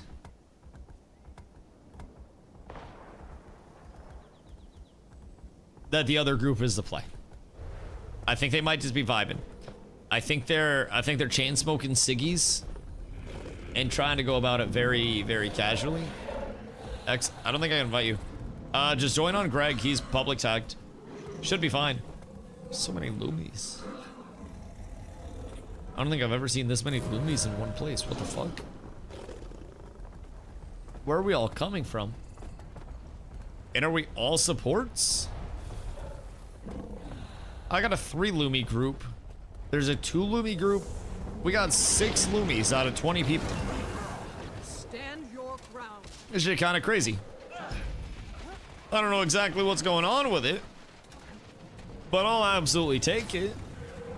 I will probably never want for stability in my life with this group. And as long as we're pushing for fights... What's Brody doing? My guy. Fuck you. What if we just relaxed a little? What if we just overcame this negativity with friendship? Stand your ground.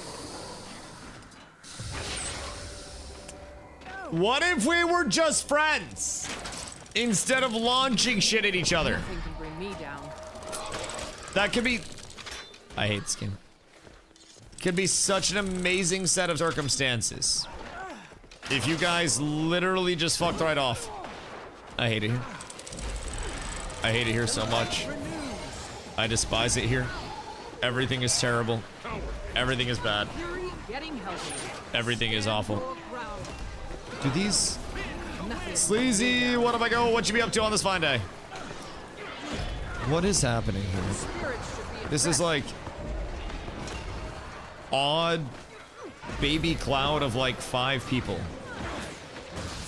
And I'm not quite sure that they know what they're doing. I think they're just trying to slowly imitate a cloud We persevere. and try to get pics. But I don't see that working very well. I mean, maybe I'm just tripping.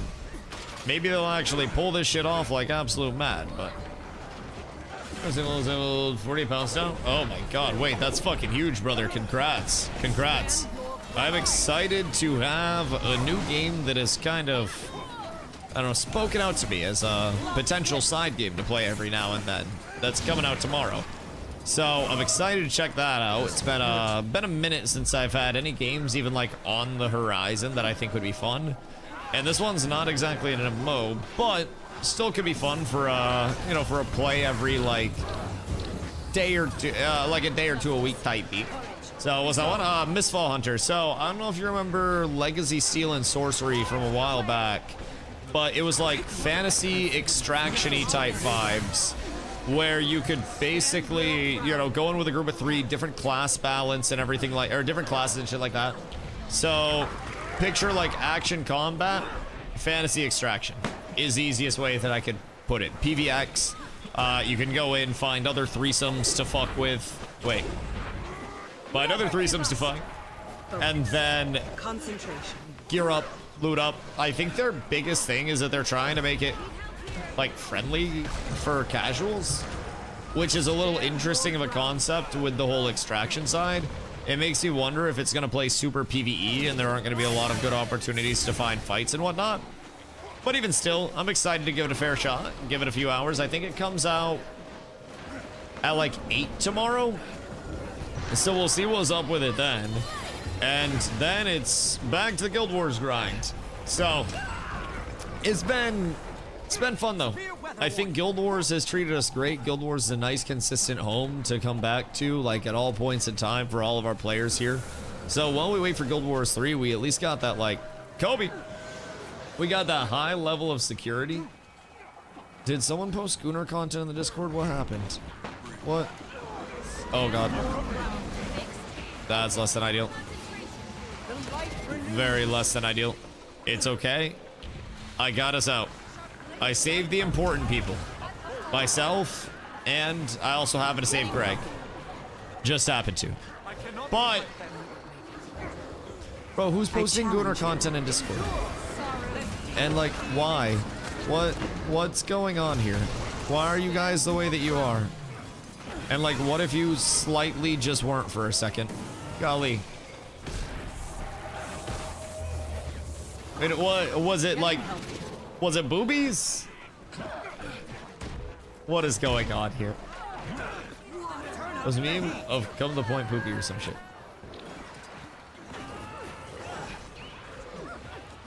Oh. Well, that's fine. That's no worse than you owning a fucking sword and having your friend throw fruit at you so you can chop it. Cannot be quelled. I think that's basically the same thing. We gotta remember that everybody's kind of a neckbeard here at the end of the day. I was thinking worse. Yeah, when he said Gooner content, I thought somebody's account got hacked again. And it was like Pornbot Supreme.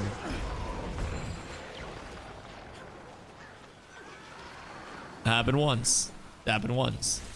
We had protocols established to prevent long-lasting damage from leaking out. But definitely happened once, and it was slightly tragic. All right, what have we got going on here? Do they have a large group now? I'm confused. Does Rashaya have more people? I don't think Rashaya has more people.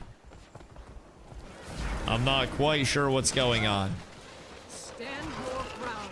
But we got this, still have this super weird, like, 3-tag Supreme setup. And I don't really enjoy it. It's making me feel very odd about things. What are Borderlands looking like? There's a queue on EBG. How, Sway? How? How in tarnation do we have a queue right now? Thank you. I might get active with this fight in the back. Good day, sirs. You're not gonna fucking kill me. Relax. Relax. You can dump all your shit on me. I'm just gonna walk away. You know I'm gonna walk away. Stop lying to yourselves. I'm gonna group up over with these guys, and then you won't fucking do nothing. I can't see their tag, but I can see that they have enough numbers for me to play with and be successful. Can we maybe kill this guy that's in the middle of us, my laddies? Yeah. Good shit, my boys. I like that I can just walk around with like 5 of them shooting me while I wait for everybody to actually react. Wrong tag? Well, my tag's in a different spot right now. My tag died. Go, boss train, top of the hour. Yes. Yes. Boss train, top of the hour. Can't read. Bruh.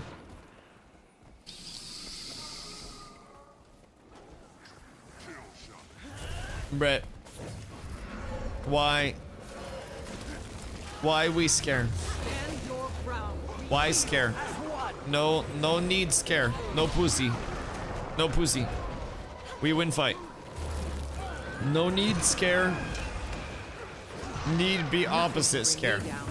Need be confident. Like, as soon as we run into that clump, they're gonna split like crazy. And then we just kill a few of them. And then we back out and rebuff. And then we go back in and we kill a few more. And then we back out and rebuff again. And then we ball. Caution it.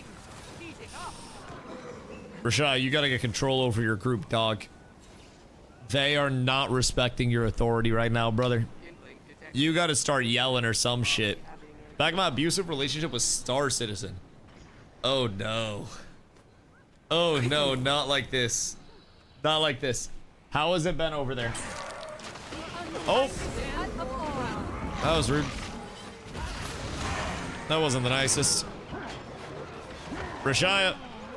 Rashaya, I initiated a fight for you. All you have to do is stand together. And then you win. Yeah. Look how split they get. Like, you just cook their back line, move through, rebuff here, clean this, get back up, hit top down. They play so split. And not in like a we're clouding way. More in a they're just split for the sake of being split way. It's really interesting. Like, all of this can be dead very quickly. Wrap here, pick this, rebuff, crash back in. But we S-key. We S-key so much. Everybody plays very scare. And I don't know why people... Greg's over here. Greg ain't even fighting, bro. This is sad. I don't know why people go to World vs. World to not fight. I understand, like, the point ticker people. But, man, I just want to come in and I want to get a whole shitload of fights. Constantly. And it feels as though many people do not want to do that. Let's get fights. Bro, we're at the will of the pug commanders that we have. Only problem is on this map right now, Hank, there's a queue, so we're at capacity. And there are like 3 different commanders that we know of that are trying to lead groups in 3 separate areas of the map. So everywhere we're just getting like outnumbered right now because nobody will just ask to combine groups and not be the person in charge. It's fucking tragic, if I do say so myself. It is actually one of the saddest stories that I could put together. Great, having fun on Guild Wars 2. Yeah, it's been good. It's been good. I will say a lot of our players definitely understand that Guild Wars 2 is very, very casually accessible. And I think that's a big strength of it, but I also think that's something that leads to players, coming and going a lot and not necessarily feeling the most committed to things, if that makes sense. Which I would rather have people coming and going as they want to and playing as they find it to be fun than forcing it and just causing themselves a lot of displeasure, right? So, on my end of things, Shrimp, we turn. Shrimp, we turn. We fight this. We cook. We kill all of this immediately. Kill blue first. Yeah, I'm with you, I'm with you. Fortnited. Nice, we go up. New target. And then we can jump this. Sir, I need you to stop. I need you to relax just a little. Just a smidge. My good man. My good man. Can I interest you in fucking relaxing? Just a little. Just a smidge. Thank you, my good sir. And then I think that's just his pet. Good turn, Senor Shrimpington. Bro, honestly, like, what if we just roam around with fucking 5 of our people? And then just take fights. It might be better than whatever the hell is going on currently, because look at that split. We just tag up and roam. Honestly, a private tag and roaming might not be the worst thing for us. Just so people don't, flood into the group. Roaming with 5 can be a lot of fun. Create squad, private squad. Yes, with approval. Okay, I private tagged, but you guys can squad join on me. Invite to squad. Invite to squad. Oh, excuse me, Zobbington. Are we Miss Fallen tomorrow? Yeah, it doesn't. Whoops. It doesn't come out until I think like 8. So once it ends up coming out, we will absolutely be bumping it. I'm very excited to see what they've brought in. I watched the early access a little bit when Arrowly was playing, and honestly, it looked pretty fun. It's you know, it's an extraction, so we'll see what's up with that side of things, right? I think extractions are extractions to a certain extent. And no matter how good the extraction may be, it is always still just an extraction at the end of the day. But I do think a fantasy extraction with some nice action combat can be quite a fun thing to look forward to as well, if I do say so myself. And it can be a nice little change up from what we've had previously available to us. So really excited. I think even just to have like a little bit of a fresh take on something that we're playing, I think can be quite nice. No, my boys. Don't worry, Shrimpy. I got you, big dog. I got you. Everything's fine. Everything's fine. I clutch up for the boys. I got you. Bring this one down. I'm giving you everything that I've got right now. And I hope that it's enough. But it might not be. Oh no. The lads went down. My light shield. I'm sorry. I failed you. You hate to see it. You hate to see it. So do we just not like sync up our burst well enough there? Or what cooked us? I think Waldo's got some burst ready. Hold on. I might be able to get a little bit of a tap off there. Fury is mine. A flame in the dark. And then I might be able to get some heals off. I'll get a quick invul.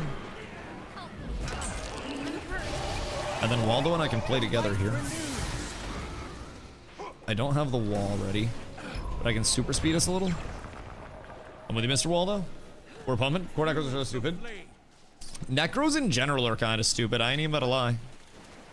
Necros are kind of just like stinky, silly little creations. What the fuck? It's fucking Tony Hawk. The hell did he just do? You saw that shit? Brother decided he did not want to die by our hand. Nah, that's crazy. Just death. Straight up, brother wanted absolutely nothing other than dying by his own accord. Holy shit. That is fucking hilarious. Golly. Okay. No, that's fine. That's fine. I think now that we have a little bit of damage, though, we might be up tremendous. Nothing can What bring do we me have down. here? Shrimps on the Zerker. Golly, wait, this is actually kind of a stinky comp, though. DBS Lumi, a Scourge for some strips, the Zerker. If we get like a Druid, I think we actually have kind of a good little roamy 5 stack. It's really not the worst, all things considered. Oh, goodness gracious. What game? Snow, what up, dude? Wait, where are you? Come roam with the boys. So Mistfall Hunter, it is fantasy extraction. I don't know if these guys are looking for fights. I think they're just chilling. I think they're just hanging out. Hold on, slash wave. Mistfall Hunter, fantasy extraction. Kind of like Eldegard, Legacy Seal and Sorcery, if you remember that one. It's just, you know, just looks fun. Action combat, different classes. Go in, PVX, get some loot, get out, or die. And they have some systems where I think they're intending to make it, let's go in and help. They have some systems where I think they're intending to make it pretty casual friendly as well, where if you know, if you die, there's a chance to have allies like harvest your shit and get it back to you. Okay. This is going to be a couple more. Try to stay close to me. Try to stay close to me. Come back, come back, come back, come back. Come back. Stand the light endure. Oh no, grenade. That's not good. That's less than ideal. That I thought we were gonna have another tag over for. I'm not gonna lie, that might be a little more than 4 strong brave soldiers can take on. That one, slightly ambitious. Slightly ambitious. I'll start in the 8th soul frame, which is kind of interesting. What you picking up from it so far? Oh, what a quinky dink, druid. Maybe we avoid SMC for the time being. Just maybe. Guild Wars 3 1. Guild Wars 3 literally tomorrow at 8 p.m. Ron. I'm telling my kids that that's Guild Wars 3. Hold on, I'll be right back. I'm gonna go pee. And then we frag.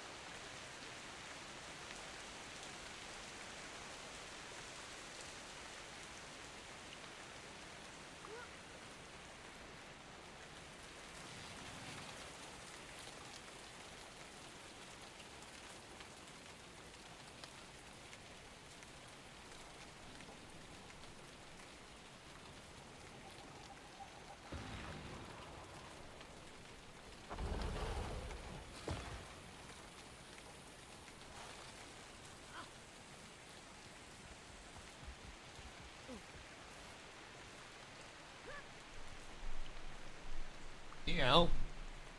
Hope you're having a beautiful day, boys. I know I'm having an even better day. Mostly in for North to look at 110 waiting room. Isn't that single player-y? Do you have content out? No, this is us. Would rather be double Dutch ruddering the homies right now. It's kind of tragic. It's co-op, your mom's co-op. I'm actually kind of excited for Mistfall. I think it's gonna be one of those really good, don't worry about too much. Queue in, have some fun. If you die, you die. If you live, you live. And you frag out a little. Let's go see what these fights are to the north. And see if we can help out a little bit there. As long as they improve on Dark and Darker, it's a win. Yeah, I mean, honestly, I think it's going to be... I don't know how you necessarily felt about, like, Dark and Darker combat, but Dark and Darker combat for me was a large miss. I just didn't really enjoy it as much as I would have liked to. It felt slow. It felt clunky. And I think the whole first person is, like, the setup of it is kind of strange. Excuse me. So, with Dark and Darker, I thought the concept was cool. And then with, I don't know if you remember Eldegard or Legacy Seal and Sorcery, but that was another one of those, like, fantasy type, extraction type beats, which was really fun, but unfortunately died. And I think it did have a lot of potential, but it just didn't have a chance to make it there. Nice. Good shit, my boys. What the hell is he on? Won't anyone help me? What the fuck? Brother, it's Ricky Bobby. This is the fastest guy alive. What the fuck do you mean? Dude's a freak. His full escape kit. Ray, careful! Ray! Don't worry, I got you, Ray. Everything's fine.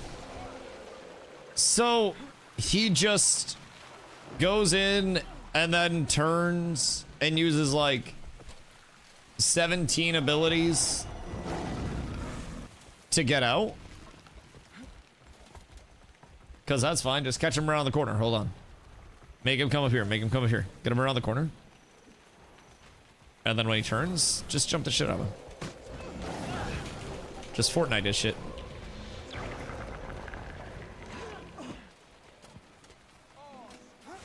That's so funny. Just keep chasing him. Because we can get on mounts and then we can pursue. And then when he goes on cooldown, we can just jump him. I'm sure we have enough chase, yes? Like, surely. What can I do here? Can I help the boys even just a smidge out here? Out of range my Cockington. A little super speed for the boys. A little pursuit. Bro, this is actually wild. That is so much fucking pursuit all the time. So much escape, so much just general utility. Kind of stinky. We need the sentry on our side too. That's wild shit. I respect it. If you're roaming, like, playing a build like that just makes sense. Having something with crazy escape, a whole lot of getaway, a whole lot of teleport. It makes sense. Is it annoying that I play, like, a jogging speed build? Yeah, slightly. I don't really have the capacity to catch that. But also, I don't really have the, you know, I don't have the kid to catch it. My build's not meant for that. My build's meant to make sure that his build can't go in and burst my people, which is good. If my build keeps his running, then we're up tremendous. So, that's Daredevil. I mean, that's honestly roaming builds in general. You know, I think with roaming builds, a lot of the time you're going to be sitting back, trying to catch one person out, and trying to play very opportunistic. And then you're probably chilling. If, like, you just play a very mobile roamy build. I think that's the entire goal. We're on CC. Yeah. If we had anything with like valid CC, then we'd have great catch. I can drop a wall, but that's about it. And then after he's through my wall, he's just off. Oh, bro, how are you getting caught so far back? Why are you still back there? Grenade, what are you? Bro, we left like 30 seconds ago.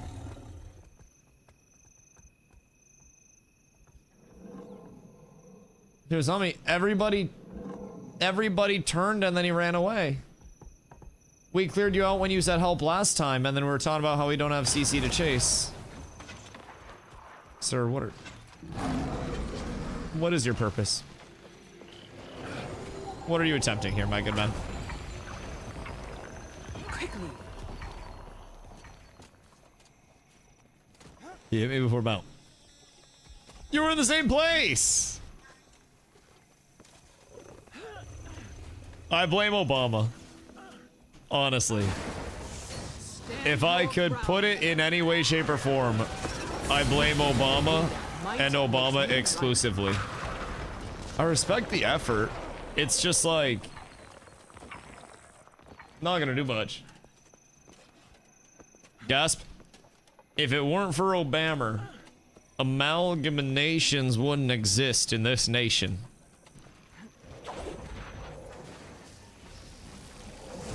And it's a goddamn shame that he let this shit take place in Tyria.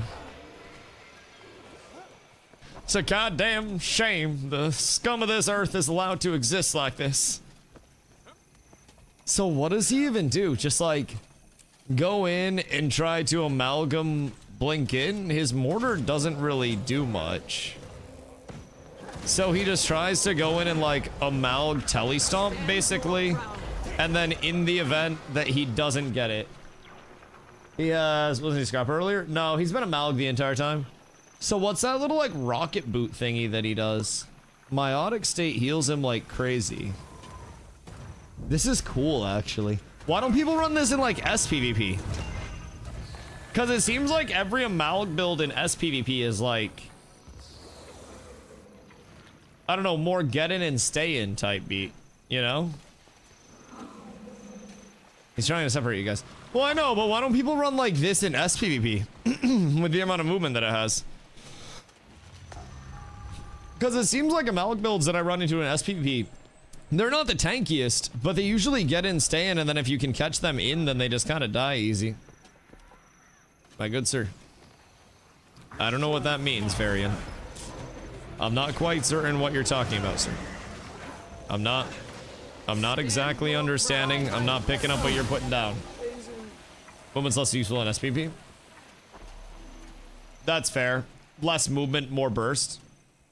Oh, it's literally rocket boots. Not my pet. That's so sick. Cures immobilized, crippled, and chilled, and gains super speed. Jesus. And it's double charge. Oh, so that's really all you need. So you can still run a pretty true to form amalgam build off of that. You just have to basically keep your rocket boots going. So what's the big counter to that? Basically just like large CC and getting consistent forms of CC out. Because it feels like he doesn't exactly do enough damage to burst unless he's catching you just completely standing still in his combo. Excuse me. Oh, this is a go-go gadget getaway card? Yeah, that shit kind of nice. Very zoomy as well. I mean, unless you have something that can just completely keep up in terms of the movement. Maybe something that spams immobilize, but he has a little bit of stability as well. So he has a 5 stack of that. Shrimp, I might have left you. I might have left you. It might have been tragic. Deliver team, Lord 50%. Brother, I don't think God could help our team. We have been trying the entire time that we've been here tonight to help whatever fucking amalgamation of tags we have going on here. Breathe. I'm gonna be real. It is quite possibly one of the weirdest nights of EBG that I've seen. When you guys know you got this, well, I appreciate the kind words, brother. Much love, much love. But yeah, I'm also trying to corral my goobers who want to keep tempting the amalg of fate. Kind of perplexed by the build too. It's intriguing. That level of movement is fucking sick. As I just kind of jog at them. World boss of 5? Yeah. We're doing world boss rotation at 10 with the guild as well, so we can get that fucking event done. And then we ball. Just let me go somewhere else. Oh yeah. I mean, hear me out. I think we need roaming builds. that all have crazy amounts of movement after seeing that. I don't exactly know what my option would be other than maybe like a Willy to try to chase stuff, but then you lose the support. My support build's slow as fuck though. I don't have a ton of mobility in this bitch. I'm not gonna lie. I'm very dependent on hopefully this is nice and slow. And the pace of it is this nice little walk forward. And if that's the case, we're up. I don't even think anybody's in SMC right now. Yep. Nope, nobody's here. World vs. World has been kind of lackluster today. Like earlier today it was okay at points in time, but there weren't tags. It's just running around doing random shit. It's been, I think, pretty much a tagless day for most of the day. And then out of nowhere, there were like 3 simultaneous tags that went up in EBG. And we went to run with each of the tags and then very quickly realized that it was all gonna be fucky, so we were just like, we have 10 minutes. Let's just go run around. It's not gonna be the most amazing game ever, and also the most boring game at the same times. Yeah. That's one thing I've been talking a lot with the community about, because one thing that, you know, I come from is a lot of consequential PvP, where it's something with a build-up, with a, you know, a meaningful declaration that's open for a set amount of time, and there's a decisive winner and loser at the end of that time. So, in terms of, like, world versus world, what's really cool is that there's always the potential for it to be popping off and giving that fun element of large-scale content. The thing that kind of catches it sometimes is that since it is so available, it can be... Where was that blue? You said they were outside of the wall? Because it is so available, it can be a little bit... like watered down and diluted at certain points in time, where there's not as much emphasis for people to make sure they're getting in and completing the content before it's, you know, before it's gone. There's not a lot of get after it type beat. So I personally, oh boys, huge intro on this, huge intro. He doesn't even know what hit him, and the Fortnite of Doom. We love to see that. Just watch behind us and then get ready to turn on the right, because something tells me they are going to want to try to crash on the back line. We can also turn on the Gale shot, because there are a couple back here. Try to get them to split and then turn, because we have a couple off them. So this will at least be free kills. New target out. Mayhaps. Oh wait, he's up on height. They're still kicking around. We can probably get in on this. Just feel free to walk forward. Oh my god. Jesus Christ. You're fine. I don't think they kill you in the time that it takes us to get there. Bro, we are actually the slowest movement speed team in human history. I will say. Like, remarkably slow in terms of our movement speed. I feel as though I need some new running shoes or something. I'm about to switch over to advance. We are slow as fuck. Oh god. Okay, we also gotta get over probably Guildhall. I would say it would be the best place to link up, or we can just go over to the Coddle. But we should probably get active on that so we can get our rush done. And then we blast after World Boss rotation. Because hopefully by then there will be more tags, so we can run around and get some fun content. If relic doesn't mean much, you can put a Wayfinder. What's Wayfinder? What's that one do? Honestly, like, my relic could potentially be the strongest thing in existence. And very impactful for the build. Just movement speed. The only thing is, I need to test a little bit more. Swap your leaf for the super speed. The only problem with, like, I have been running primarily Feel My Wrath instead of RF, and I actually just started fucking around with RF builds for, like, higher tier content for when there's actually comp content, because you never really want RF until you die, and then you immediately want RF all the time. Plus, RF, on top of giving me a 3-second info, also refreshes all of my virtues. So I can slam out stability and then slam out a heal and then slam out quickness. Basically, slam out quickness, ability dump, get my other virtues on cooldown, and then I can pop RF, and then I can have another set of stability up if we're going into something massive, and I can have resistance up and shit. So there is a lot of value within that.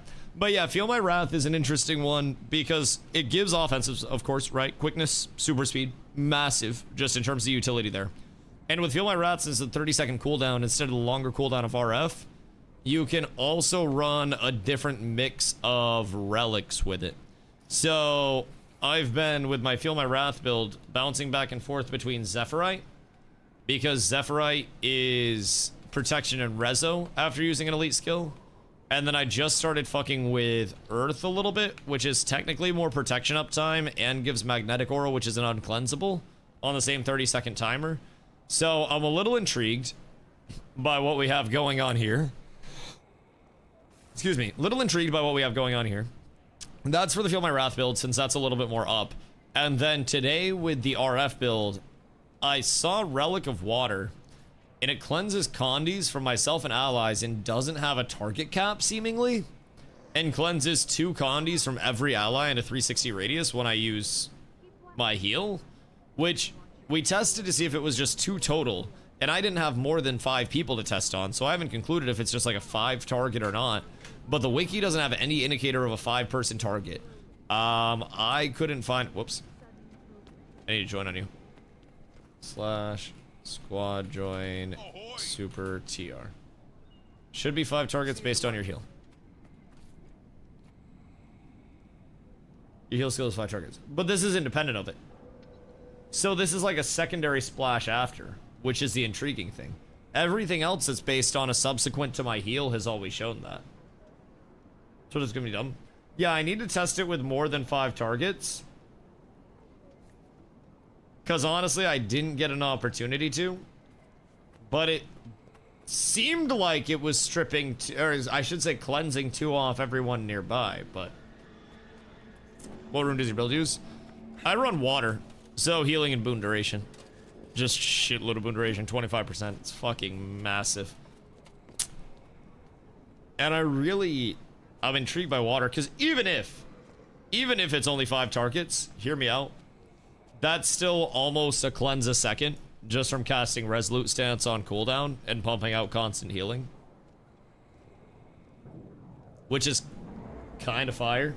And then I get a 5-second of healing myself when I remove condies. So all of those condies that I am cleansing are going to go into self-heal during that time as well. So, Traveler's also does a move speed plus boon duration, but it's not guy. I mean, I'm sure if I was doing a roaming... Oh, shit. Wait. I'm sure if I were doing a roaming build, like truly putting one together, there would be a lot more variation with it. And honestly, with roaming, I'd probably try to throw something together that has a little more kill potential even than I currently have. Because, oh, that could have been bad. There's something in the water. Shrimby, just join on us.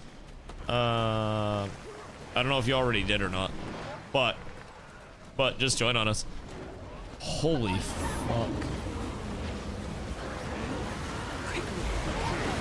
Chat, how many players do you think are here? Like 10, 20? There are more players here right now than unfortunately the last 2 MMOs that I have mained combined. And that is a goddamn shame. I pick them well, boys. I pick them well. Just yourselves and idealists, but other times should be playing anyways. Yeah, and honestly, I don't really give a ton of swiftness to group. Other than on my staff 3, and I don't think that's perma-swiftness uptime. So ideally, we're getting that from elsewhere. So I don't have to be swiftness guy. That's probably not gonna be the best set of circumstances. I could, but need map location. It is at the southwest of Steam Spur Mountains. If you have, oh shit, in your inventory, you may have World Boss Portal Device. If you click on that, that should also show you which World Bosses are up.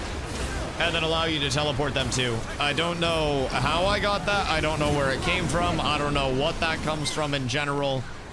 All I know is that I have World Boss Portal device, and I am thankful for my World Boss Portal device. That has been a nice lifesaver. Between that and my teleport to friend, I have legitimately 0 complaints whatsoever. That should have saved me so much running. Do you get Bocephus? I think we got everybody. Just squad join on us if you guys are trying to come through. Staying on top of you guys, but in different instance. Probably different instance, yes. Yes. Are you, like, is your boss actually up right now? Guess I'll partake and stop running this map over and over. Puffed, it's time. It's time to get active, brother. Yeah, okay, cool. Yeah, I mean, as long as you're at a boss, it's fine. We'll link up on the next one. That might be full. It very likely is, because we're hitting peak time for the first day of boss rush. We are going to pretty much have every dad that was working today getting extremely active right now. Everybody's finishing dinner. The wives are with the boyfriends for the night. So everybody just gets to, you know, actually enjoy their life for a change. And all of the husbands, all of the people who just worked a very hard day behind the Wendy's dumpster finally get to come home and play a little bit of the video games that they love so, so much. And I'm happy for them. They'll be joining us, and perhaps we get into some world versus world after some time running this. Take a little stack in and see what we can find for some small fights. It might be a little fun. This in-group can right-click someone else's portrait and join on them if not full. Oh, okay, so if you're in a different instance, try to right-click and then join us. Shrimp. See if that works. And then Mr. Dr. Chefron as well. And then Grenade. Try to right-click on one of us and see. Noobs and Dress to Impress. Would you say you're better at Dress to Impress or League of Legends? Because your mentality is far more confident with Dress to Impress than it was with League of Legends. I have reason to believe that the confidence level is far higher with Dress to Impress. League. I don't know if I believe that. I feel like there's a high chance that you're absolutely buns. But I didn't say that. Oh wait, if we're PvEing, I should probably have my PvE set on, so I do a little bit of damage. Because as of right now, I do absolutely no damage whatsoever. And I'm not really contributing to much at all. And I don't feel bad. I am quite literally the definition of the dead slot. And that's okay. It's okay. Peak smurfing sounds oddly sexual. Stop, I smurf your climbing peak. I could probably just reach halfway up that wall. Now, could I pull myself up it? Probably not. But I feel like my starting point could unethically be like probably 70% of your climb. If I really just like went up, all I have to work on is the ability to hit like one pull-up. And then we're good. We're set.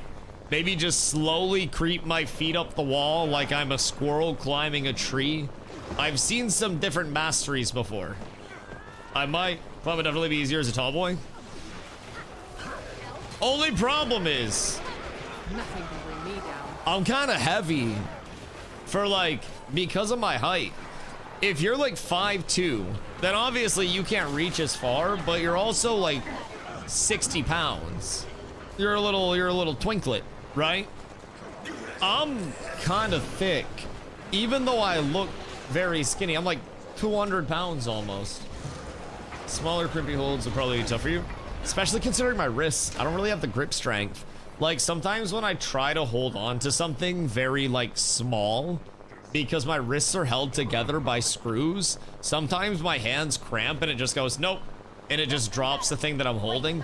Very dangerous when it comes to climbing. There's a reason why I know my limits. I've also been terrified of heights pretty much my entire existence. Just the prospect of being suspended in the air, having time to think about why I even let myself to be in the air in the first place. Fuck that shit, bro. When I was in elementary school, I jumped to try to dunk on a low hoop, and I fell because I didn't know how to land, and I smacked my head on the ground. I cried. That shit hurt. That was in elementary school, I knew that pain. Imagine if I was like a professional climber, and there I am, bareback climbing the fucking Empire State Building, right? Just raw dogging it. And then I fall. And I'm just in the air like, man. Probably could have been playing video games right now and just chilling, huh?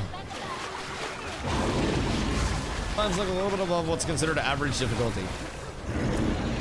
So what's an easy climb at a climbing gym? Just like stairs? Because I'd fuck with that. I'd go to a climbing gym and just do like a Stairmaster with a green screen that gives me the illusion of hiking. Basically stairs. I fuck with that. I'll go for the adventure. It's like playing Guitar Hero on easy mode. You experience it for the culture.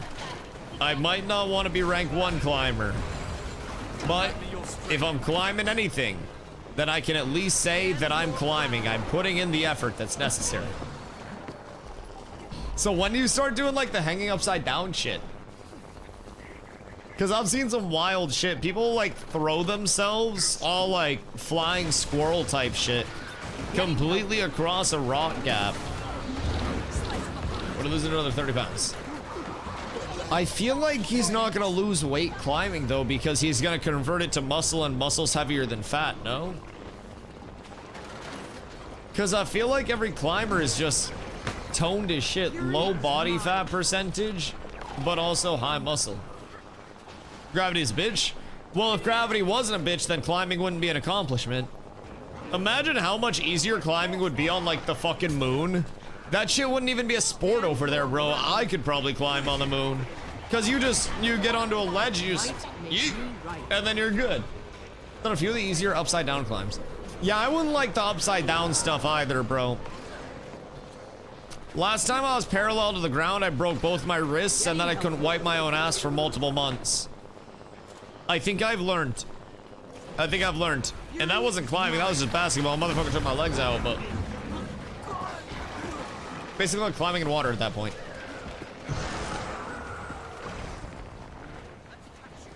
Now that's interesting.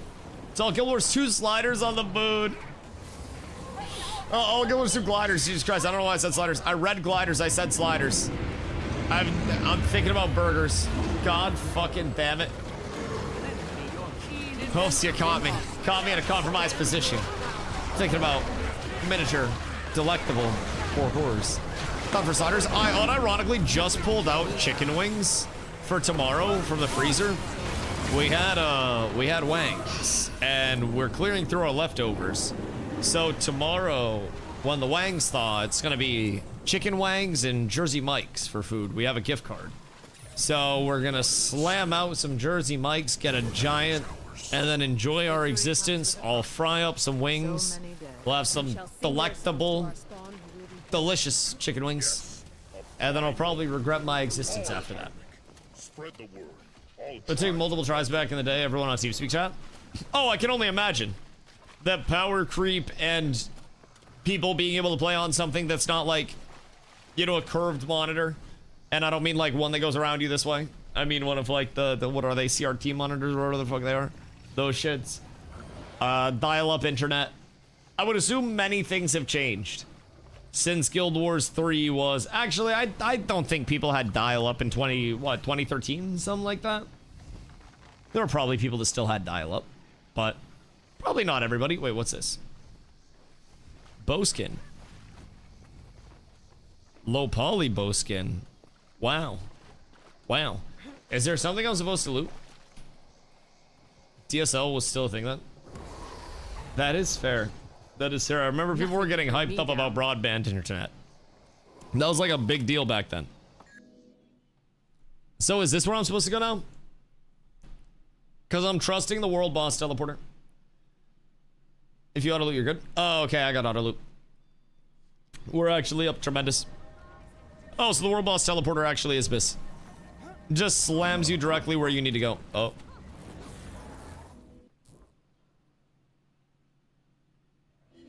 Hey, make sure we all get on the same layer. Oh, Jesus Christ. I think we found the main layer. There's so many tags over here. What the fuck? This looks like our EBG. Twitch broken for anybody else. I banned you, get flicked, bozo. I didn't actually ban him. Oh my god, there's so many people. GG. I have no idea why his Twitch is fucked. Great thing about DSL is you get a dedicated line, nobody else affected your bandwidth or ping.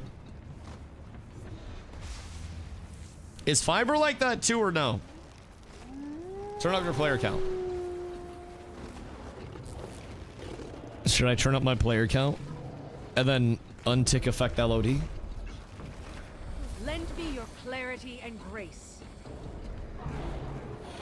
Let's see, buy me VIP on dress to impress. No. No. Quickly. Not. I would rather buy Fent than buy you VIP on dress to impress. And Fent would kill me. I'd rather buy a box of Hornets and unleash the box of Hornets in my stream room. And then let them sting me until I faded off into a swollen oblivion.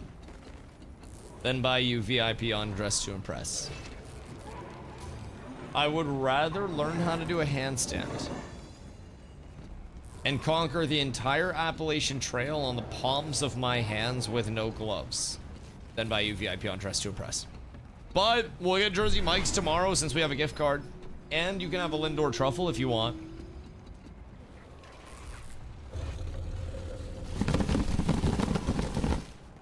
You want a Lindor truffle?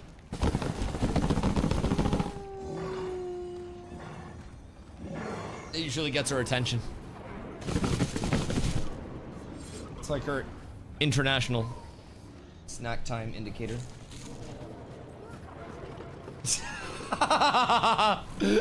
Here. You want me to pick? How many you want? One? Let me make sure it's the right one. I think it's this one. There you go. Try that one. That's like the Sakura one or whatever that there was. It's like rose bud or some bullshit on the inside and then white chocolate. It was way too sweet for me, but you're probably gonna think it slaps. Oh, one. Bro, we went to... There's no way you saw it. Literally, we got 100 of these. How many do you think we have, Rose? She loves floral shit. Loves floral shit. And we went to the Lindor store in North Conway. And we got 100 of these bad boys. And we've been budgeting. 100 of those would last like 7 days. We budget. Carla's trying not to snack a lot, so we keep them in the stream room, and really we only break them out when I end up getting a craving for one. Other than that, they just kind of exist in here and don't bother anybody. But from time to time, they're a little bit of a bother. I don't even know what that one is.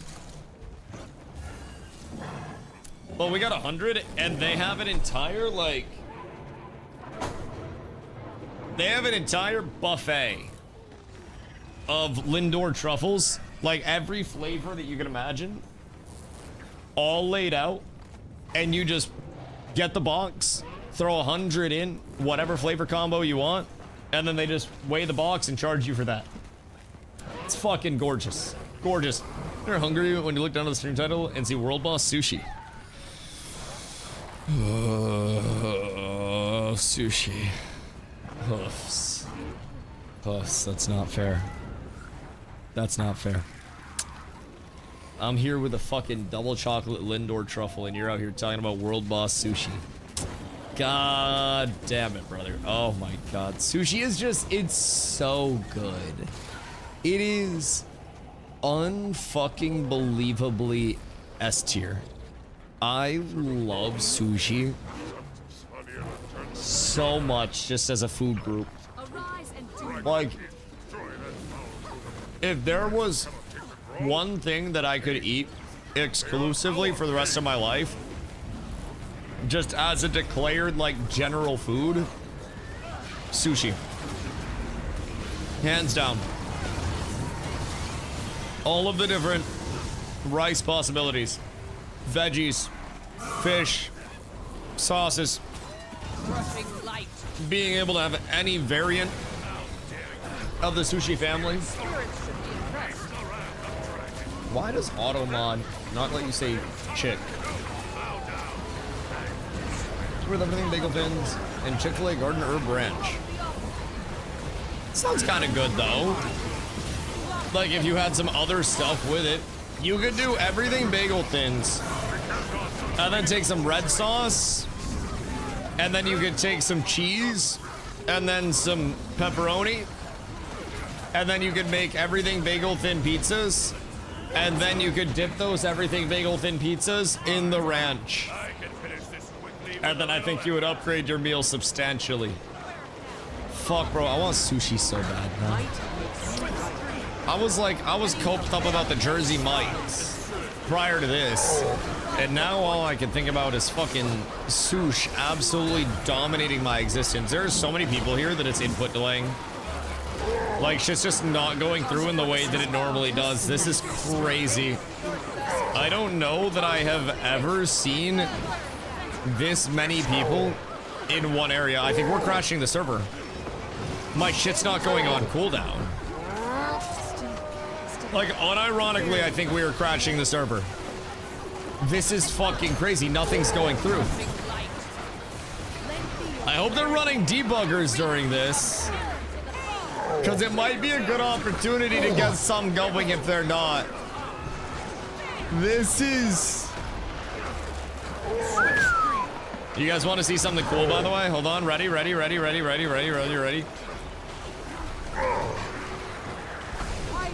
Is this what you desire?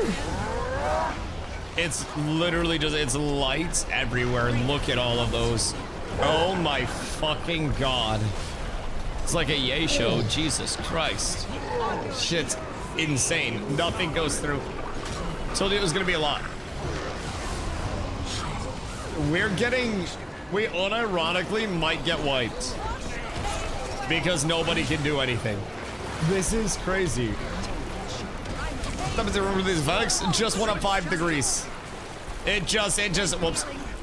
I just turned on high-res character textures for a minute, or for a second. I just instantly heard my PC fans ramp up. Just sounded like a fucking plane about to take off, I swear to God. It was prepping for absolute war, brother. Absolute war. Well, good news. My personal performance isn't going to be called into question here. I'm absolutely pumping. And the best news is, my little Wormy's going crazy. Trusting your supports? I am my supports. I just need to get Wormy out. Wormy's the top DPS right now. He's the only one that can actually do damage. Uh-oh. Uh-oh. Wormy. Oh god, it's all bad. Dude, it's all fucking cooked. We are genuinely down horrendous. Shaman Silver Peak hand cannon. I'm assuming that's just like skid shit. Okay, that was horrendous. I'm not gonna lie. That was quite possibly the worst thing in human history. What do we go next? Titans or Mega Destroyer? Mega Destroyer? Yo, Dream, what up, dude? What are your thoughts on this game? Trying to find an MMO to play since New World is gone and Quinfall's dying. Oh man, RIP Quinfall. Holy shit. Have you stuck it out with Quinfall this long? Golly. Yeah, I mean, honestly, shitty scenarios as a whole, man. I too come from New World, and then, hear me out, I'll one-up your Quinfall with, an Ashes of Creation, subsequent to New World. So, I feel you, big dog. I feel you. I brought my community here after Ashes of Creation died, as well as doing a little bit of variety, you know, finding what we wanted to do. And I think there are a few really good reasons to give Guild Wars a shot, especially if you never have. With Guild Wars 2, It's very easy to hop into. The game is, if I'm being completely honest, made and designed for very casual play, but it has enough content for you to make it your main game if you'd like to, as a lot of people have done. But their entire emphasis is making all of the content progress you in a meaningful way and making the progression differences. So if you're a casual player versus, you know, a player that's got 15 years of experience, gear-wise, you're not going to see much of a difference there. Maybe they have more knowledge of builds, maybe they're more familiar with everything, but you won't be completely gear diffed in this game, and you can hop in, have a usable set, and then work your way up and catch up for whatever type of content you want to do. Some of the content is even gear match. So there's a shitload to do. Guild Wars 3 is also, you know, on the horizon.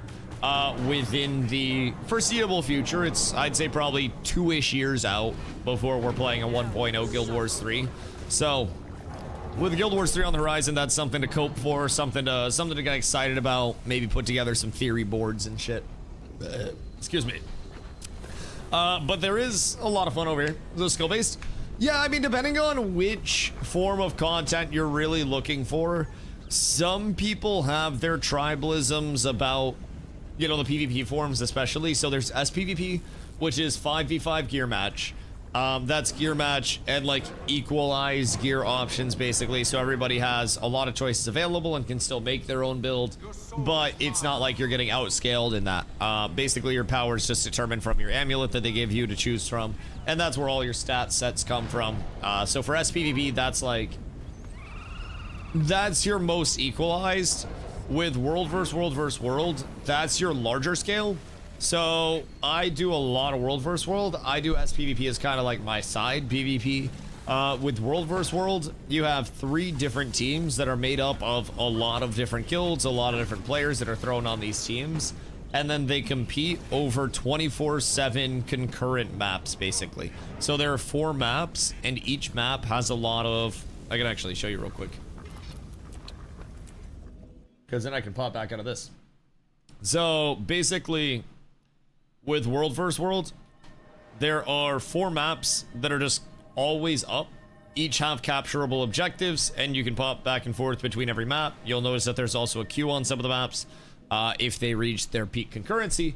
So that's just like New World Wars, except all the time. It does have, in my opinion, less of the, you know, the rush and the thrill and the consequentiality of New World Wars, but it's the PvX game mode that's always up, and the 3 different teams can result in a whole shitload of chaos along the way, so it is quite fun in that regard.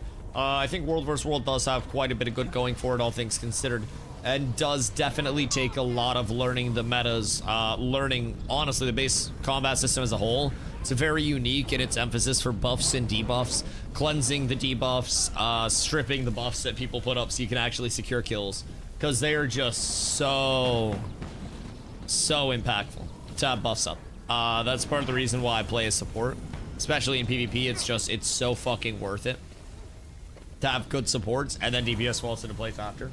So yeah, in terms of the PvP, I think it's very fun. There's also a lot to learn, a lot of different classes, a lot of different builds, a lot of different weapon choices when you start looking into your builds. And as you familiarize yourself with a lot more of those things, I think you will really start to see the depth of Guild Wars. My first couple of weeks I came in, and there were times where I was just like, I don't understand why this is working in the way that it is. I don't get it. I don't understand it. And then after, you know, a crash out and a mental boom, I would take a breath and I'd be like, all right, let's get to it. Let's figure it out. Let's understand what all these menus are. Let's understand what all the class matchups are. Let's figure out how to bait people's info and so on and so forth. There's so much, I think, along the way that is a small point of mastery within Guild Wars 2 that can feel very, very, very impactful to actually, you know, actually understand. So there's a lot to learn with it, and I think if you're someone that really likes in-depth combat systems that give you a lot to learn, probably have some fun with it. With that being said, it's definitely a little bit older of a game. You know, it is absolutely... Secrets of the Discord, what's this? Oh, material bag, and then ghost pepper harvesting node. Wait a minute. I got a harvesting node from that. Is this worth something? Sell at trading post. Oh, shit! Oh, god damn, I just pulled a 45 gold node. What the fuck? So when people have home instances, they take this and it allows them to gather that at their home instance.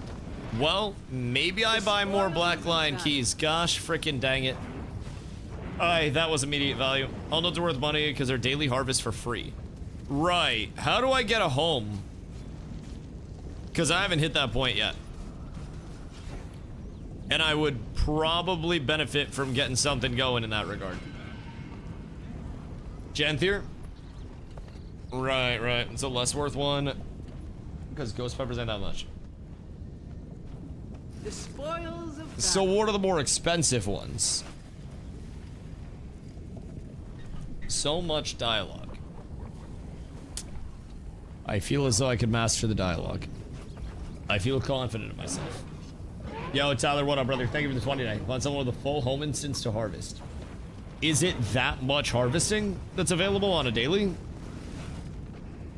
Technically, you have a home instance, you just don't have a homestead. So if I popped that, would I be able to consume anything or no? Because it sounds like a no.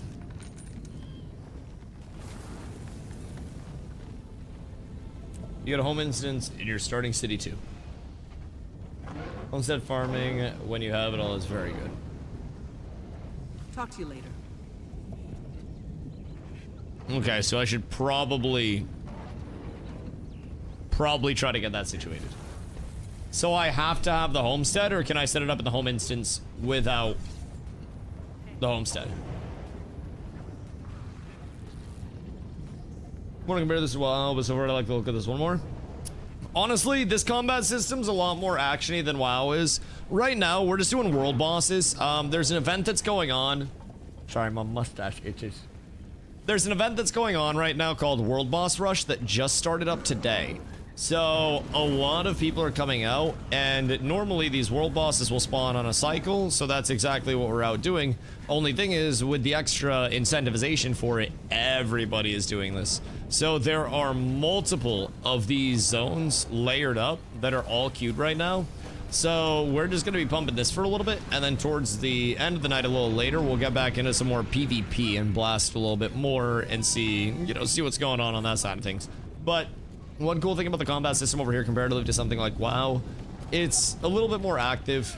You have small things like an iframe, right? Kind of similar to New World, 2 dodges, and then you have to wait for your stamina regen type shit.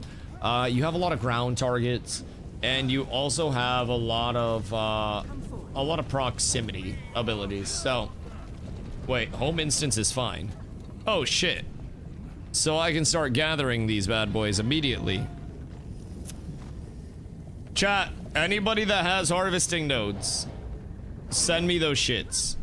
I must start pumping my home instance. Where do I buy more Black Lion keys?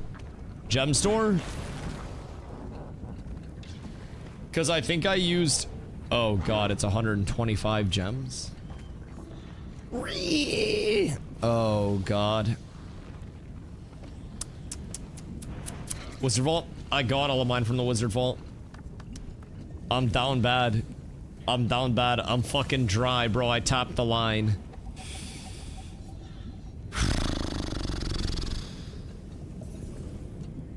Go to someone else's home instance and gather all their nodes. Right, but I must become independent one day. Should get the permanent gold increase thingy. This is only off found gold though. It doesn't, I don't think we like find much gold technically. Laurels can be traded for trophies. Yeah, I'm working through and getting everything. I just ended up getting my last key. And then I just got my coins in my bags of coins prior to that. So I'll probably start working on some laurels next. Because that'll be an easy 1500 spent. And then from there, just start working through pretty much everything. Luck essences are probably also very worth. Just for a 20, I would assume that these bad boys are going to be worth. How many are available through this? Is this just infinite availability? Not worth.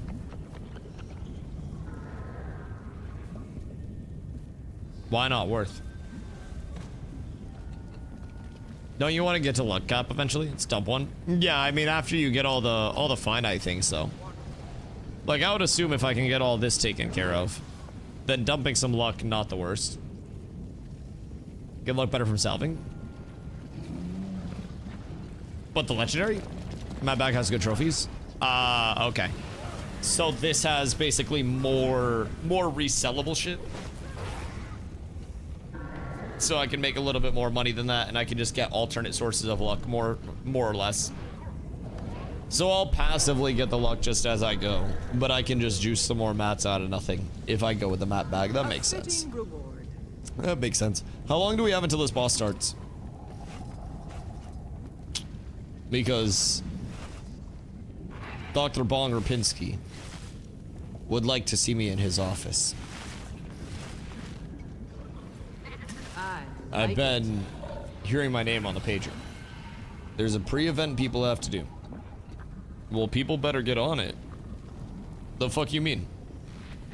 Why aren't people doing the goddamn pre-event for me? I worked hard to show up here relatively on time today. 1,000 storms. Hold on. Do we have it done? The volcano is active. Oh, it's these things, right?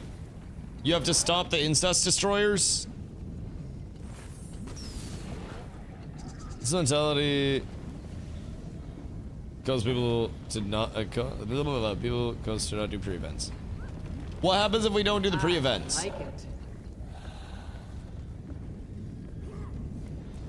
Like, does it not facilitate the actual big event?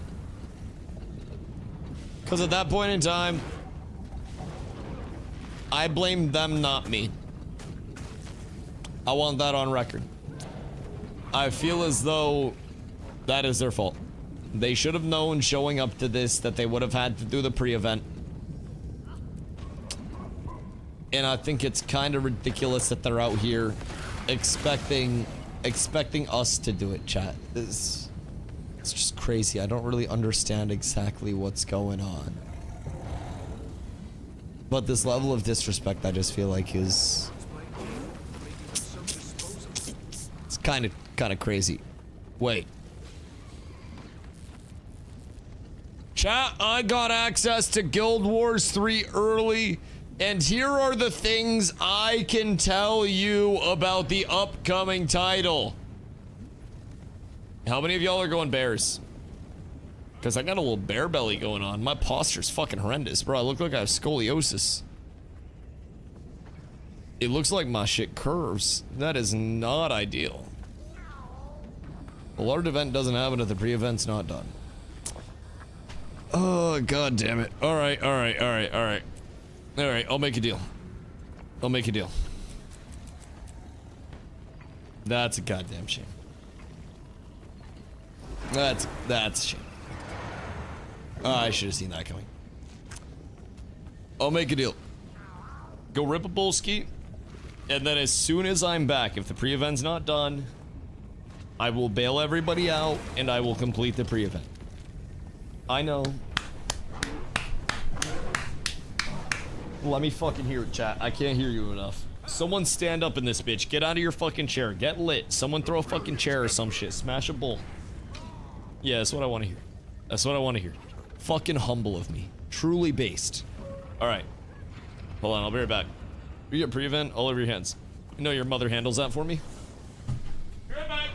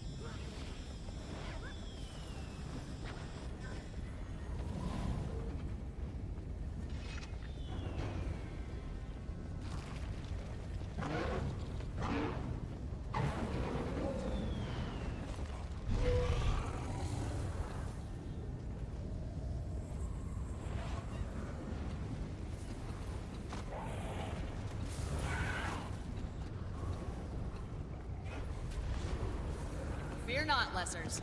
The specialists have arrived. I wasn't afraid. Right up until the moment we got here. How do I get anything done with such feeble-minded help? Doesn't it? Ugh. Let's just get to it.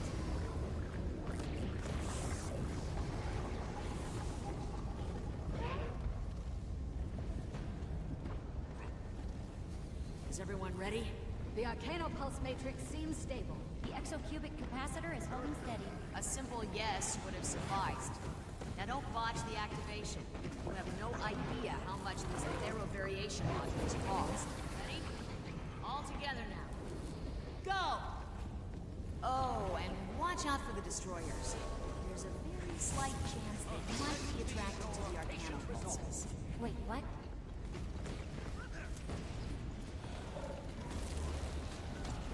Nothing can bring me down.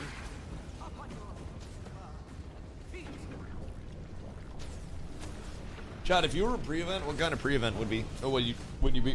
Just crucible hit. All right. It looks like it's time for me to save the day. Oh golly, wait. Holy, what a coincidence the pre-event's done. Oh my golly gee. I could have never predicted this whatsoever. My lord, wow. Shocker. But you killed the boss already.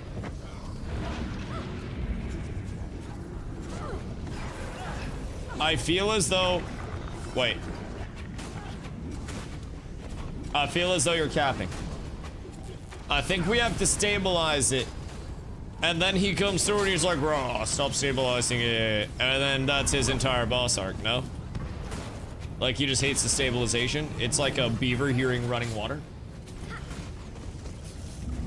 The smokable and it's done, easy peasy. That's what I'm saying, Grandpa Nabes.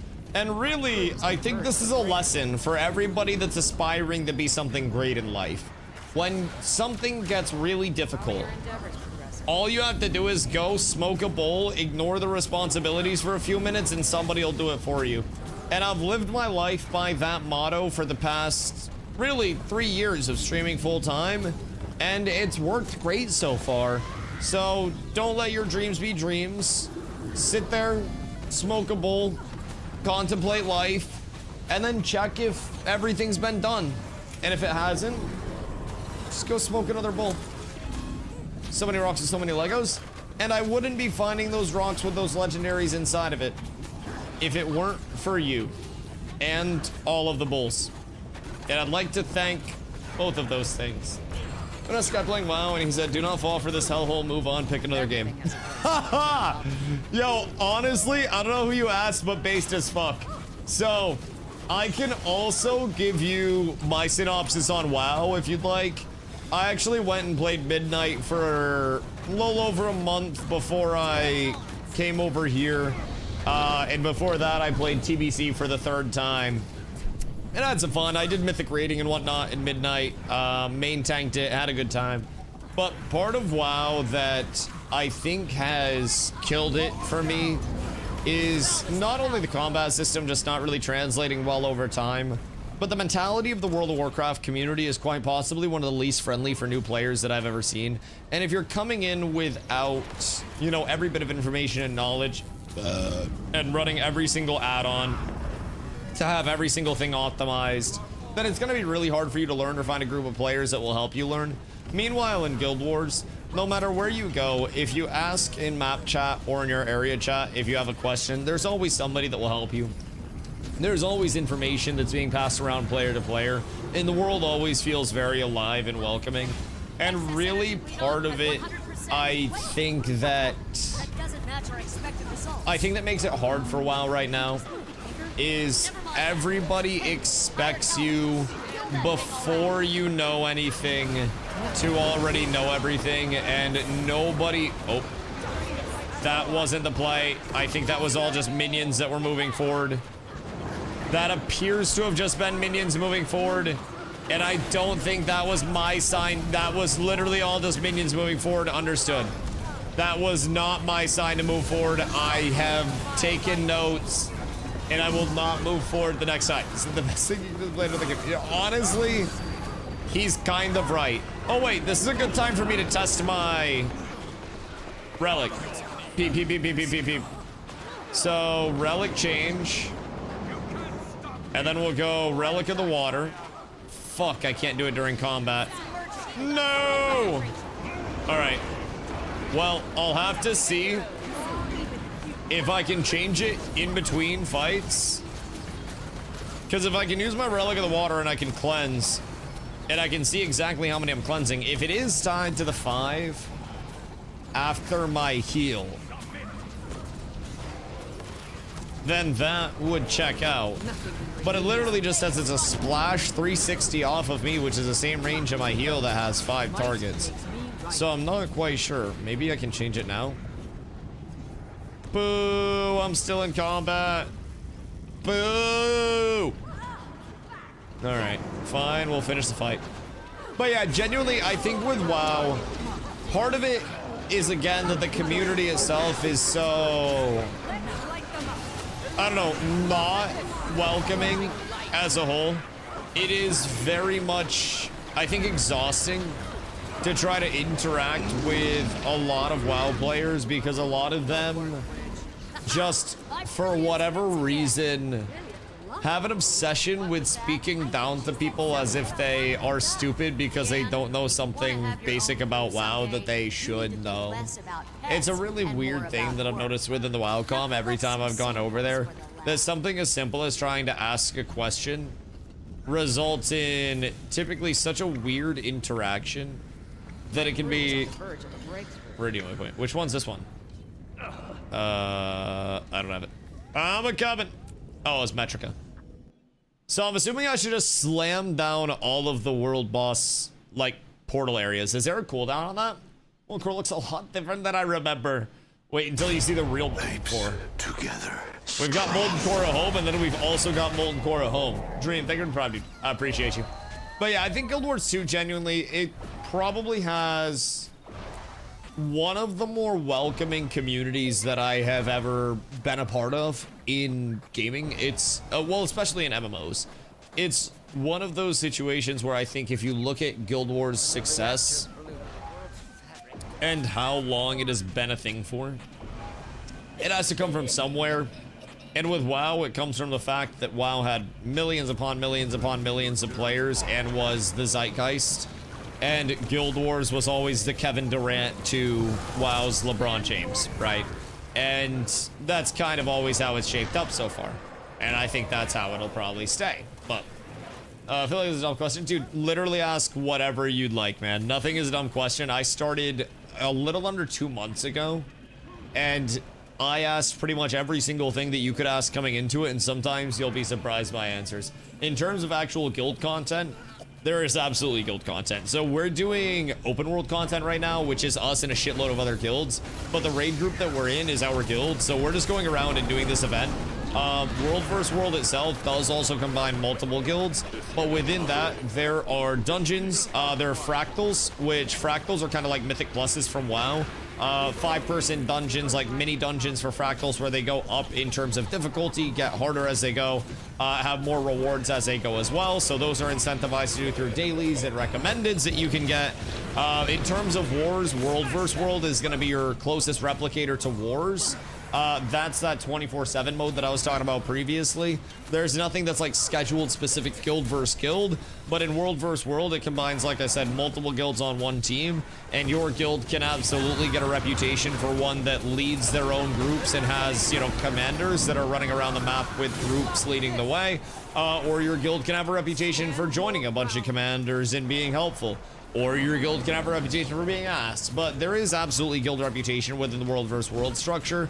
It's just a little bit larger scale than that. Everything with Guild Wars 2 is like, take the scale that you would think things are supposed to be at and then increase it a little bit. With, I think, the exception of raids. Raids are 10-person content. So on that side of things, with the instance PvE, it's either going to be 5 or 10 people. With World vs. World, you can have, honestly, you can cap out a map if you want to. Raids go up to 50, and I think you can have like in between 65 and 100 on a World vs. World map. So if you do want to have that feeling of like, you know, hopping in as a guild, going after wars and shit like that, that's what World vs. World is for. And we as a guild are also, we're still new. We have a lot of new players, but we're gonna start tagging up because we've learned so much from joining other commanders that now we're feeling a little bit comfortable with the prospect of tagging up and taking some fights as our own little guild. So we'll see where that leads us, but pretty excited overall. But yeah, there's a lot of guild content. On top of that, there's also a guild hall. And the guild hall has a lot of functionality, requires a lot of hands contributing to make sure that you can get upgrades going for your guild hall in a meaningful way. And the more upgrades that you get, the more first things first functionality you get within your guild hall, but also within that, it levels your guild. So again, more quality of life in guild hall through higher tier upgrades. So there is the potential to really base most of your hangout spot, basically, where you play a lot of the game, either in your guild hall or adjacent to the guild hall. Like, there's just a lot that can come about it. And it's also at least one of those where you will visit it once a day to do some gathering and shit. We also have a PvP arena in our guild hall, so we can split up into different teams to do that. So, and more World War tonight. Yeah, we'll probably do this for another, like, hour-ish, so we can get everybody some participation each day. I don't know exactly how many we have to complete. I think it's like 30. 30? Yeah, so how many is that per day if we do this on a nightly basis?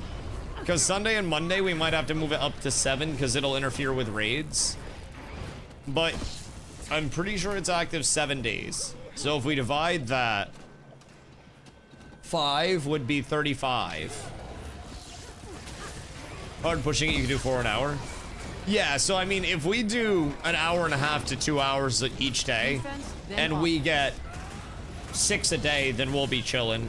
If we did 6 for 5 days, we'd be fine. So as long as we're on that pace, I think do it until 10, and then at 10 we can branch back off and go into some world versus world, SPVP, whatever people feel like doing to end the night. And then we'll do that a few more times throughout the week to not really fuck with anything, you know, invading other times. But this will give us something to look forward to this week as well. How many people gotta be in the group? I don't think it's like a minimum or anything. We're just bringing everybody in the guild group so that way we can share credit more or less and try to get on the same layer with things, help people know where to go and whatnot.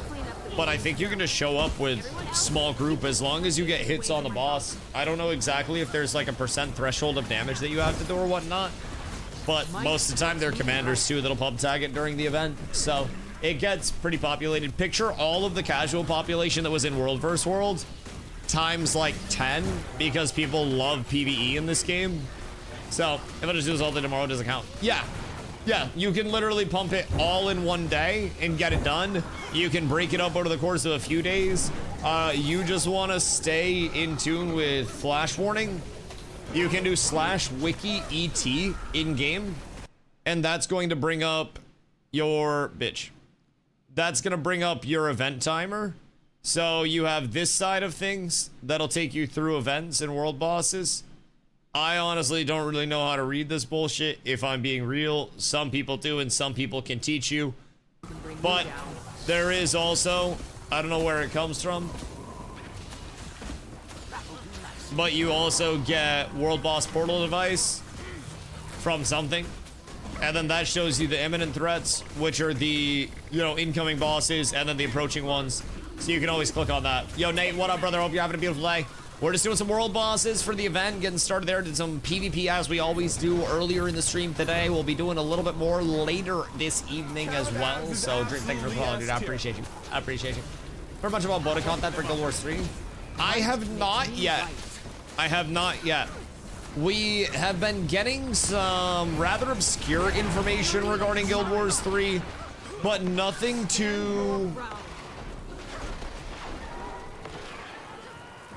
concrete. And a lot of it has been a matter of, you know, reading the updates that they've given us. And I think the most read intoable so far, made up that word a minute ago, hope you like it, has been their announcement regarding, or I should say their article regarding like the lore and our role within Guild Wars 3. And I kind of made this entire theory board about it, how it could potentially indicate that we get some form of classless progression and we're accumulating spells in the form of signets and unlocking and crafting and refining those as we go. I have an entire theory on it based on, you know, the article that they put out. We really dissected that and might have overread into it. But a lot of the information that has come out so far is literally just narrative-based, hey, here's lore. I'm just a firm believer that lore carries over into gameplay systems to some extent, at the very least. So with that in mind, yo, I like the turnout for this. Super, can you invite in guild? I think Brett needs invite. I think we can slam one out there. But yeah, there's not a lot of like concrete information. There's not a lot of concrete information that has come out at all. They've said we'll be receiving more updates as it goes throughout the time leading up to the beta, of course. Makes sense. But so far it's really just been lore, and for that reason, I'm trying to read very far into it. So honestly, while we wait for this to spawn, I can take you guys through the theory if you haven't heard it yet. A lot of people will say, Dusty, you're absolutely fucking crazy. But when you see how well made this is, you'll question if I'm crazy or if you're fucking crazy. So basically, lock the fuck in, strap in, get your strap on, and let me take you through a little journey.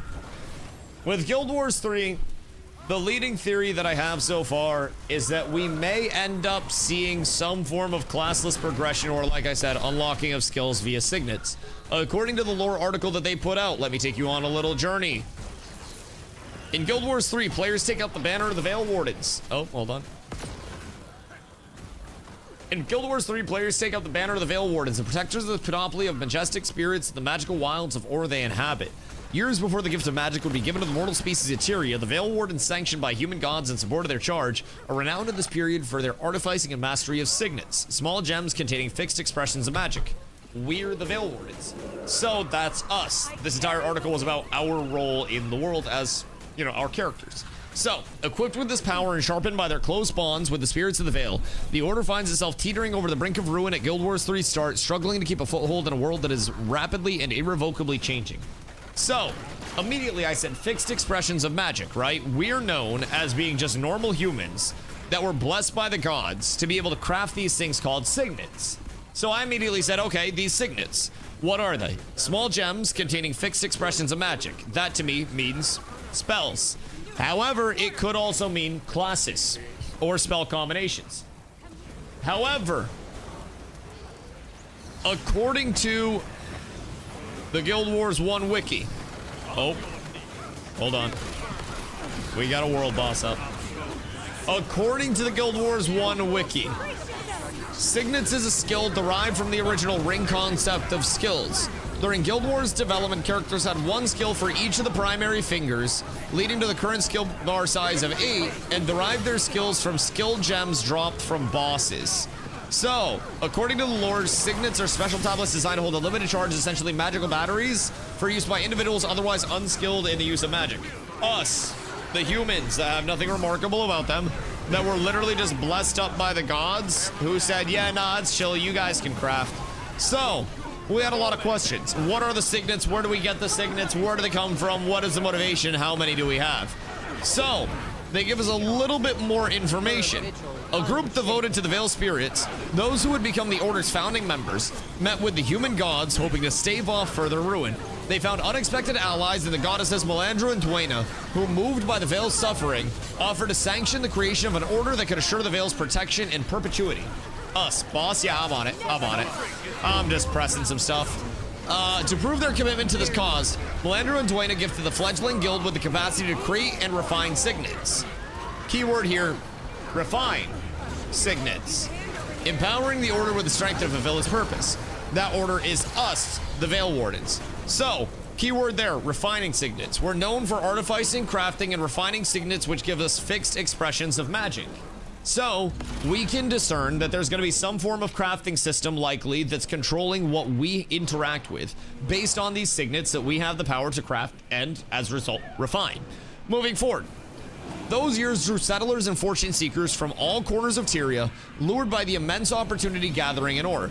So saturated with magic. Hold on, I gotta go to the next waypoint. So saturated with magic was the land that it crystallized in the soil, condensed in flora, and created all manner of exploitable and valuable resources to be extracted.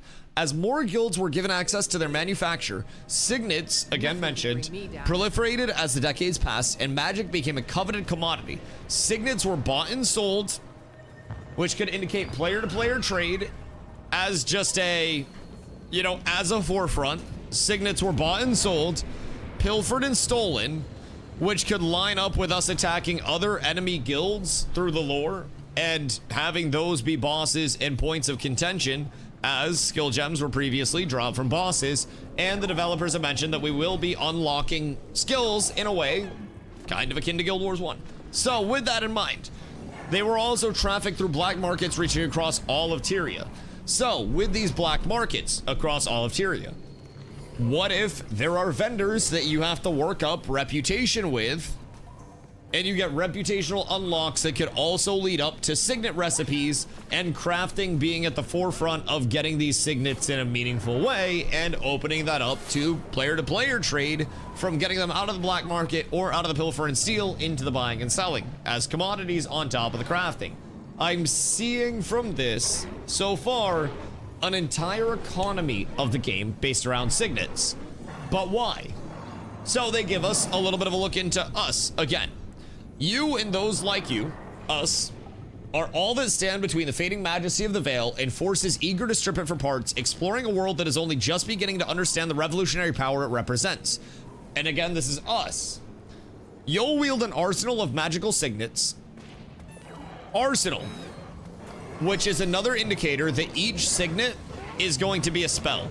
You put an arsenal of magical signets together, and you have, in Guild Wars 3, fixed expressions of magic equaling spells, and we're crafting those fixed expressions of magic, killing things, trading with players, and grinding reputations to unlock those fixed expressions of magic called signets. So we wield an arsenal. That arsenal of magical signets, and deepen our relationships with spirits like your Seeker. More on them later. It's been theorized that these could be mounts, potentially, to see your charge fulfilled. You'll adventure the legendary lands of ore at the absolute height of its splendor. Challenge the encroaching forces that seek to dominate it and determine the course of your guild's future in an uncertain and unsteady time, and you'll fight in service of the Veil and its wondrous spirits who have no one else to stand in their defense. So, I also think that there's a chance that our Seeker and the other spirits could also end up being basically like elite abilities or passives, a form of build variants. But more or less, we have indicators through that there is a non-zero chance that there could be some form of classless progression where you can be any class at any time, any combo of class, and you can switch out signets as you'd like to. Now, why would that be a thing?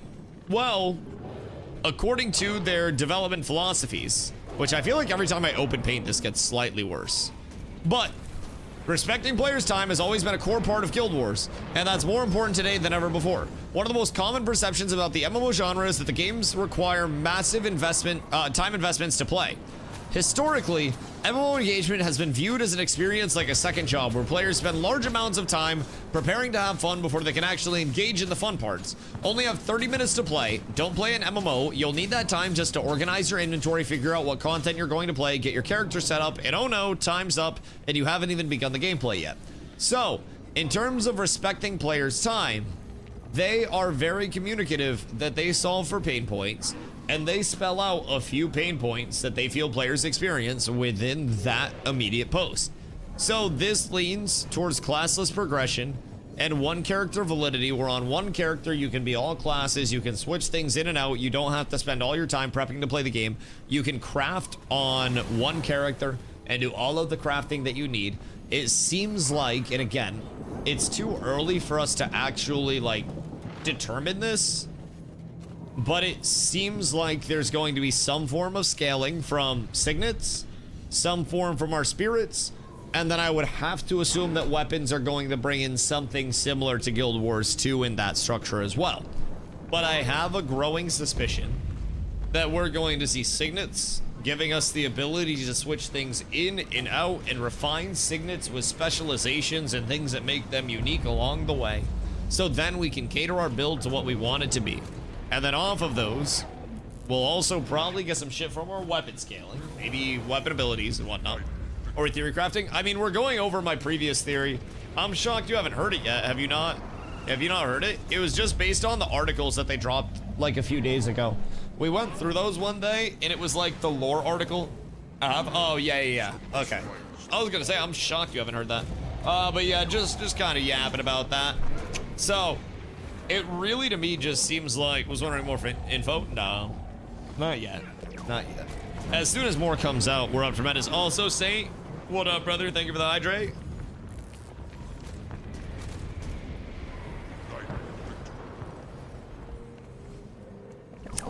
R.I.P. Steel Bloom, big dog. Bet. We miss it dearly. Some say Bake's still running security to this day. Some must fight so that all. To this goddamn day. I bet I guess it's gonna be dry for a while.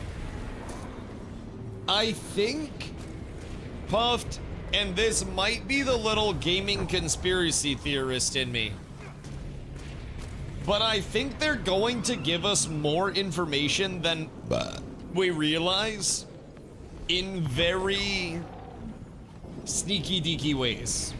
You know? I have a suspicion. That's part of the reason why I'm cataloging all of this, because part of me really thinks that they are going to tell us far more than they say they're going to tell us.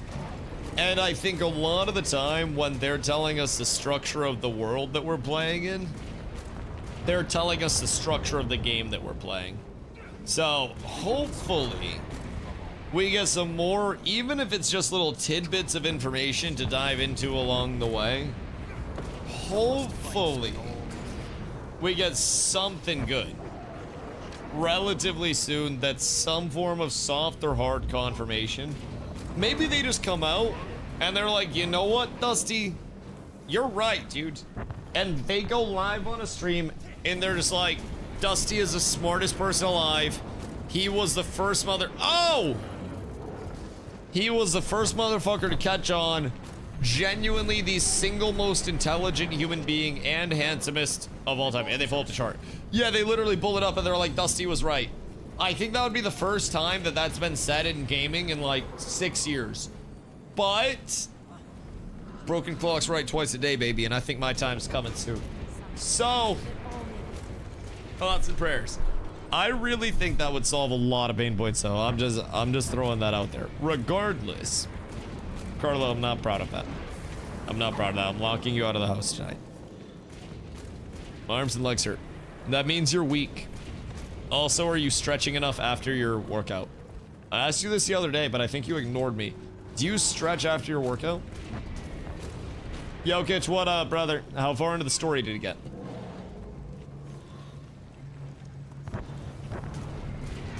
Why you want to know?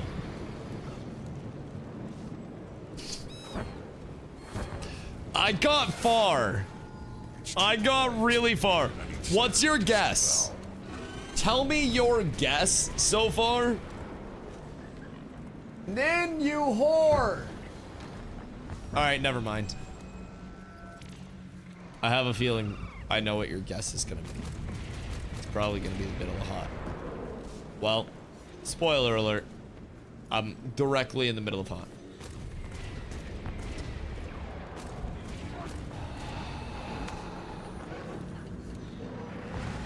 Seems like no one's doing your pre-event. Seems like no one's doing your mom's pre-event. Bitch. We're up tremendous. We're up so incredibly tremendous. And I'm gonna drop Lil Wormy, and Lil Wormy's gonna fucking blast. 50-50 either start of hot or middle of hot. I'm smack dab in the middle. And no, I haven't done any of my ley line gliding stuff yet. Should I? Probably. I think that'd be reasonable. But I have not. Well, I have the basic stuff. I just don't have like the super high mastery one. I feel as though that one's a little excessive. It's a lot of hard work for something that kind of seems lame. Wait, is the Shatterer like really quick typically? Because I feel like this is on pace to be a pretty quick boyo, if I do say so myself. I might be crazy, but I'm pretty sure this is... Oh, never mind, he regens fast. So we'll probably have to do like 4 phases type shit. And if we can get the crystals down, then we have to do fewer, but... Oh god, I gotta get little Wormy going. Go, Wormy, go! Wait, where is he? Where'd my little Wormy go? Oh, what the fuck? He's back there. Oh, that's not good. We're down our largest DPS. This is a goddamn shame. Actual shame out here. We're truly down horrendous. But yeah, so far, middle of hot. As of right now, I consider the story to be my, you know, my mental cleanse, my eye bleach for the day, so to say. And it's very nice when I do take time to pump through. And it's very relaxing, I will say. The story's well done. I think there's plenty of fun there. Now, it is, at the end of the day, a story. So it's not like it's always 100% the most action-packed. Some people have talked about how you're getting into cutscenes a lot of the time. Perfectly okay with me. I don't mind. Cutscenes are yap opportunities. So, all things considered, when I'm pumping story, I typically have some good fun with it. I just also find a lot of enjoyment in many other things. I feel like there's just so much that drags me in so many different ways, typically supporting people in PvP. That's eaten so many hours for me so far. So, I will continue to pump that. Oh no. Join. Yeah, sure, I'll queue up. Oh god. This is the downfall. Queue size 11, your position in queue 12. Am I tripping or is this bullshit? Just waiting until he starts doing raids or fractal CMs. We're working on normal raids right now, and I do want to push my fractals up still. We haven't done any CM content yet, which I am excited to do. I've heard that it is fucking chaos, which I very much enjoy the prospect of. I do look forward to that. Sorry, there was a bug. Not bad. Disregard that. Robust rush means any group action will be hard. Hey, fine with me. Fine with me. I'm here doing this until 10, as long as the rest of the guild is here getting active as well. We do this a few nights, and then we're set. I already have 5 out of 6 today. So again, we got 50 minutes left. We'll probably get 10-ish done over the course of this, because we just started this up. So as long as the timer stays true, we'll probably be able to get close to 10 done in 2 hours. Considering we already have 5, we started up just a little after 8, right? So I guess we'd probably get like 8 done, realistically. But even if we do 8, we're fucking vibing.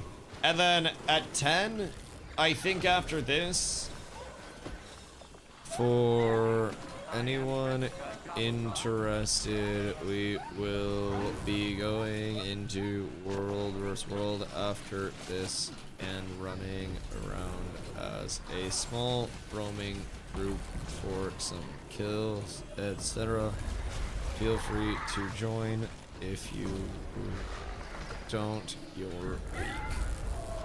Okay. Run 34 of the stores and get through it. I'll probably just do this as another event, like, next couple of days, because we usually don't do much outside of Sunday, Monday. Multiple days is organized. Yeah, I like doing it like this, so we can plan around peak time and get as many people involved as possible. And what I'm thinking is, with World vs. World settling down, it's a 2Q on EBG. By the time this is done, Q's gonna be done. We can hop in wherever we want to. Go try to get some solid fights. Oh my god, we're like even this week. Holy shit. Wait, the matchup is within 3 points. This is crazy. So we can hop in somewhere and we can try to flip some shit. We can try to get active a little and see if we can find any good fights. I think it might be kind of fun. I'll tag up, I'll lead us to victory, and then we'll see what we can do. We'll see what we can do. I switch out my weeklies to World vs. World. Oh, yeah. Yeah. I put all of my shit on World vs. World as well. It's so incredibly easy. Still against me? What are you? What server? We're against Moogaloo and Luke-Gardis this week. We moved down to T2. So T1 is now Maguma, Raw's Rest, and then whatever the third one is over there. The punching bag. They're getting their shit cooked though. Is there a reset? Every Friday. Yeah. So this is, I believe, like the second to last group that we get. There'll be one more regroup. And then I think it's in, let me peep. In 6 days, the end of the season lockout hits. So anybody that wants to roll with Cats with Abs next season, when we start tagging up very consistently and start getting our reps in our development with our tag and our groups, please feel free to join us. We really want to start to get active in-house, and a lot of that comes with enough infrastructure to run our groups consistently. So, as long as we can pull that off, we ball. We'll show up consistently. Can't wait for a group. Some loser-ass quitter team. I will say, there's some, yo, Vasco, thank you for the follow, dude. I appreciate you. There are some phenomenally, good groups and fun groups to play with over here. But we basically lost 3 weeks to a lot of people on Yolan just being like, oh, well, the people we're fighting are too good. We're never gonna win, so we might as well not try. And dude, I hate that shit. It griefed what we were able to do for 3 weeks because we were just naturally outnumbered. The spots that could have gone to active players went to people that were sitting there like quivering between their loins, and not in a good way. I have no respect for it. So I am excited at the prospect of a new regroup. I respect teams a lot more that will show up, and even if they're known for losing and getting run over and being a PPT, a point per tick guild instead of a fighting guild, I respect that a whole hell of a lot more than the people who don't even bother to show up and try in the first place because they think they'll lose. If you can die and you can wear it with honor and say GG's and then you run it back because there's no implication on you IRL, then more respect to you, man. Because so many people have forgot that part of gaming where it truly is just a game and losing has no implication whatsoever. It can be fun if you learn from it.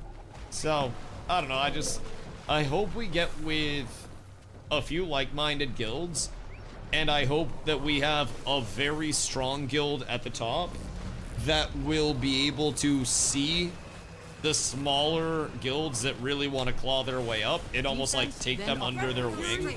And I think we've done well to establish, some hopefully lasting relationships over in this tier as well. WOSO in-houses are going to become a staple for us, I think. Every Friday, instead of going into reset and dealing with all the lag and all the queues, they group up and they just run in-houses. So I'm going to make sure that they're cool with us bringing like a good amount of numbers, and then I'm just gonna start having our people show up and help fill out teams for them so we can break up, get slots, follow their commanders, understand how it's working, and then eventually once we get competitive, we'll start bringing our own cat stacks as like a third team to the in-houses and start to scale off of that. So they've been super chill, invited us to, that shit I attended last Friday, and it was really, really, really good in terms of the reps. So hoping we can get people active for that. Hoping we can get some good tags in this week leading up to the reset. And then especially once the reset hits, we really, really, really, really want to be tagging like as much as we can, if I'm being completely real. I think anytime that we're not tagging after the reset, we're doing it wrong. So I'd like to get multiple in place for us. Ni hao, Wrath. How you doing, brother? But yeah, I'd really like to get multiple tags in place for us where we know that we're constantly going to have multiple people in the group that are capable of running the group. And actually, like, what is happening with this RP in area chat? What am I witnessing? Shrimp, no. Shrimp, that's not good. You stop that. Which the sea on the beach is peak. I bet you'd like to watch me on the beach, you fucking freak. Shit, what you doing? Nice weather? What you be getting up to, dog? I'm jelly. It's like, it's dark here. 68 degrees outside, I will say, but I don't want to open up the windows because there was a hornet in the house earlier. And I'm allergic to hornets. So we gotta play that safe. There's screens on the windows, but I don't know how the fuck we got in. It's probably when we opened up, we had the door open earlier so we could get fresh air. And I think the fucking rat just snuck in past us. So. Week-long, fully paid for vacay. Oh, fuck. Wait, what the hell? Pay it for? If they paid for your vacay, you pay for a cheaper vacation for me, and then you're still technically saving money, and you're making a stream instead. What the hell? That's sick. You somewhere warm? Dude, that's dope. I hope you're enjoying it. I hope you get some good food as well. My favorite part of traveling is getting food that I know I may never ever have again in my life. And if I ever go back, establishing an element of like, I have to go and I have to get this food. So when we go to TwitchCon in November, we're gonna be flying down to Phoenix first because Carla's family lives in Phoenix, and not only will we be like stocking up and grabbing food from Carla's family because her mom makes delicious Mexican food, but we will also, along the way, how's the fair? It's fucking insane. I'll tell you about this. But yeah, we'll also along the way be doing a day in Phoenix, and my favorite coffee shop that I've ever fucking is in Phoenix. It's called the Coffee Makers. They are S+ tier, and when we went to Phoenix in February, I since we went there once, and after we went there once, I demanded that we went back every single day that I was there, and we did, and it was so good. It was so good. So we're gonna be getting food in Phoenix that I just absolutely love. Really enjoy coffee. I think it's fucking phenomenal. And then once we get up to San Diego, we have even more delicious food that we're all looking forward to. I can't wait. But yeah, the fair was incredibly fun. We're going back this upcoming weekend as well. And honestly, I'm excited to go back this weekend. We learned a couple things. First things first, we should plan out which stages we want to go to ahead of time and go with an agenda and then have filler time in between the stages. Second thing, I had my sword like strapped on me wrong. So my sword kept kind of like sliding when I would walk around and shit. Lo and behold, it was supposed to be like the ring in the middle of my chest and then like one over here, one over here. And then it was supposed to be like strapped across my back so it couldn't move up on either side. And I fucked up and I had both of like the straps on one side because I'm a dumbass. So this weekend when I go back, I'm gonna have a better looking fit in the first place. And also, the sword will be proper. Can't wait for that. Genuinely, incredibly excited. But let me tell you, I got home and I looked at like the holster for the sword. And I had one of those, this seems like it could be done better than it is type moments. And so I looked up where we got the holster from and I saw how it was supposed to be used. And I immediately knew I fucked up. Good news. Easy fix. And I got new pants coming. But went to a place called Badass Coffee and a big donkey logo because why not? It was legit as fuck. Where's this at? I love coffee, bro. I love coffee. Because with coffee, you never know if you're gonna have the best cup of your life in some random place because they source beans from some roaster that does small batch single source coffee that is literally like so hard to find and replicate, or you're gonna have something that tastes like somebody diarrheaed in a cup. Like you never know. And once you find those cups that are like game changing, you know, it's that cup of coffee that you know you fuck with no matter what. Dude, it's beautiful. It's beautiful. Such a comforting part of a morning routine. Such a Such a beautiful thing to have. Why are there so many commanders? Bro, there are like 72 commanders out here. And what is this mentor tag? How does one get a mentor tag? Because I feel like it'd be kind of cool to get one of those. And then just shame new players when they come into my group and don't know anything.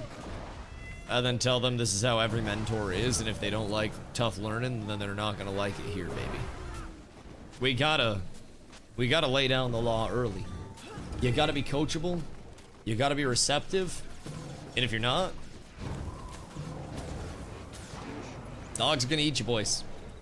Why are there so many of them? Oh my god, there are like 17 mentors around. Hold on. I'm gonna start a war. Which one of you mentors knows more about the game? Who should I trust? Plead your cases. This is important. B.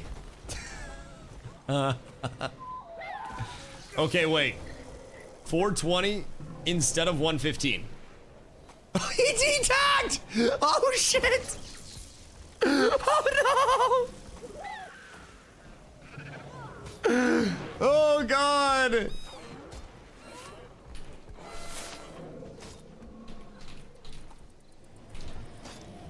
Oh wait, they're together. That's sick. Okay. So it's deterministically this person because they know each other. And Emma brought them back into the game. Oh, I can't type. Master level's higher? My master level is not higher. I don't even know what my master level is. I'm 28. Bro, I am like the lowest. I don't know if anybody in group is lower than me. I actually might be one of the lowest in our fucking group. Fuck, I really haven't done jack shit, huh? Oh god.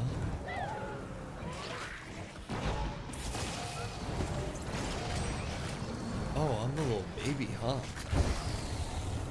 Is there anyone lower than me? I think I saw 3, right? Set them up for the kill. 40. Oh shit. Chat. Chat. What? Is Boss Rush a vibe or no? Yeah, I think it's chill as fuck. Now, like, is it the most engaging content? No. I mean, it's going around zerging bosses down, and there's some serious input delay with all the people that are here. But, like, it's still fun to get out and I think see this many people in one place. It's refreshing, and it reminds you how alive the game truly is, considering there are multiple layers, and we got some people in the guild to come out and do it as well. So we just said we're gonna pump it until 10. When 10 hits, we'll say GG's, and then we'll schedule another one probably tomorrow, 8 to 10 again. Nice. And then from there, we have to get 30 bosses before we get our final chest. So if we do 5 days of 6 bosses, which we've already hit 6 bosses today, then we're done by the end of it, and we have nothing to worry about. If we do bonus bosses, then people can afford to miss a day here and there, and they can still have a really good start. So as long as we're covering enough within, like, the guild-sanctioned event, so to say, to get people the opportunity to get it done, then I'm happy with it. So I think it's a good vibe. After this, we're gonna go into some World vs. World. I'll tag up, and then we'll just run around and look for a little bit of roaming potential and see what we can make happen. I don't think it'll be anything too crazy. And if there is a really good tag, then we may just hop in with them for some good fights. But if there's nothing going on, then I'll tag up and we'll just putz around and see what we can run into. So I'll be right back, 1 sec. I'm gonna fill up my water. We'll wait for this to start.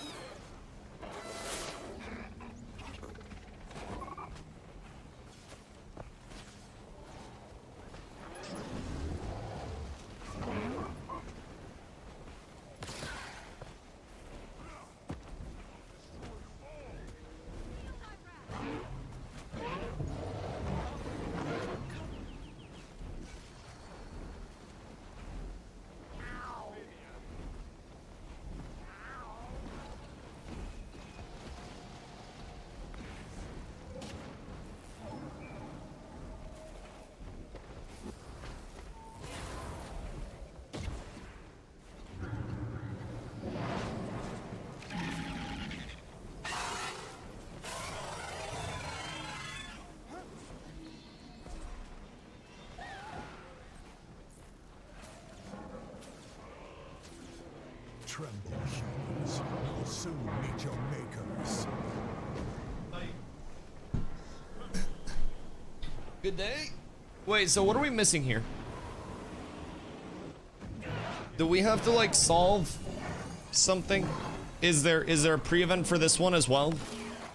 It just started. Bro, I have such good timing. It's like I go off screen and I legitimately turn the event on the back end. I'm just so happy to be here contributing for you guys. If I'm being completely upfront, this pre-event can be buggy. Right. Leave none alive. So like sometimes it fucks up. I want to do world versus world specifically so I can test my new rune. Or my new relic, sorry. Because without testing the relic, I'm never going to know what slaps and what doesn't. And honestly, I think cleansing 25 condies per heal, obviously it's not going to keep up with druids, but like cleansing 25 per heal there, blasting holy fields will also give some cleanse. So that's not the worst set of circumstances. I do have other forms of cleanse as well, which isn't the worst. And fix on ABD when you're done with the world bosses. We're looking to do some extra support. Word! We're up tremendous. I love running with optics. How many people do you want? Because like I may have upwards of like 10 to 15 coming in. So if you want some support, cats can pull up. I'm more than happy to get the goobers. I think all of our people would probably jump at the opportunity to run with Wosa. If I'm being honest, we're kind of goobers in that sense. So, how to get that relic? Which one? Relic of Water? Relic of Water, cleanse condies from yourself and nearby allies after using a healing skill. It's just 2 more cleanses, so that I bought it on the trading post. It's like 11 gold. I just bought it. And then there's one, so that's what I'm gonna be using for my RF build, which is like my comp content build. And then when we're stomping shit out, I'm gonna be using my Feel My Wrath build, which doesn't have my invuln.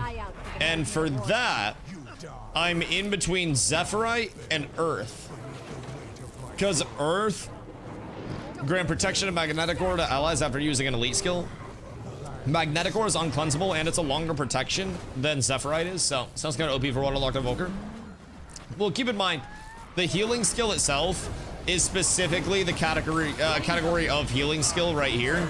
So it's specifically just that one skill, and it's on a 20-second internal cooldown. So if you're looking to like just spam, doesn't work the best for that.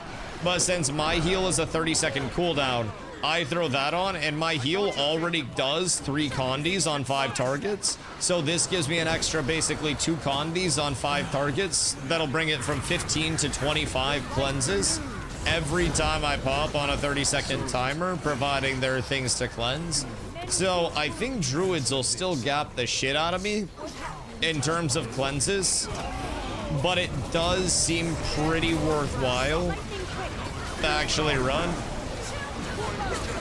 Seems like it'd be solid if I'm not running anything that's like elite skill based, but regardless, still a lot of room to cook and a lot of room to change it. I'm sure there'll be other ones that I find as well. If it was any heal, it'd be too strong. Oh god, if it was any ability that did healing, yeah, that would be quite possibly the stinkiest thing that the world has ever seen at this point in time. Yeah, that I think that would probably be run on like 600% of builds.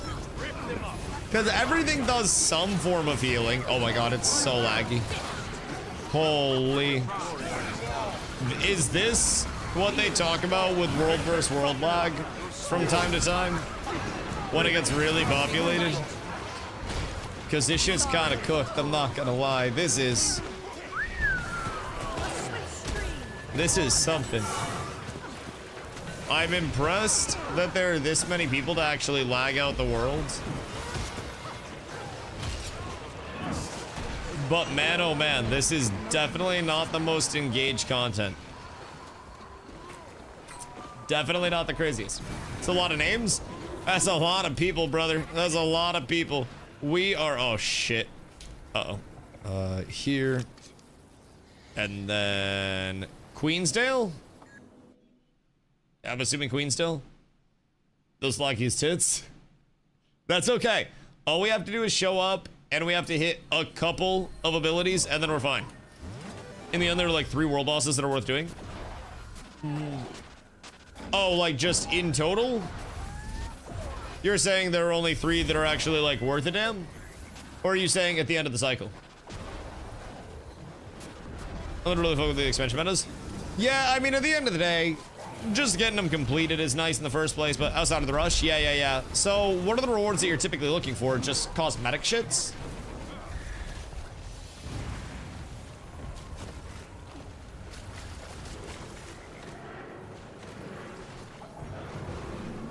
During rush is good. Yeah. I mean, gold cosmetic red drop worth large gold. Oh, okay, that makes sense. I like that chase. Because so far, we've got 7. Honestly, I'm good to call it at 8, but I'm also good to do this until 10. I would probably like to do this until 10 just so we can get probably like 9 or 10 bosses done. I think at 10 we'll have room for 10 bosses completed, which will be great. And then Optics is running on EBG from what I've heard. Just go until we get 10. Yeah, we'll go until we do 10 so we can 3-day it. And then we'll go and we'll check on EBG. It's probably going to be a small queue, but from what I've gathered, Optics is on EBG tagged up. So if we can work our way over to there. Oh, word. We might be able to help Optics get situated. I've heard that he may welcome some assistance. And if not, then we tag up and we dominate. Or we go to a borderland. Regardless, I'm hoping there are some good fights on Wolfwood to end the evening. I have yearned for them today, and there haven't been the most competitive opportunities. Can I cook, or do I need to go on my druid? What are you trying to cook? Is this like warrior cook, or is this like a fucking Tempest for some reason, Shrimp? What are you cooking here?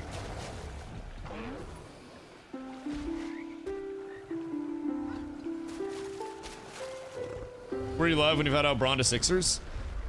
I was taking a shit. I was on the toilet. When Kobe died, I was working car side to go at Applebee's.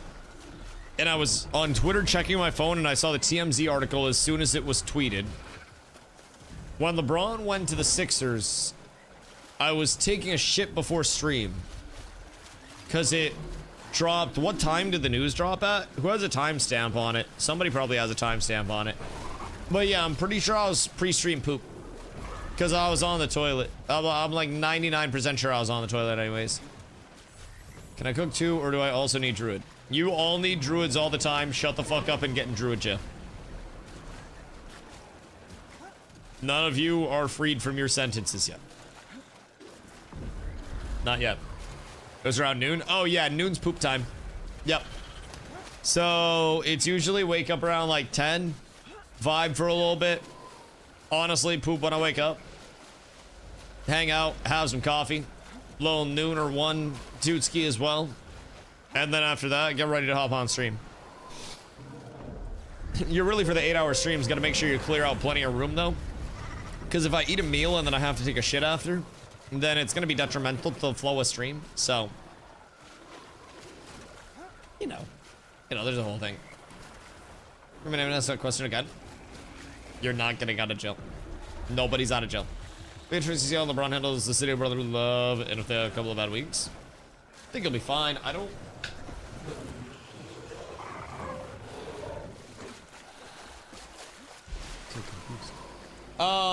But I don't necessarily know that they will have a ton of bad weeks. I also think, and again, I don't just want to assume on Braun's behalf, but something tells me Braun is probably one of the least likely to tilt people if something goes rough with a team that he wanted to actually, like, you know, be a part of. LeBron going where? Philly? Yeah, Philly. And he's going to be running point guard for him. Which, keep in mind, hear me out.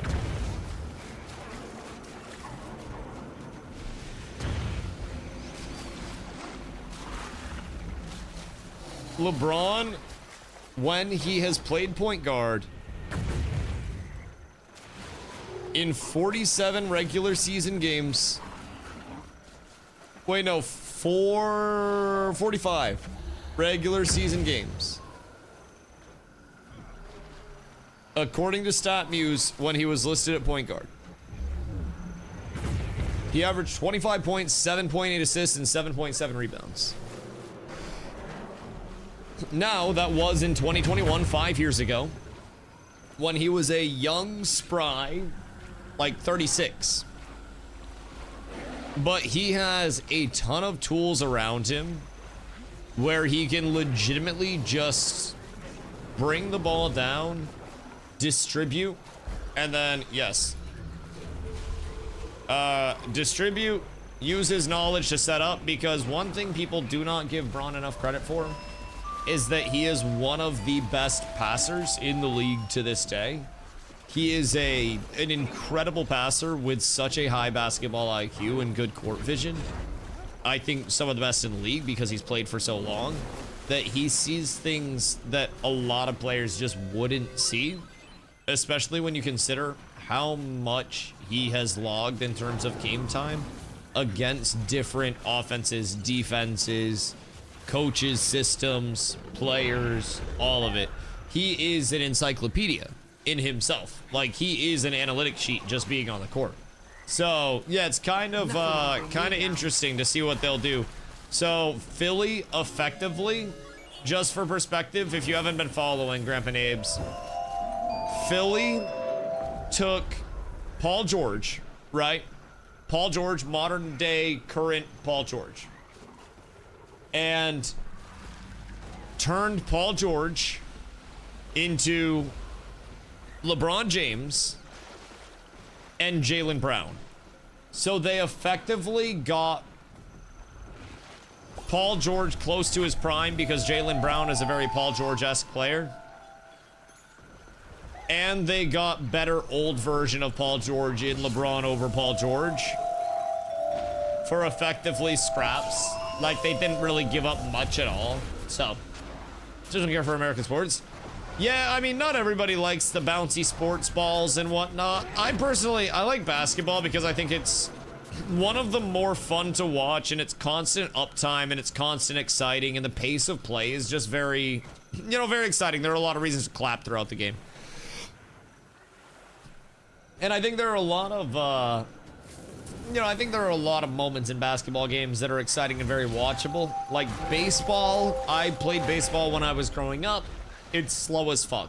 I could not watch baseball. I can't do it. Even American football, like, I used to go to my family's to watch football on Sundays, but even then, looking back on it, we would get an NFL Sunday ticket, and we would cook a bunch of food, and we'd hang out, eat food, and flip between games because there was so much downtime.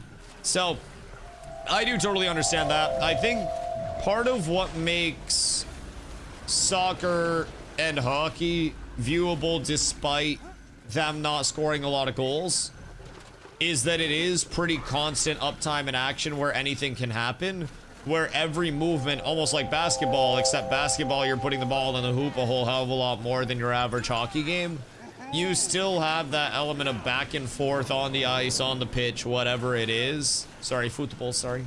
Where I do think the constant uptime of it provides a lot more watchability than something where it's like, I run a play, and then we all reset and get in our spot again, and then it's 30 seconds until the next play, and then every 4 plays, there's a commercial.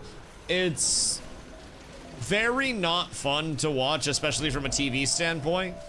And I think that's part of why basketball is so fun. I mean, Carla knew literally next to nothing about basketball when we started dating. And we went to a few games in Phoenix when we went down to see her family. And anytime I'd yapped about basketball before, she was just always like, okay, yeah, no, that's great, honey. That's awesome. Like, basically give me that runaround, right?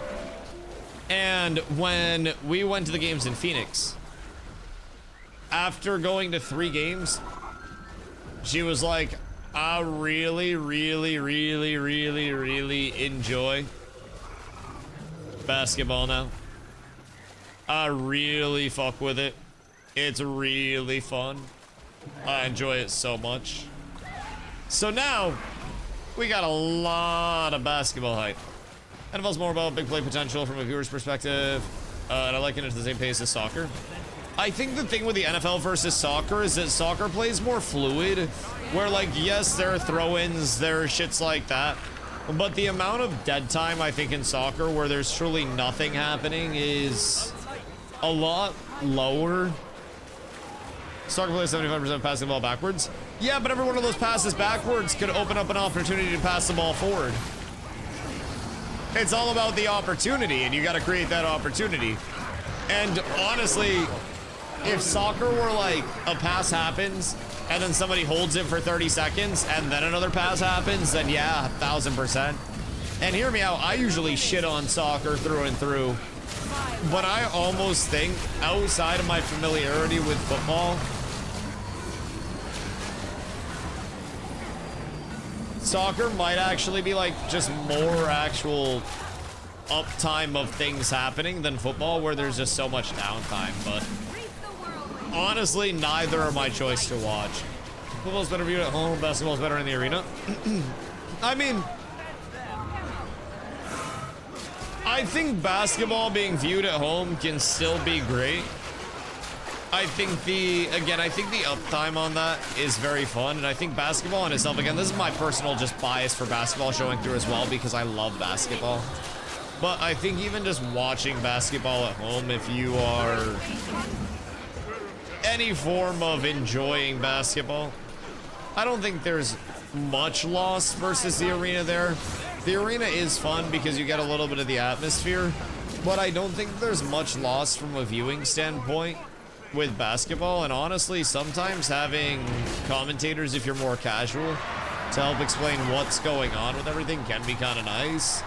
But honestly, I will say nothing beats watching basketball live, like you said, and actually going to the arena, experiencing the crowd, hearing the back and forth and seeing the reaction, walking up to the arena and trying to figure out, like, we went to 3 different games, right? And we went to Phoenix versus Portland, where the arena was mostly Phoenix gear, right? Very little Portland gear. Then we went to Phoenix, Boston, where it was 50-50. And then we went to Phoenix, Lakers, where it was overwhelmingly LeBron gear. Like, overwhelmingly. It was more Bron gear than any other singular player. And then you factor in the rest of the Lakers shit, and it was just, bro, it was overwhelmingly Lakers. It was kind of crazy. So, it was fun to see, you know, in person, how the different shape up of things was going to go, and try to feel out what the vibe of the game would be off of that. It was really fun, and I really want to try to sneak a game. We're going to TwitchCon in November, so we want to try to figure out when we're going to be in Phoenix and maybe sneak a game if there's one happening when we fly down. I think that would be very enjoyable, because A, Phoenix tickets are incredibly cheap, and also they have $2 concessions, so it's a lot of players like this in PvP. Not to this extent. I mean, it can be. So with World vs. World vs. World, there are 3 teams, and each map I've heard can hold anywhere from 65 to 100 concurrent players are the figures that I've heard back and forth. And it's not uncommon for those to go on queue and be at capacity. So that is, again, 3 ways. So with that in mind, it can get very, very, very populated in World vs. World very quickly. Not necessarily, I think, to the extent of, you know, 300 people all in one place all the time. But keep in mind, there are also multiple layers of this boss happening right now, where multiple versions of this map are all concurrently being cleared for progress. So there's an event right now that's called World Boss Rush that's bringing in a ton of players with additional rewards. So as you can see, there are a lot of people here. We didn't even get all of our people on the same layer because there are so many people on so many layers. So we came out to farm this and try to make some progress on it. We'll be doing this the next few nights. And after this, we'll be going into World vs. World for a little bit. So World vs. World can still have some really solid numbers. And honestly, like, I'm gonna be real. You can easily find 40v40, 50v50 in there if you're playing around peak time. So, go to the same downloading now. Hey, yo. Happy to have you, big dog. Happy to have you. Make sure you hop in the Exclamation Guild Discord if you're not in that bad boy. It is a lot of learning, but you can start out entirely free to play. You'll notice there are a lot of like DLCs in the form of expansions. So those will bring in content, but honestly, you don't need to worry about getting all of them right off rip. Even if you want to play a certain build that's locked behind the DLCs, then you can find your way through, like which DLC you may need for your build and then just buy that one for the time being. But what you're paying for with those are the full expansions as they came out. And a lot of the time they go on sale, so we get them way cheaper than the people that, you know, way cheaper than the people that actually bought at the time. So, basically I started playing 20 hours 6 years ago and I'm addicted. Dude, it's so fucking good.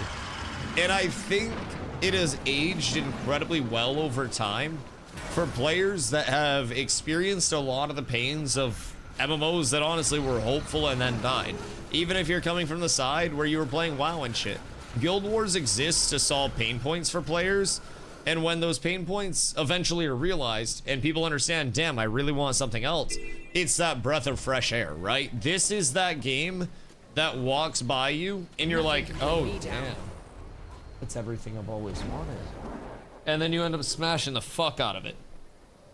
And then you end up marrying it. And then you live happily ever after with a whole lot of success, a huge house, NBA babies, and everything you've always wanted. It's goddamn beautiful. And like really, once it hits, it hits. And there's just so much I think that you can do as a player within Guild Wars that even if you're casual, even if you're going about it on a more chill level,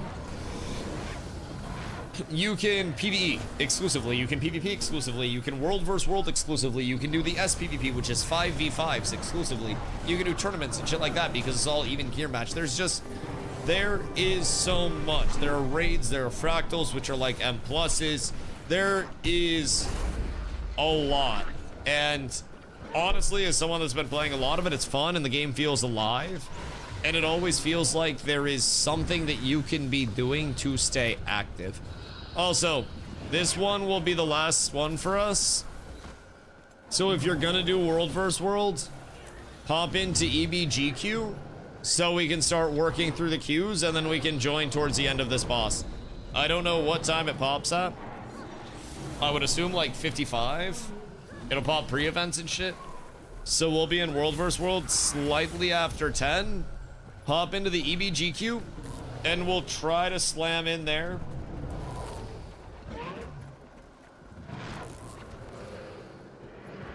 Sorry, the hair in my mouth. We'll try to slam into the EBGQ, get through that, see what we can find, and then if there are good fights, we shall blast. And if there aren't, we complain until there are, and maybe run around and just cap some shit. Regardless, I'm excited to try the new relic. I want to see what my cleanses are relative to, obviously druids are going to out-cleanse the fuck out of me.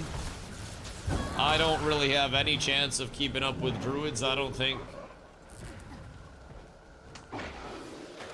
But my cleanses will be a little bit better with this. I will say I'll be helping the group a little more. And that feels great. Ripping 5 stacks of shit. How to finally delete Ash's PTR to make room for this. I still have New World. I still have the OG Ashes client, OG Ashes PTR, Steam Ashes client, Steam Ashes PTR. I still have a few other dead games as well. My thought on it is like, y'all saw what happened with Flappy Bird, right? So what happens if a game dies and then one day everybody's like, oh man, I really want to have a PC that had this game on it. Oh golly gee, or I need it to like, you know, I need it to reverse engineer the game itself to a more meaningful spot so it can be played, right? What happens if that's the case? Then I have what's very in demand. Very in demand. That's the final PTR too? Oh, dude.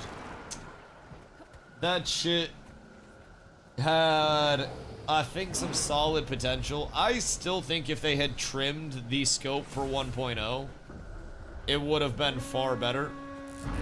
Oh. Whale. Why am I in group 2? What the heliante is this? What is this discrimination? Sharp blade, sharp mind. What we on? What we on? I have been discriminated against. Streamer jail, lick my nuts. I'm trying my gosh darn best. I just wanna bring the gang into EVG and absolutely dominate. When does this start? Because I've been told there's content to look forward to in EVG right now. I've been told. So smooth as he just... Yeah, I think they were looking to do too much with 4 minutes. Oh, so it starts at 10? Okay, cool. So we'll be in right after 10. I think they were trying to do too much pre 1.0. And I still think if they had just trimmed and they had targeted something a little bit more realistic for 1.0 launch, they actually could have made it and could have had, you know, some form of money coming in to stave off the investor side and buy them more time. I think it would have been some time before they were actually like breaking a huge profit. But I'll just turn the AC on 1 sec.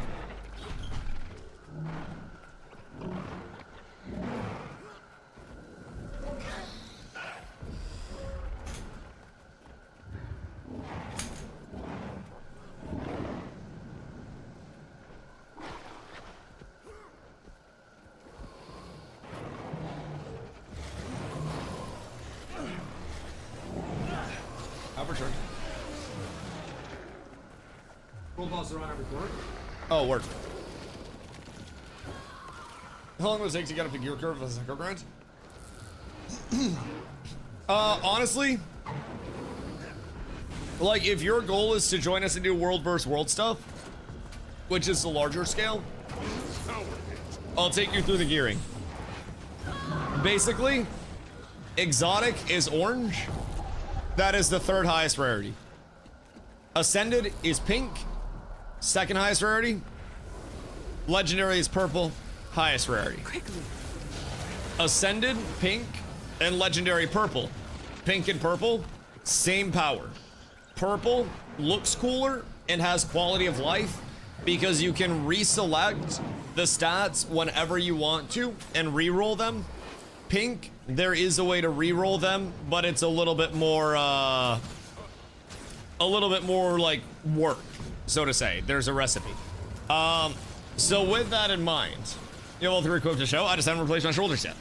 So with that, the difference in power. Pink, purple, even in power. Orange is 5% less stats than pink is. So basically, if you're full orange gear, you can get that through a shitload of forms of content, including just leveling and then doing world versus world once you level, and running around with us in a Zerg and getting the badges, which you just get from playing world versus world, and then turning those badges into gear. We can teach you all that once you level. Does not take long.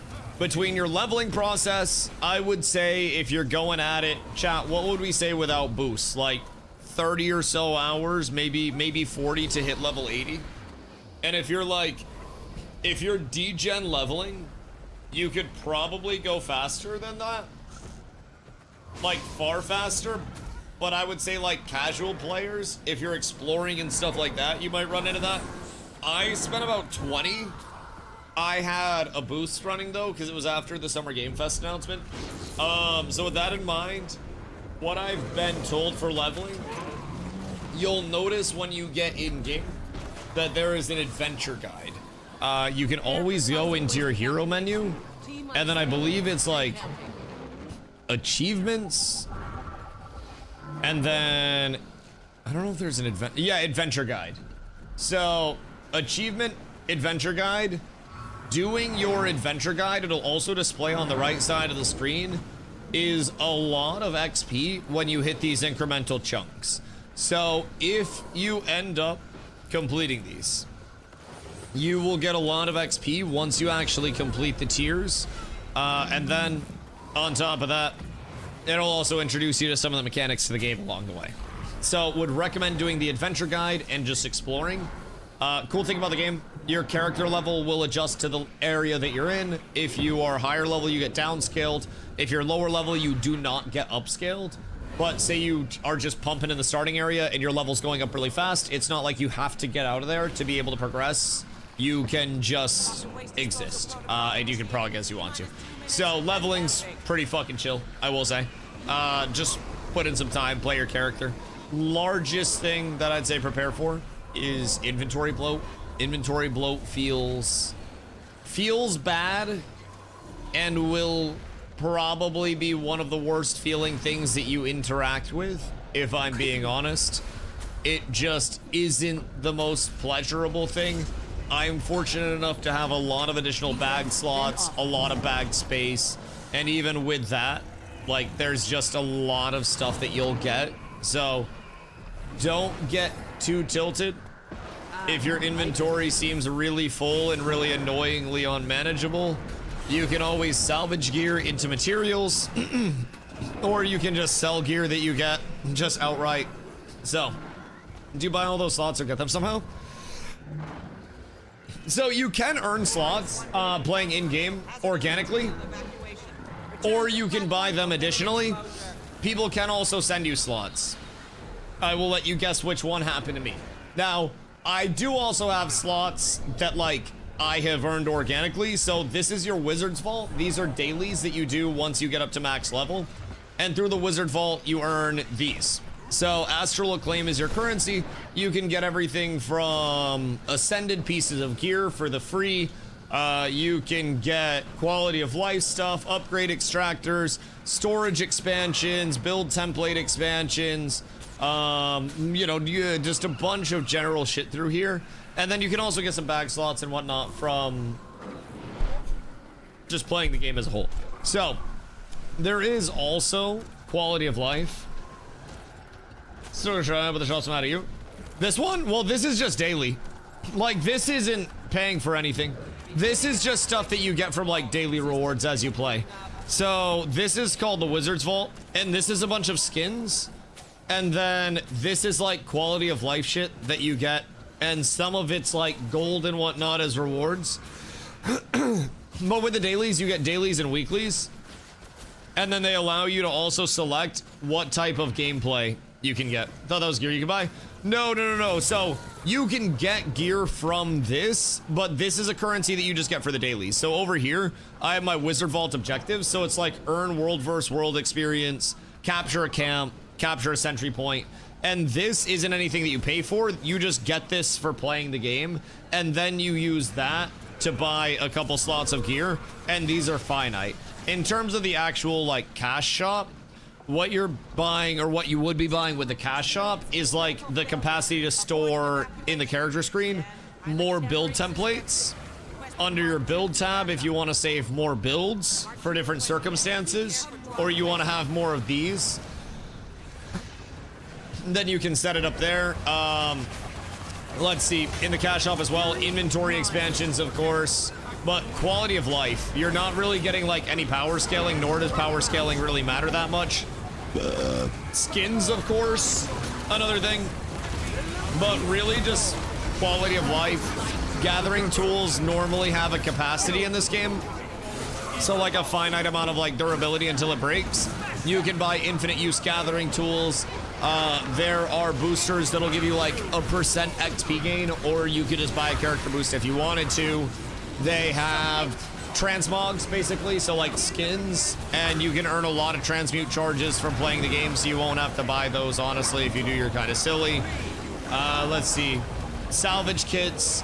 These passes give you access to almost like an exclusive area, so to say, but that exclusive area just compiles a bunch of vendors in one place, so you have access to stuff. Doesn't give you anything that's not available elsewhere in the game, though. It just puts it all in one convenient area. So you're paying for things that are truly like quality of life and are not game-breakingly OP.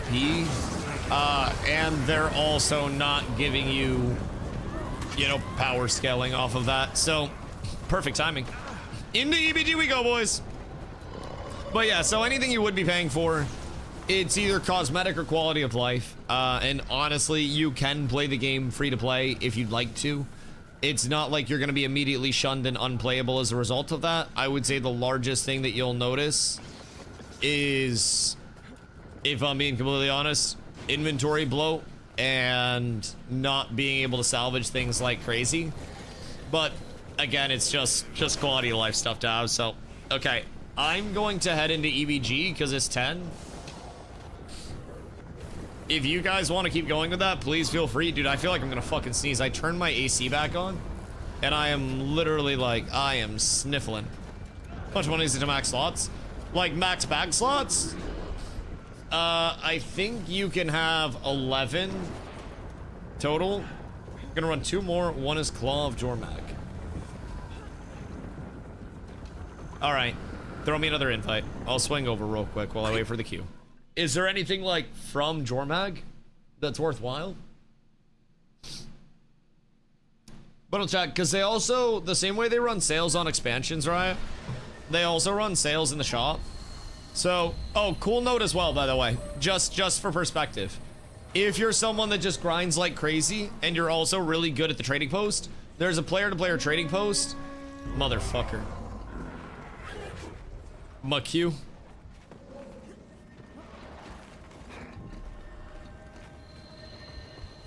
McHugh! How many people had their queue pop? How many had it pop? Because like we might be cooked. I'm 3 in queue. I'm gonna hop in real quick and see if there's actually a tag. If there's not, I will hop right back out. So let me feel it out. I don't know who's over here or what's going on. Bags is running. Who's running over here? What have we got going on?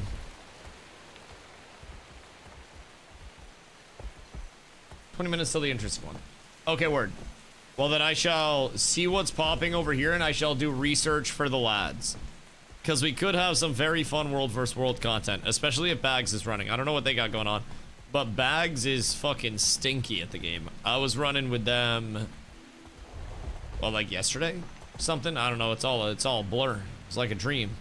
So I must locate them, and then awkwardly follow them around for a second, and then ask if I can join their raid.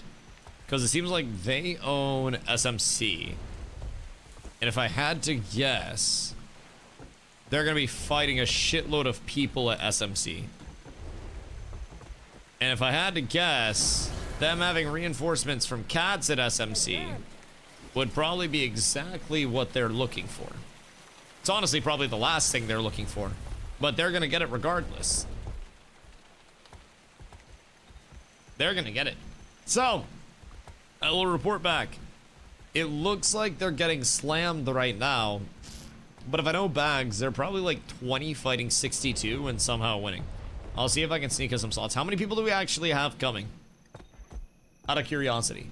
Because I can try to reserve you guys some seats. I just don't know how competitive seating is about to be. On my way. Okay. I'll see what's going on in here first. What do I go? Hello, hello, hello.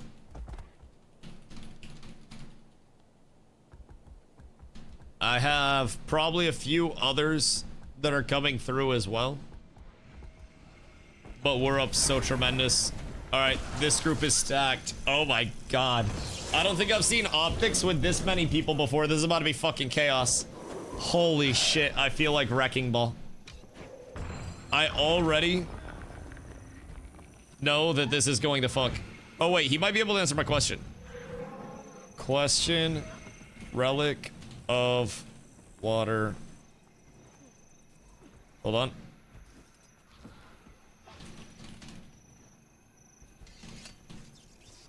Okay. We will have an answer to our question soon. Because that shit, high-key kind of stanky. High-key kind of stanky. Off we go! Oh, we immediately have fights. Let's fucking rock, boys. I love this shit. These guys are pumpers as well. But you don't know it yet. So their spikes hit incredibly hard. Only thing is, the people that we're fighting against are also going to be very good and have spikes hitting incredibly hard. So I'm gonna make sure that I'm keeping myself in a very good spot in any scenarios like that.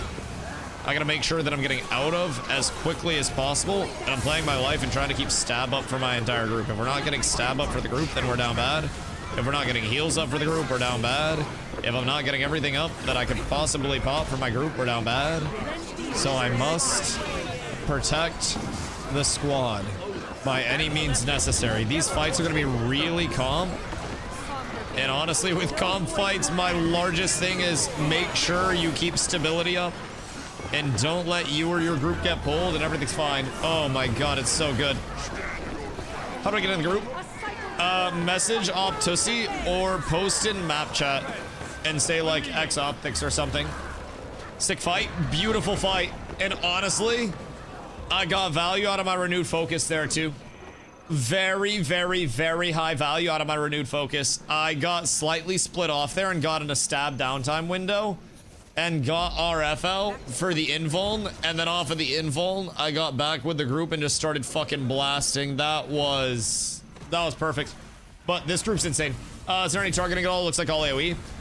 In large scale, like there's tab targeting, but a lot of it is ground effects and areas that are going out.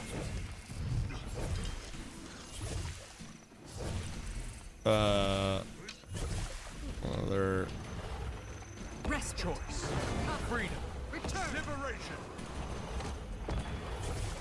Okay, sorry.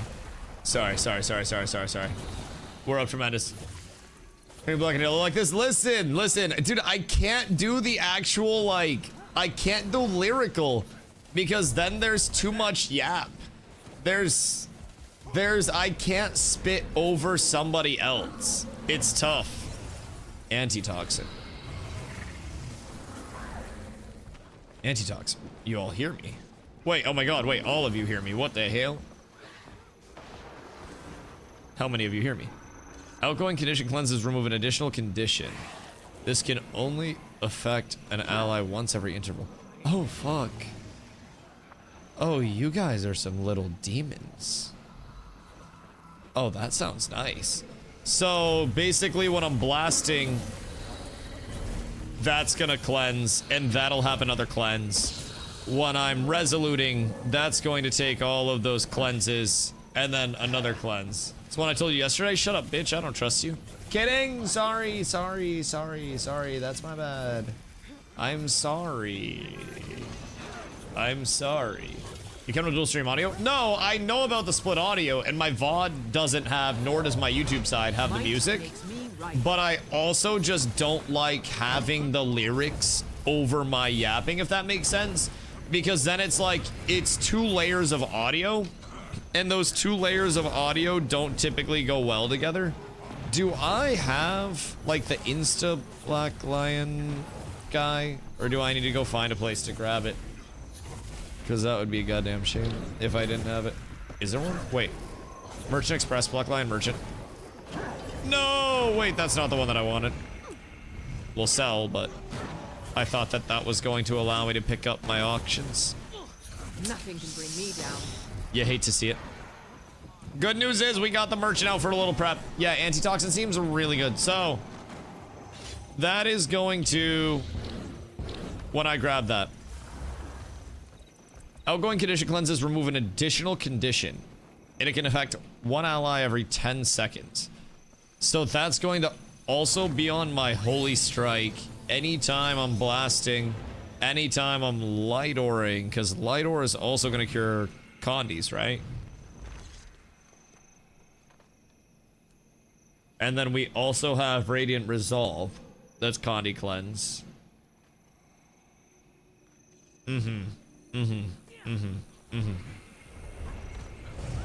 That's quite nice. That's quite nice. That's Trader Express. Do I not have... I don't think I have one on me. If anyone has one, please feel free to drop that shit. Because I am slightly down bad. Makes me right. Alright, baby, it's fighting time. Dude, I love these fights. These shits are so fucking good. And they make me so happy to be a part of. I genuinely, like, inject this shit into my veins over and over and over and over again. And just allow me to bask in it. It is glorious. Our clump is moving as one. And honestly, bro, I think we have too many people. I think this might be... Oh, God. I think we might be too strong. I think we might be just a little bit too strong with Optics having access to this many people. This is... So you were just playing. An unfortunate circumstance for anybody that's not us. Anyone have one of those black lion thingies? By chance, so I can grab my relic. Just by chance. Would love you forever. Because otherwise I got a waypoint back. I'll be on the lookout for it. Just in case. Next time we stop. If somebody has one, give me a shout. And then I'll grab my antitoxin and then we will. I have a feeling they're not repairing specifically, so we can kick the shit out of them more. I have a weirdly growing suspicion. Fuck, I don't want to have to waypoint back. This is such a sad set of circumstances. The antitoxin seems so strong. Yet so far away. So unattainable. Is it in the shop? Wait. It's what? Trader Express. Are they in here? No. I hate it here. Trading Post Express. Light makes me right. I got one. Nothing can bring me down. I got one. Okay, wait, we're still up. Everything's fine. I was slightly late to that fight, but everything's okay. Nothing to worry about here, my boys. We're perfectly fine. We have nothing to worry about, nothing to be concerned with. Everything is okay.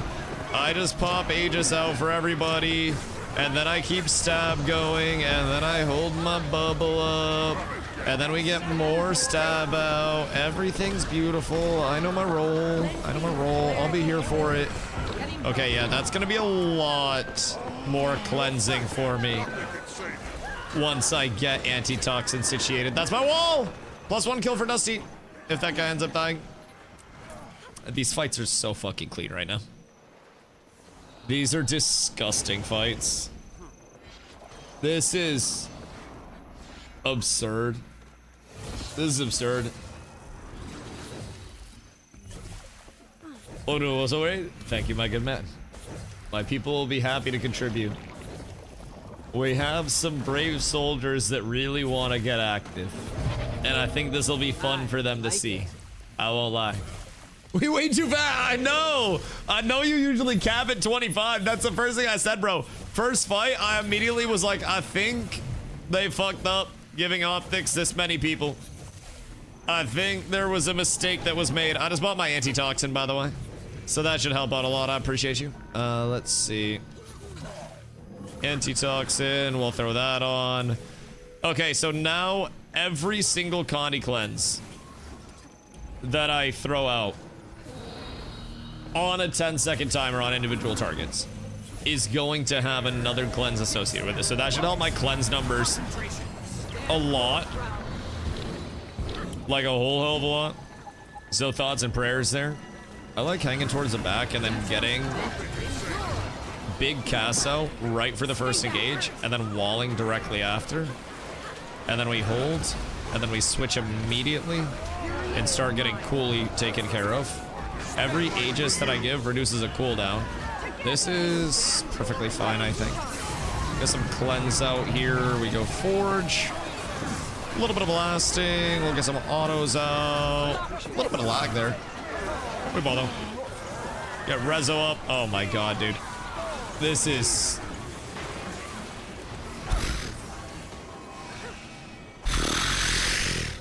This is dismantling. So Riot, in terms of DPS, what you'll notice is an emphasis on things that can strip buffs off of other classes.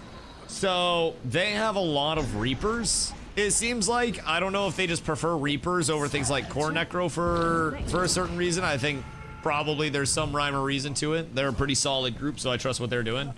So with Reapers, those are Necros. They focus on, I believe, doing Ooga Booga kind of like consistent presence, but also taking buffs off of targets in mass is another big thing that they work on. So, we go elsewhere. We go elsewhere. Oh, we doing GVGs, I think. What have we here? What have we here? Reaper looks like it pumps. Yeah, I'm assuming there's a reason why they're reaping. Reaper does the same shit Core does, but more damage. Okay, word. That makes sense. That makes sense. So, typical group comp, just for perspective, Riot, you have usually 3 supports in most like new player groups and shit. So in terms of that, Druid is a very, very, very good healer and cleanse option. Then you have Troubadour. Troubadour is the little guitar that has also some solid support built in, but then brings in, yeah, punked. But Troubadour also brings in a group invuln as well for people. So 5 people, 2.75 seconds, I believe, on the invuln itself. So now we're going to Obsidian Sanctum. I think we're doing in-houses or something. I'm pretty sure we're doing like GVGs. So that way the other side doesn't like influence it as much. I'm not entirely certain what's going on. But I'm just going to follow the entire clump. And then see what happens.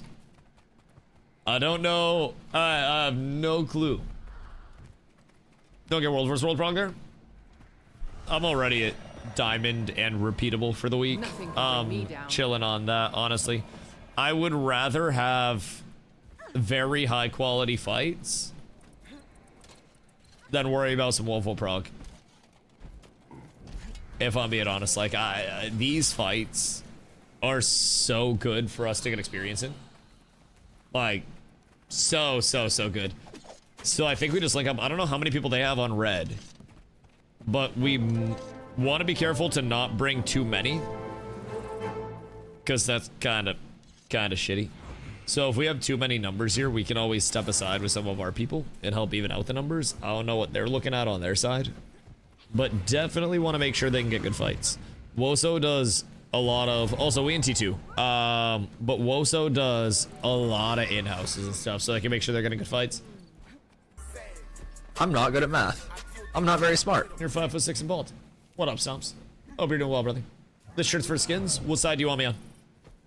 Answer honestly. Answer honestly. How we get in there? Obsidian Sanctum. And then you'll see where on the map we're at. So you can just come through. I think you just like run through the little tunnely area in Obsidian Sanctum.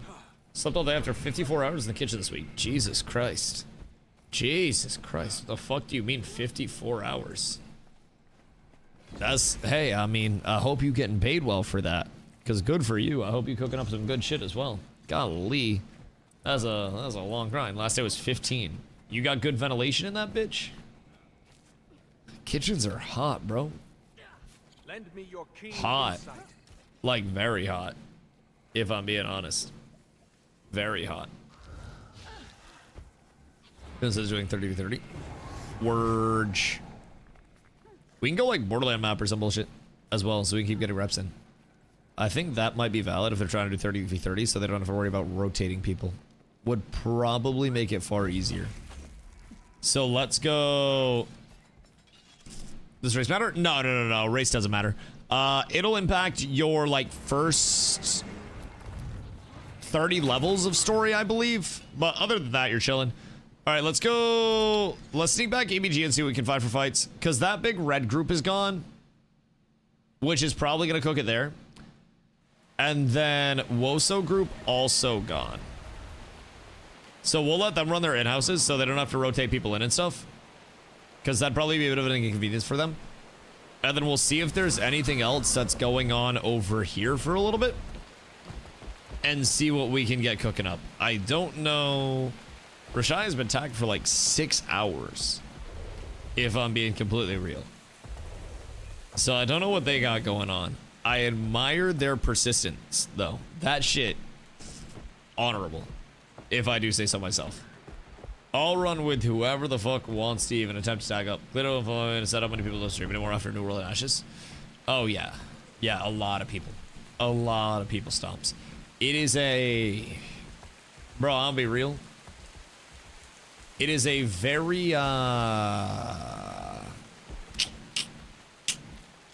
tragic world, so to say, the streaming world right now. So we're listening to the GVGs. Yeah, I mean, if I'm being completely honest, not to say this in a mean way, I'd rather play in anything than spectate GVGs when I can always just have people send me VODs of GVGs. I can just watch them anytime. So in terms of like my time on stream, I gotta make sure I'm doing stuff and rolling stuff. So I too would have liked to see him, but I got some scrims with him previously, and I'm sure there'll be spots to open up. We just kind of popped in and had like too many numbers. So I totally get that side of it. We rolled all the fights, and then they probably wanted to have more even numbers, so we weren't just overwhelming them with an extra like 10 people, which was definitely probably a factor. So all things considered, I'm sure they just wanted to get some more even fights, get it at 30v30. So, it's it for the gaming set of streaming, every other form of streaming, it's just algo bullshit. I mean, I think it's just rough too, because there are so many, like you said, not even like algo bullshit things, but so many small things that you're quote unquote supposed to do for the meta. And so many things that you should be doing to grow your channel and where you should be posting and what you should be posting. And it's, I think, a little bit tiresome, if I'm being honest, to just constantly chase down that, like, here's what you're supposed to be doing, here's how you grow, make sure you collab at this point in time and do this thing with this person. And it's, I think it's definitely changed a lot of how streaming is, so honestly, I might have killed it. I think people's mentality just changed, you know? I definitely don't do things in the most optimal way with stream. I kinda am the equivalent of a brute force streamer, you know? What I do isn't exactly the recommended way to grow or anything like that. It just has kind of worked for me along the way, and I still every single day get the points where I'm like, am I doing the right thing or should I change it up a little bit, right? And, you know, that's, I think, a natural thing. But I think when streaming really started to change was when people realized the amount of money that top-end streamers make and what's possible to be made with streaming. It's almost like when everybody, when we were growing up, was like, I'm gonna be an NBA player, or I'm gonna be Tom Brady, right? And they saw the athlete, you know, stardom, and everybody wanted to aspire to that shit. And I feel like when people saw that, it became an element of how can I get to that thing as quickly as humanly possible? And how can I see that level of success? And anything outside of that level of success, a lot of people are just like, not worth, not appreciative of. It's a weird thing. So I think honestly, like the the hyper celebrity status of certain streamers that were brought in kind of had a roughly negative impact on things, all things considered. Just say how it permeates through everything. It really does. It's a part of like the path of least resistance. And honestly, human advancement is partly because we pass information down and the next generation has it easier than the first generation. There's a reason we have houses and light bulbs and internet, and cavemen had fire and sticks, right? And it makes sense that things would optimize over time in terms of like, here's how you grow, here's how you get people's, people's dopamine receptors going, people retained, blah, blah, blah. But it almost makes it feel soulless, where instead of targeting genuine interaction through streaming, a lot of people just target what they feel is going to bring the most money in, the most viewers in across the board, and they don't necessarily do things that they enjoy. They do things that they think will bring them more money, more status, more whatever along the way. And I think it's similar to with video games, right? People want to find the best build to play, so that way they can have the best experience, do the most damage, and be the most impactful.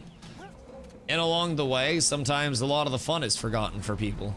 And I really try to remind people that along the way, fun is the most important thing to have.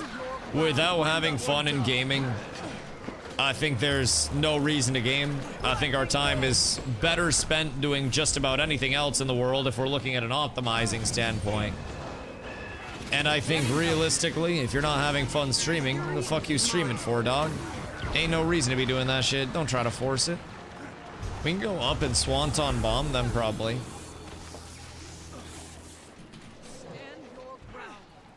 Up to high ground, perchance? Perchance? What's claw love mean? I don't know what the fuck that means. What does this mean? What does this mean? What do you mind grew to 3K people but hates his audience because he basically gave it to the algorithm? Oh yeah. Yeah, absolutely. Like, that's one thing that I said would never happen with my stream, where, I've had months where I was doing extremely well. I've had months where I've been much smaller along the way. But one thing I can genuinely say about my stream is that just speaking English, I have no idea. But one thing that I can say about my stream, just wholeheartedly, is that at 0 points in time, does it feel like work? At 0 points in time, does it feel like I detest what I've grown? I love my platform. My entire core community knows, like, there's a reason why I say, hey guys, we're going to TwitchCon. Make sure you guys grab your tickets and come through and hang out with the community, because our community is truly something special that's built on everybody choosing to be here, right? At a certain point in time, everybody just ended up in a spot where they stumbled upon the stream and just ended up hanging out, right? I'm not really on YouTube other than live streams. It's not like I'm posting in the algorithm on YouTube, pulling in hundreds of thousands of views, covering these are the MMOs that are the best for you in 2026. It's not like that. I'm not really trying to pull in the masses, so to say. I mean, it'd be great if I had a fly flying around me. It'd be great if I had 1 million viewers that help pay the bills and take a little bit of the stress off when subs are a little bit low. But at the end of the day, I have very few points in time where stream feels like work. And I also have multiple people who, I have met through streaming that I consider close friends nowadays. And it's something that's very special to me, and something that I value very heavily, is not forcing something just for the views and only doing things that I truly am happy about. Like, I was talking to Carla today and I was like, man, I really want to, cover some variety stuff, because there are some cool games coming out, but I'm worried that the Guild Wars 2 com will just stop watching if I start covering variety stuff, and I'll lose all of that momentum. And she's like, just do variety stuff. People will be there, right? And now I'm gonna be playing Mistfall tomorrow and checking that out. And I go through a lot of the same concerns that many growing content creators do. But at the end of the day, my largest concern is not that I'm going to be trapped doing something that I hate. And I think that's a big thing for me. I know a lot of content creators that are far larger than I am that, like you said, Jalen Brunson, NBA champion, are very unhappy with the position that they have. Very unhappy. And they're grateful for the money, and they're grateful for the fact that they can, you know, just stream and be a content creator.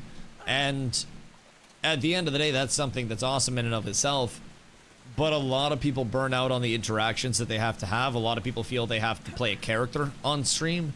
And a lot of people feel that they have to be inorganic to maintain their audience on stream. And I feel like that's something that really leads to people burning out, where it's like, fuck, I gotta get ready for the stream. I gotta get in character. I gotta get all set up, get ready to go. And that, I think, contributes to a lot of burnout for people, man. And at the end of the day, I just pride myself on hopping on, playing video games, yapping, and saying have a good night at the end of the night, and having some food and chilling, man. It's a very important routine for me that I try to manage.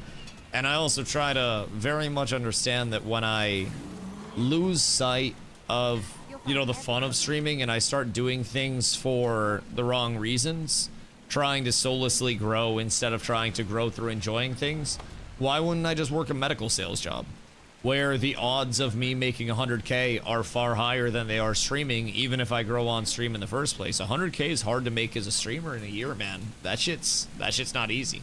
You have to be very consistently large to do that, and there are probably fewer than 1,000 streamers that make over 60K a year just off of their stream. There are about 10,000 full-time streamers on Twitch, and that in itself constitutes a wide range of income levels. So with that in mind, when I just start chasing money, why wouldn't I just chase money at a job? Why wouldn't I work a sales job that has potential for me to move up into something where I'm like district manager, you know, a something corporate level, where I just work from home and chill all day and make good money and vibe out, you know? It's a big thing. Most of them are making their money on Twitch, which is a platform. I mean, you do have people that make plenty of money on Twitch, and you do have people that main Twitch as well. And even on YouTube side, like, it's the same thing's true. There are, dude, I have one fly harassing me. There are so few YouTube content creators that are able to do it exclusively full-time successfully, where with content creation, a lot of the time you have people that are mixing and matching their incomes along the way, you know what I mean? Like you said, usually a combo. And on top of that, with the very large content creators, once you get to a certain point, your likeness also generates sponsorship opportunities for you along the way, where sponsorships are where the big money comes in. And people don't realize that even if you have 10,000 subs, over the course of an entire month, if you're a 60-40 split, those 10,000 subs cost $60,000. You get 60% of that. We'll say that's what, like $35,000, something like that, off of your subs over the course of the month at 10,000 subs. And you can probably count the number of 10,000 sub or higher streamers on 10 hands and toes. Probably less than 100. I'd be shocked if it was more than 200.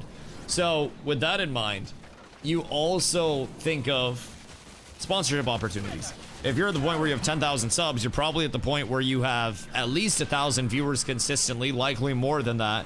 And with market rates, you're typically looking at $1 to $3 per hour per concurrent average viewer. So if you average 2,500 average viewers, you're likely at the higher end of that. You're looking at $5,000 to $7,500 per hour for sponsored content for market rates. That's where you start ramping up. That's where you're making, unironically, $15,000 for a 2-hour sponsored segment or more, and clearing your sub revenue just near immediately, even if you're on a large level. And keep in mind, 10,000 sub content creators often go far beyond that level, because 10,000 subs is so hard to get. So, screw sort of data when it comes to career development, abandonment of the internet, or even a streaming platform dies, you don't be shit on luck.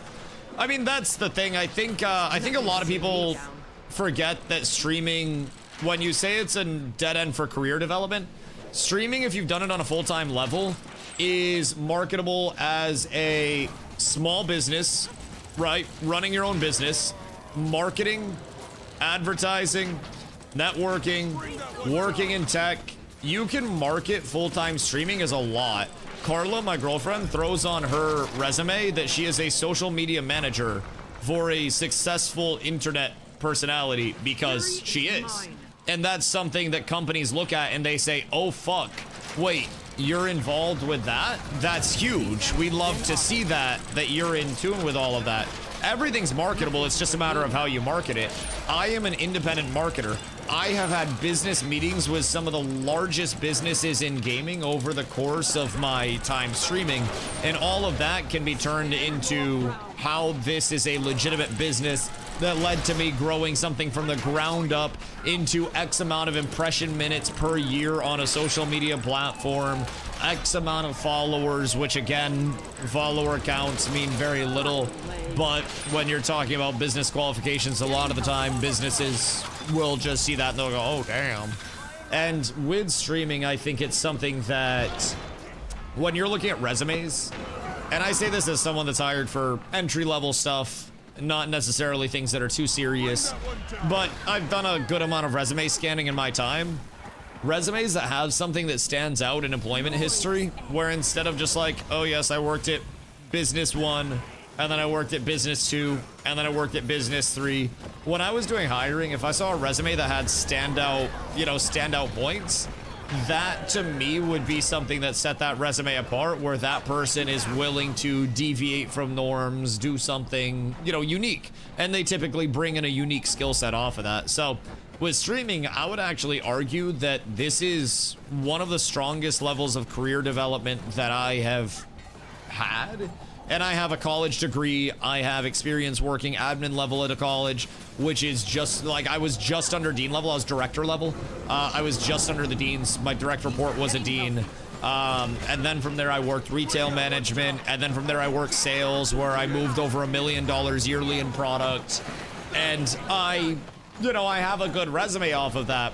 But the ability to say that I am an independent marketer that has reached the number of people over the course of streaming that I have in terms of total impression minutes watched, it's a lot of minutes watched. To say that I have, worked with so many brands and worked on sponsorships, worked with game developers to consult on systems, that's a huge builder, because that shows that I do business to business as well as this business. And any paid consultation that I've done with developers, which non-zero, that also brings in an element of business to business relevancy, where I'm now getting paid by other businesses for my expertise, so it opens up a lot. And since I don't really reach out for jobs or anything, but I always keep a resume updated. And some of the job offers that I get are like very high level sales management jobs, where it's, overseeing a branch of sales and shit like that, which is typically somewhat pretty lucrative depending on the field that you're in. So I could definitely do better than streaming just working a normal job, but also there's definitely an element of like, streaming I think is a resume builder. Is it traditional? No. Do you have to kind of know how to market it? Oh yeah, absolutely. Absolutely. But at the same time, I do think no matter what you're doing, you can always have, an element of work history. Like, if I have a gap in my work history, it's not a gap because for the last 3 years, I've been steadily employed. Self-employed. I've got a 1099 that shows full-time income the last 3 years. Applied for mortgages with that shit. Backed out of mortgages with that shit.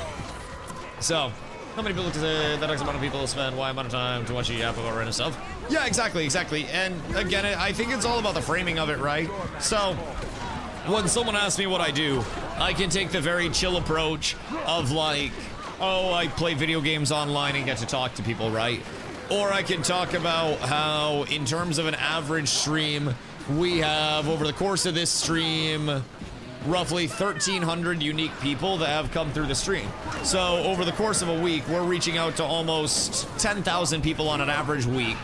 In terms of unique viewers coming through each stream, 7 streams a week, we'll say 13 to 2,000 people, 1,300 to 2,000 people on an average stream. And with that in terms of minutes watched over the course of an 8-hour stream translates to a shitload of minutes watched. So when you slam out that number where it's just like, yes, I put content out on a live platform where people physically have to come through, and this number of people over the course of a month, unique people coming through, spent this many minutes watching my platform and coming here.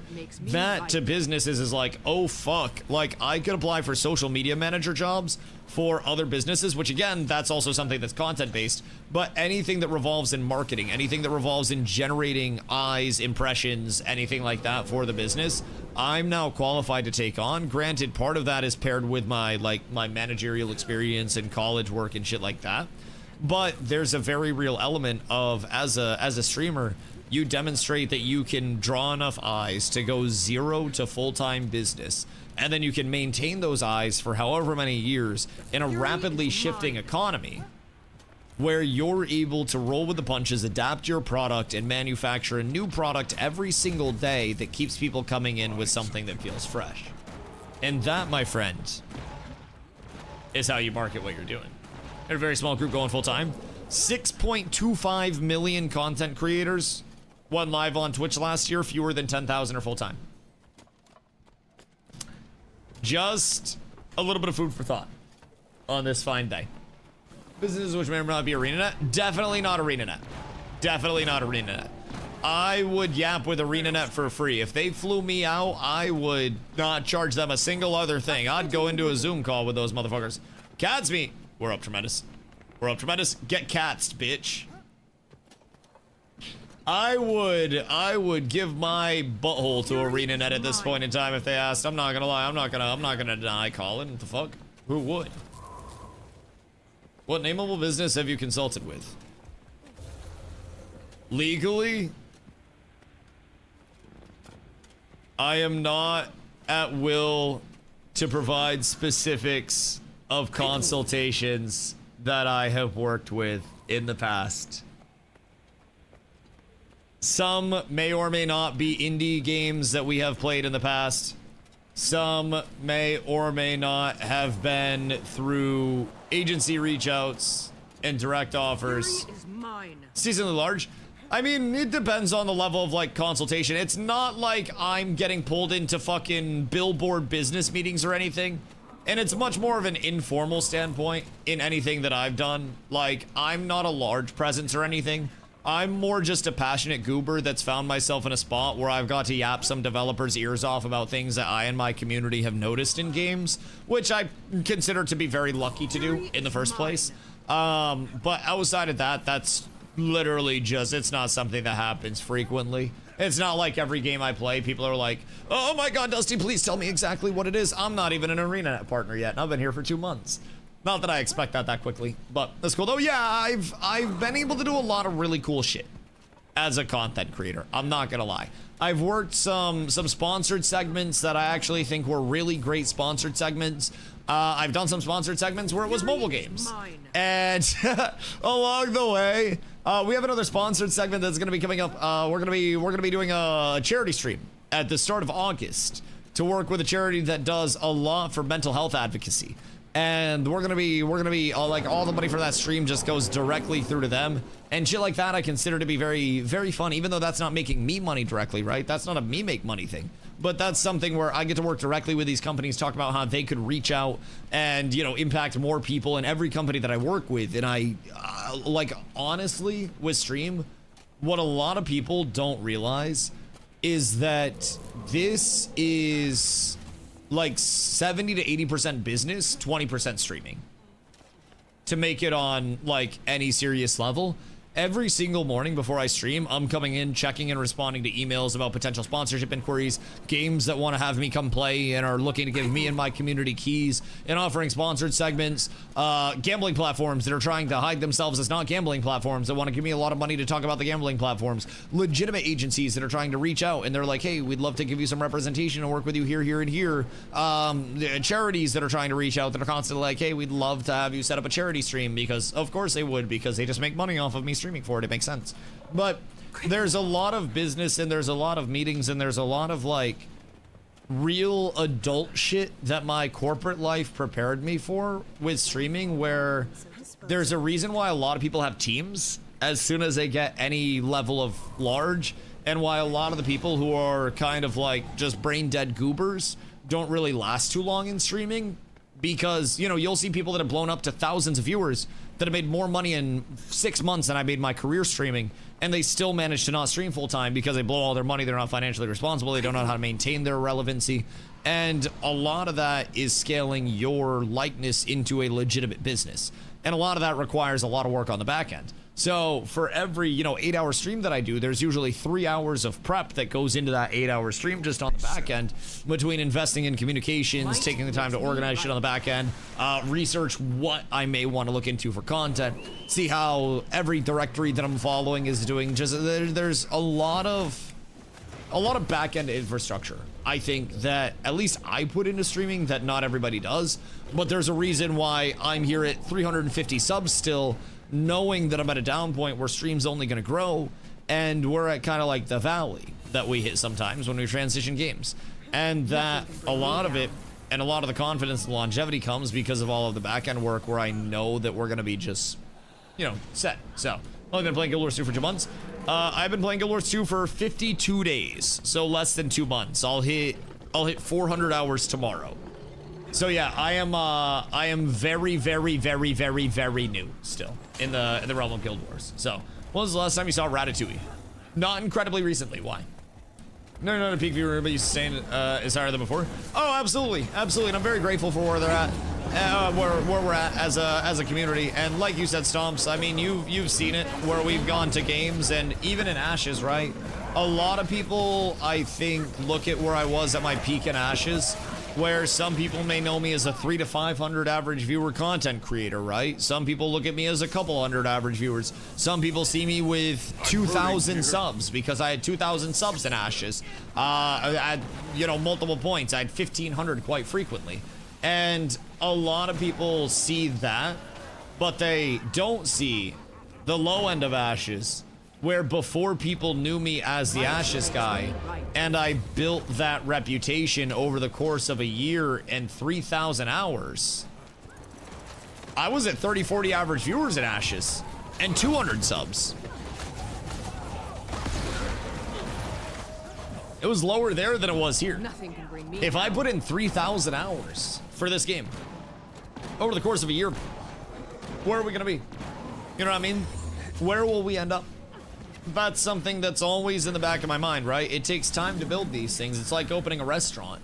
And I could start a restaurant and I could have the coolest menu in human history, but as soon as that restaurant opens up, I'm still gonna have to give people a reason to choose my restaurant over somebody else's restaurant, right? And eventually somebody may try it, and I have to impress them with the dish enough for them to tell other people to come and check it out and to make them want to come back. And that takes time. Someone might not walk by my restaurant the first day and be like, damn, gotta try that new place. It might take 7 days. It might take 1 month. It might take, you know, whatever. But eventually, someone may walk into your restaurant, and then it's a matter of, can you capitalize on that customer? Can you keep them coming back? Can you give them something to write home about? And that's what, you know, that's what you try to do with streaming. And I think anybody that is familiar with it definitely knows that it takes a lot of time to establish. And if you are establishing quickly in a directory, then amazing. If you're new to it, you're doing a lot of things right. Congratulations for you.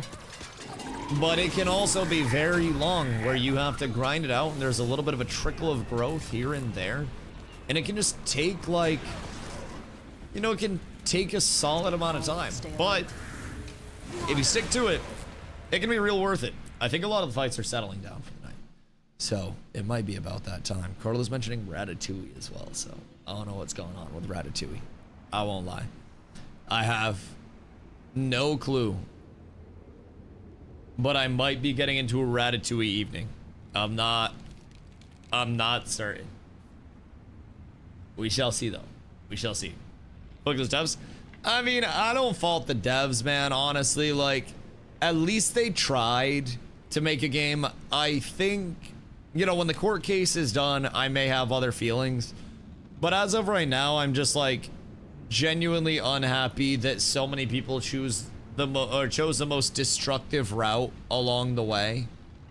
And really fucked up a lot of, you know, a lot of potential for so many people, right? I wish that it were something different. I wish the scenario were slightly different. But at the end of the day, we are where we're at. And I don't think shit's changing that, if I'm being completely real. I fault the investors that didn't do their research in the product they were investing in to know that there would be a lot of, you know, a lot of potential delays and whatnot. I fault the teams that may have put false pretenses out. You know, I fault a lot of people, but at the end of the day, can't control it. I'm talking about ashes? Hell yeah, I am. Boys, if you guys are new to the channel, please do me a favor. Before we send a raid out, make sure you drop the follow. So you know when I go live each and every single day. I've been live for over 1,100 hours, 1,100 days consecutively. No days off, and I never will until you guys stop showing up. So all the love, all support truly means everything, and truly, I'm incredibly grateful for it, man. It's the only reason why I'm here for it. So, there's a guy who made millions with pyramid scheme juice. I think people have made a lot worse money than selling juice, in all fairness. In terms of, and I know this is a crazy claim, but like, my mom did Visalis shakes. I have Pampered Chef cookware in my kitchen. I've had Scentsy wax melts in my house since I was a kid.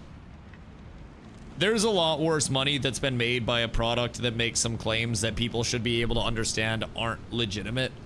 And I don't necessarily think that that's a satanic thing as some people may make it out to be, where making an online storefront for juice and not forcing people to buy it, I don't really think that's satanic. I don't think that's like villainous, you know. I think it's obviously, you know, something, but regardless, I don't think it's as large as people make it out to be. Either way, boys, I'll catch y'all tomorrow bright and squirrely. Another banger stream. I appreciate y'all. I love y'all. Catch you tomorrow. Peace. Have a good night.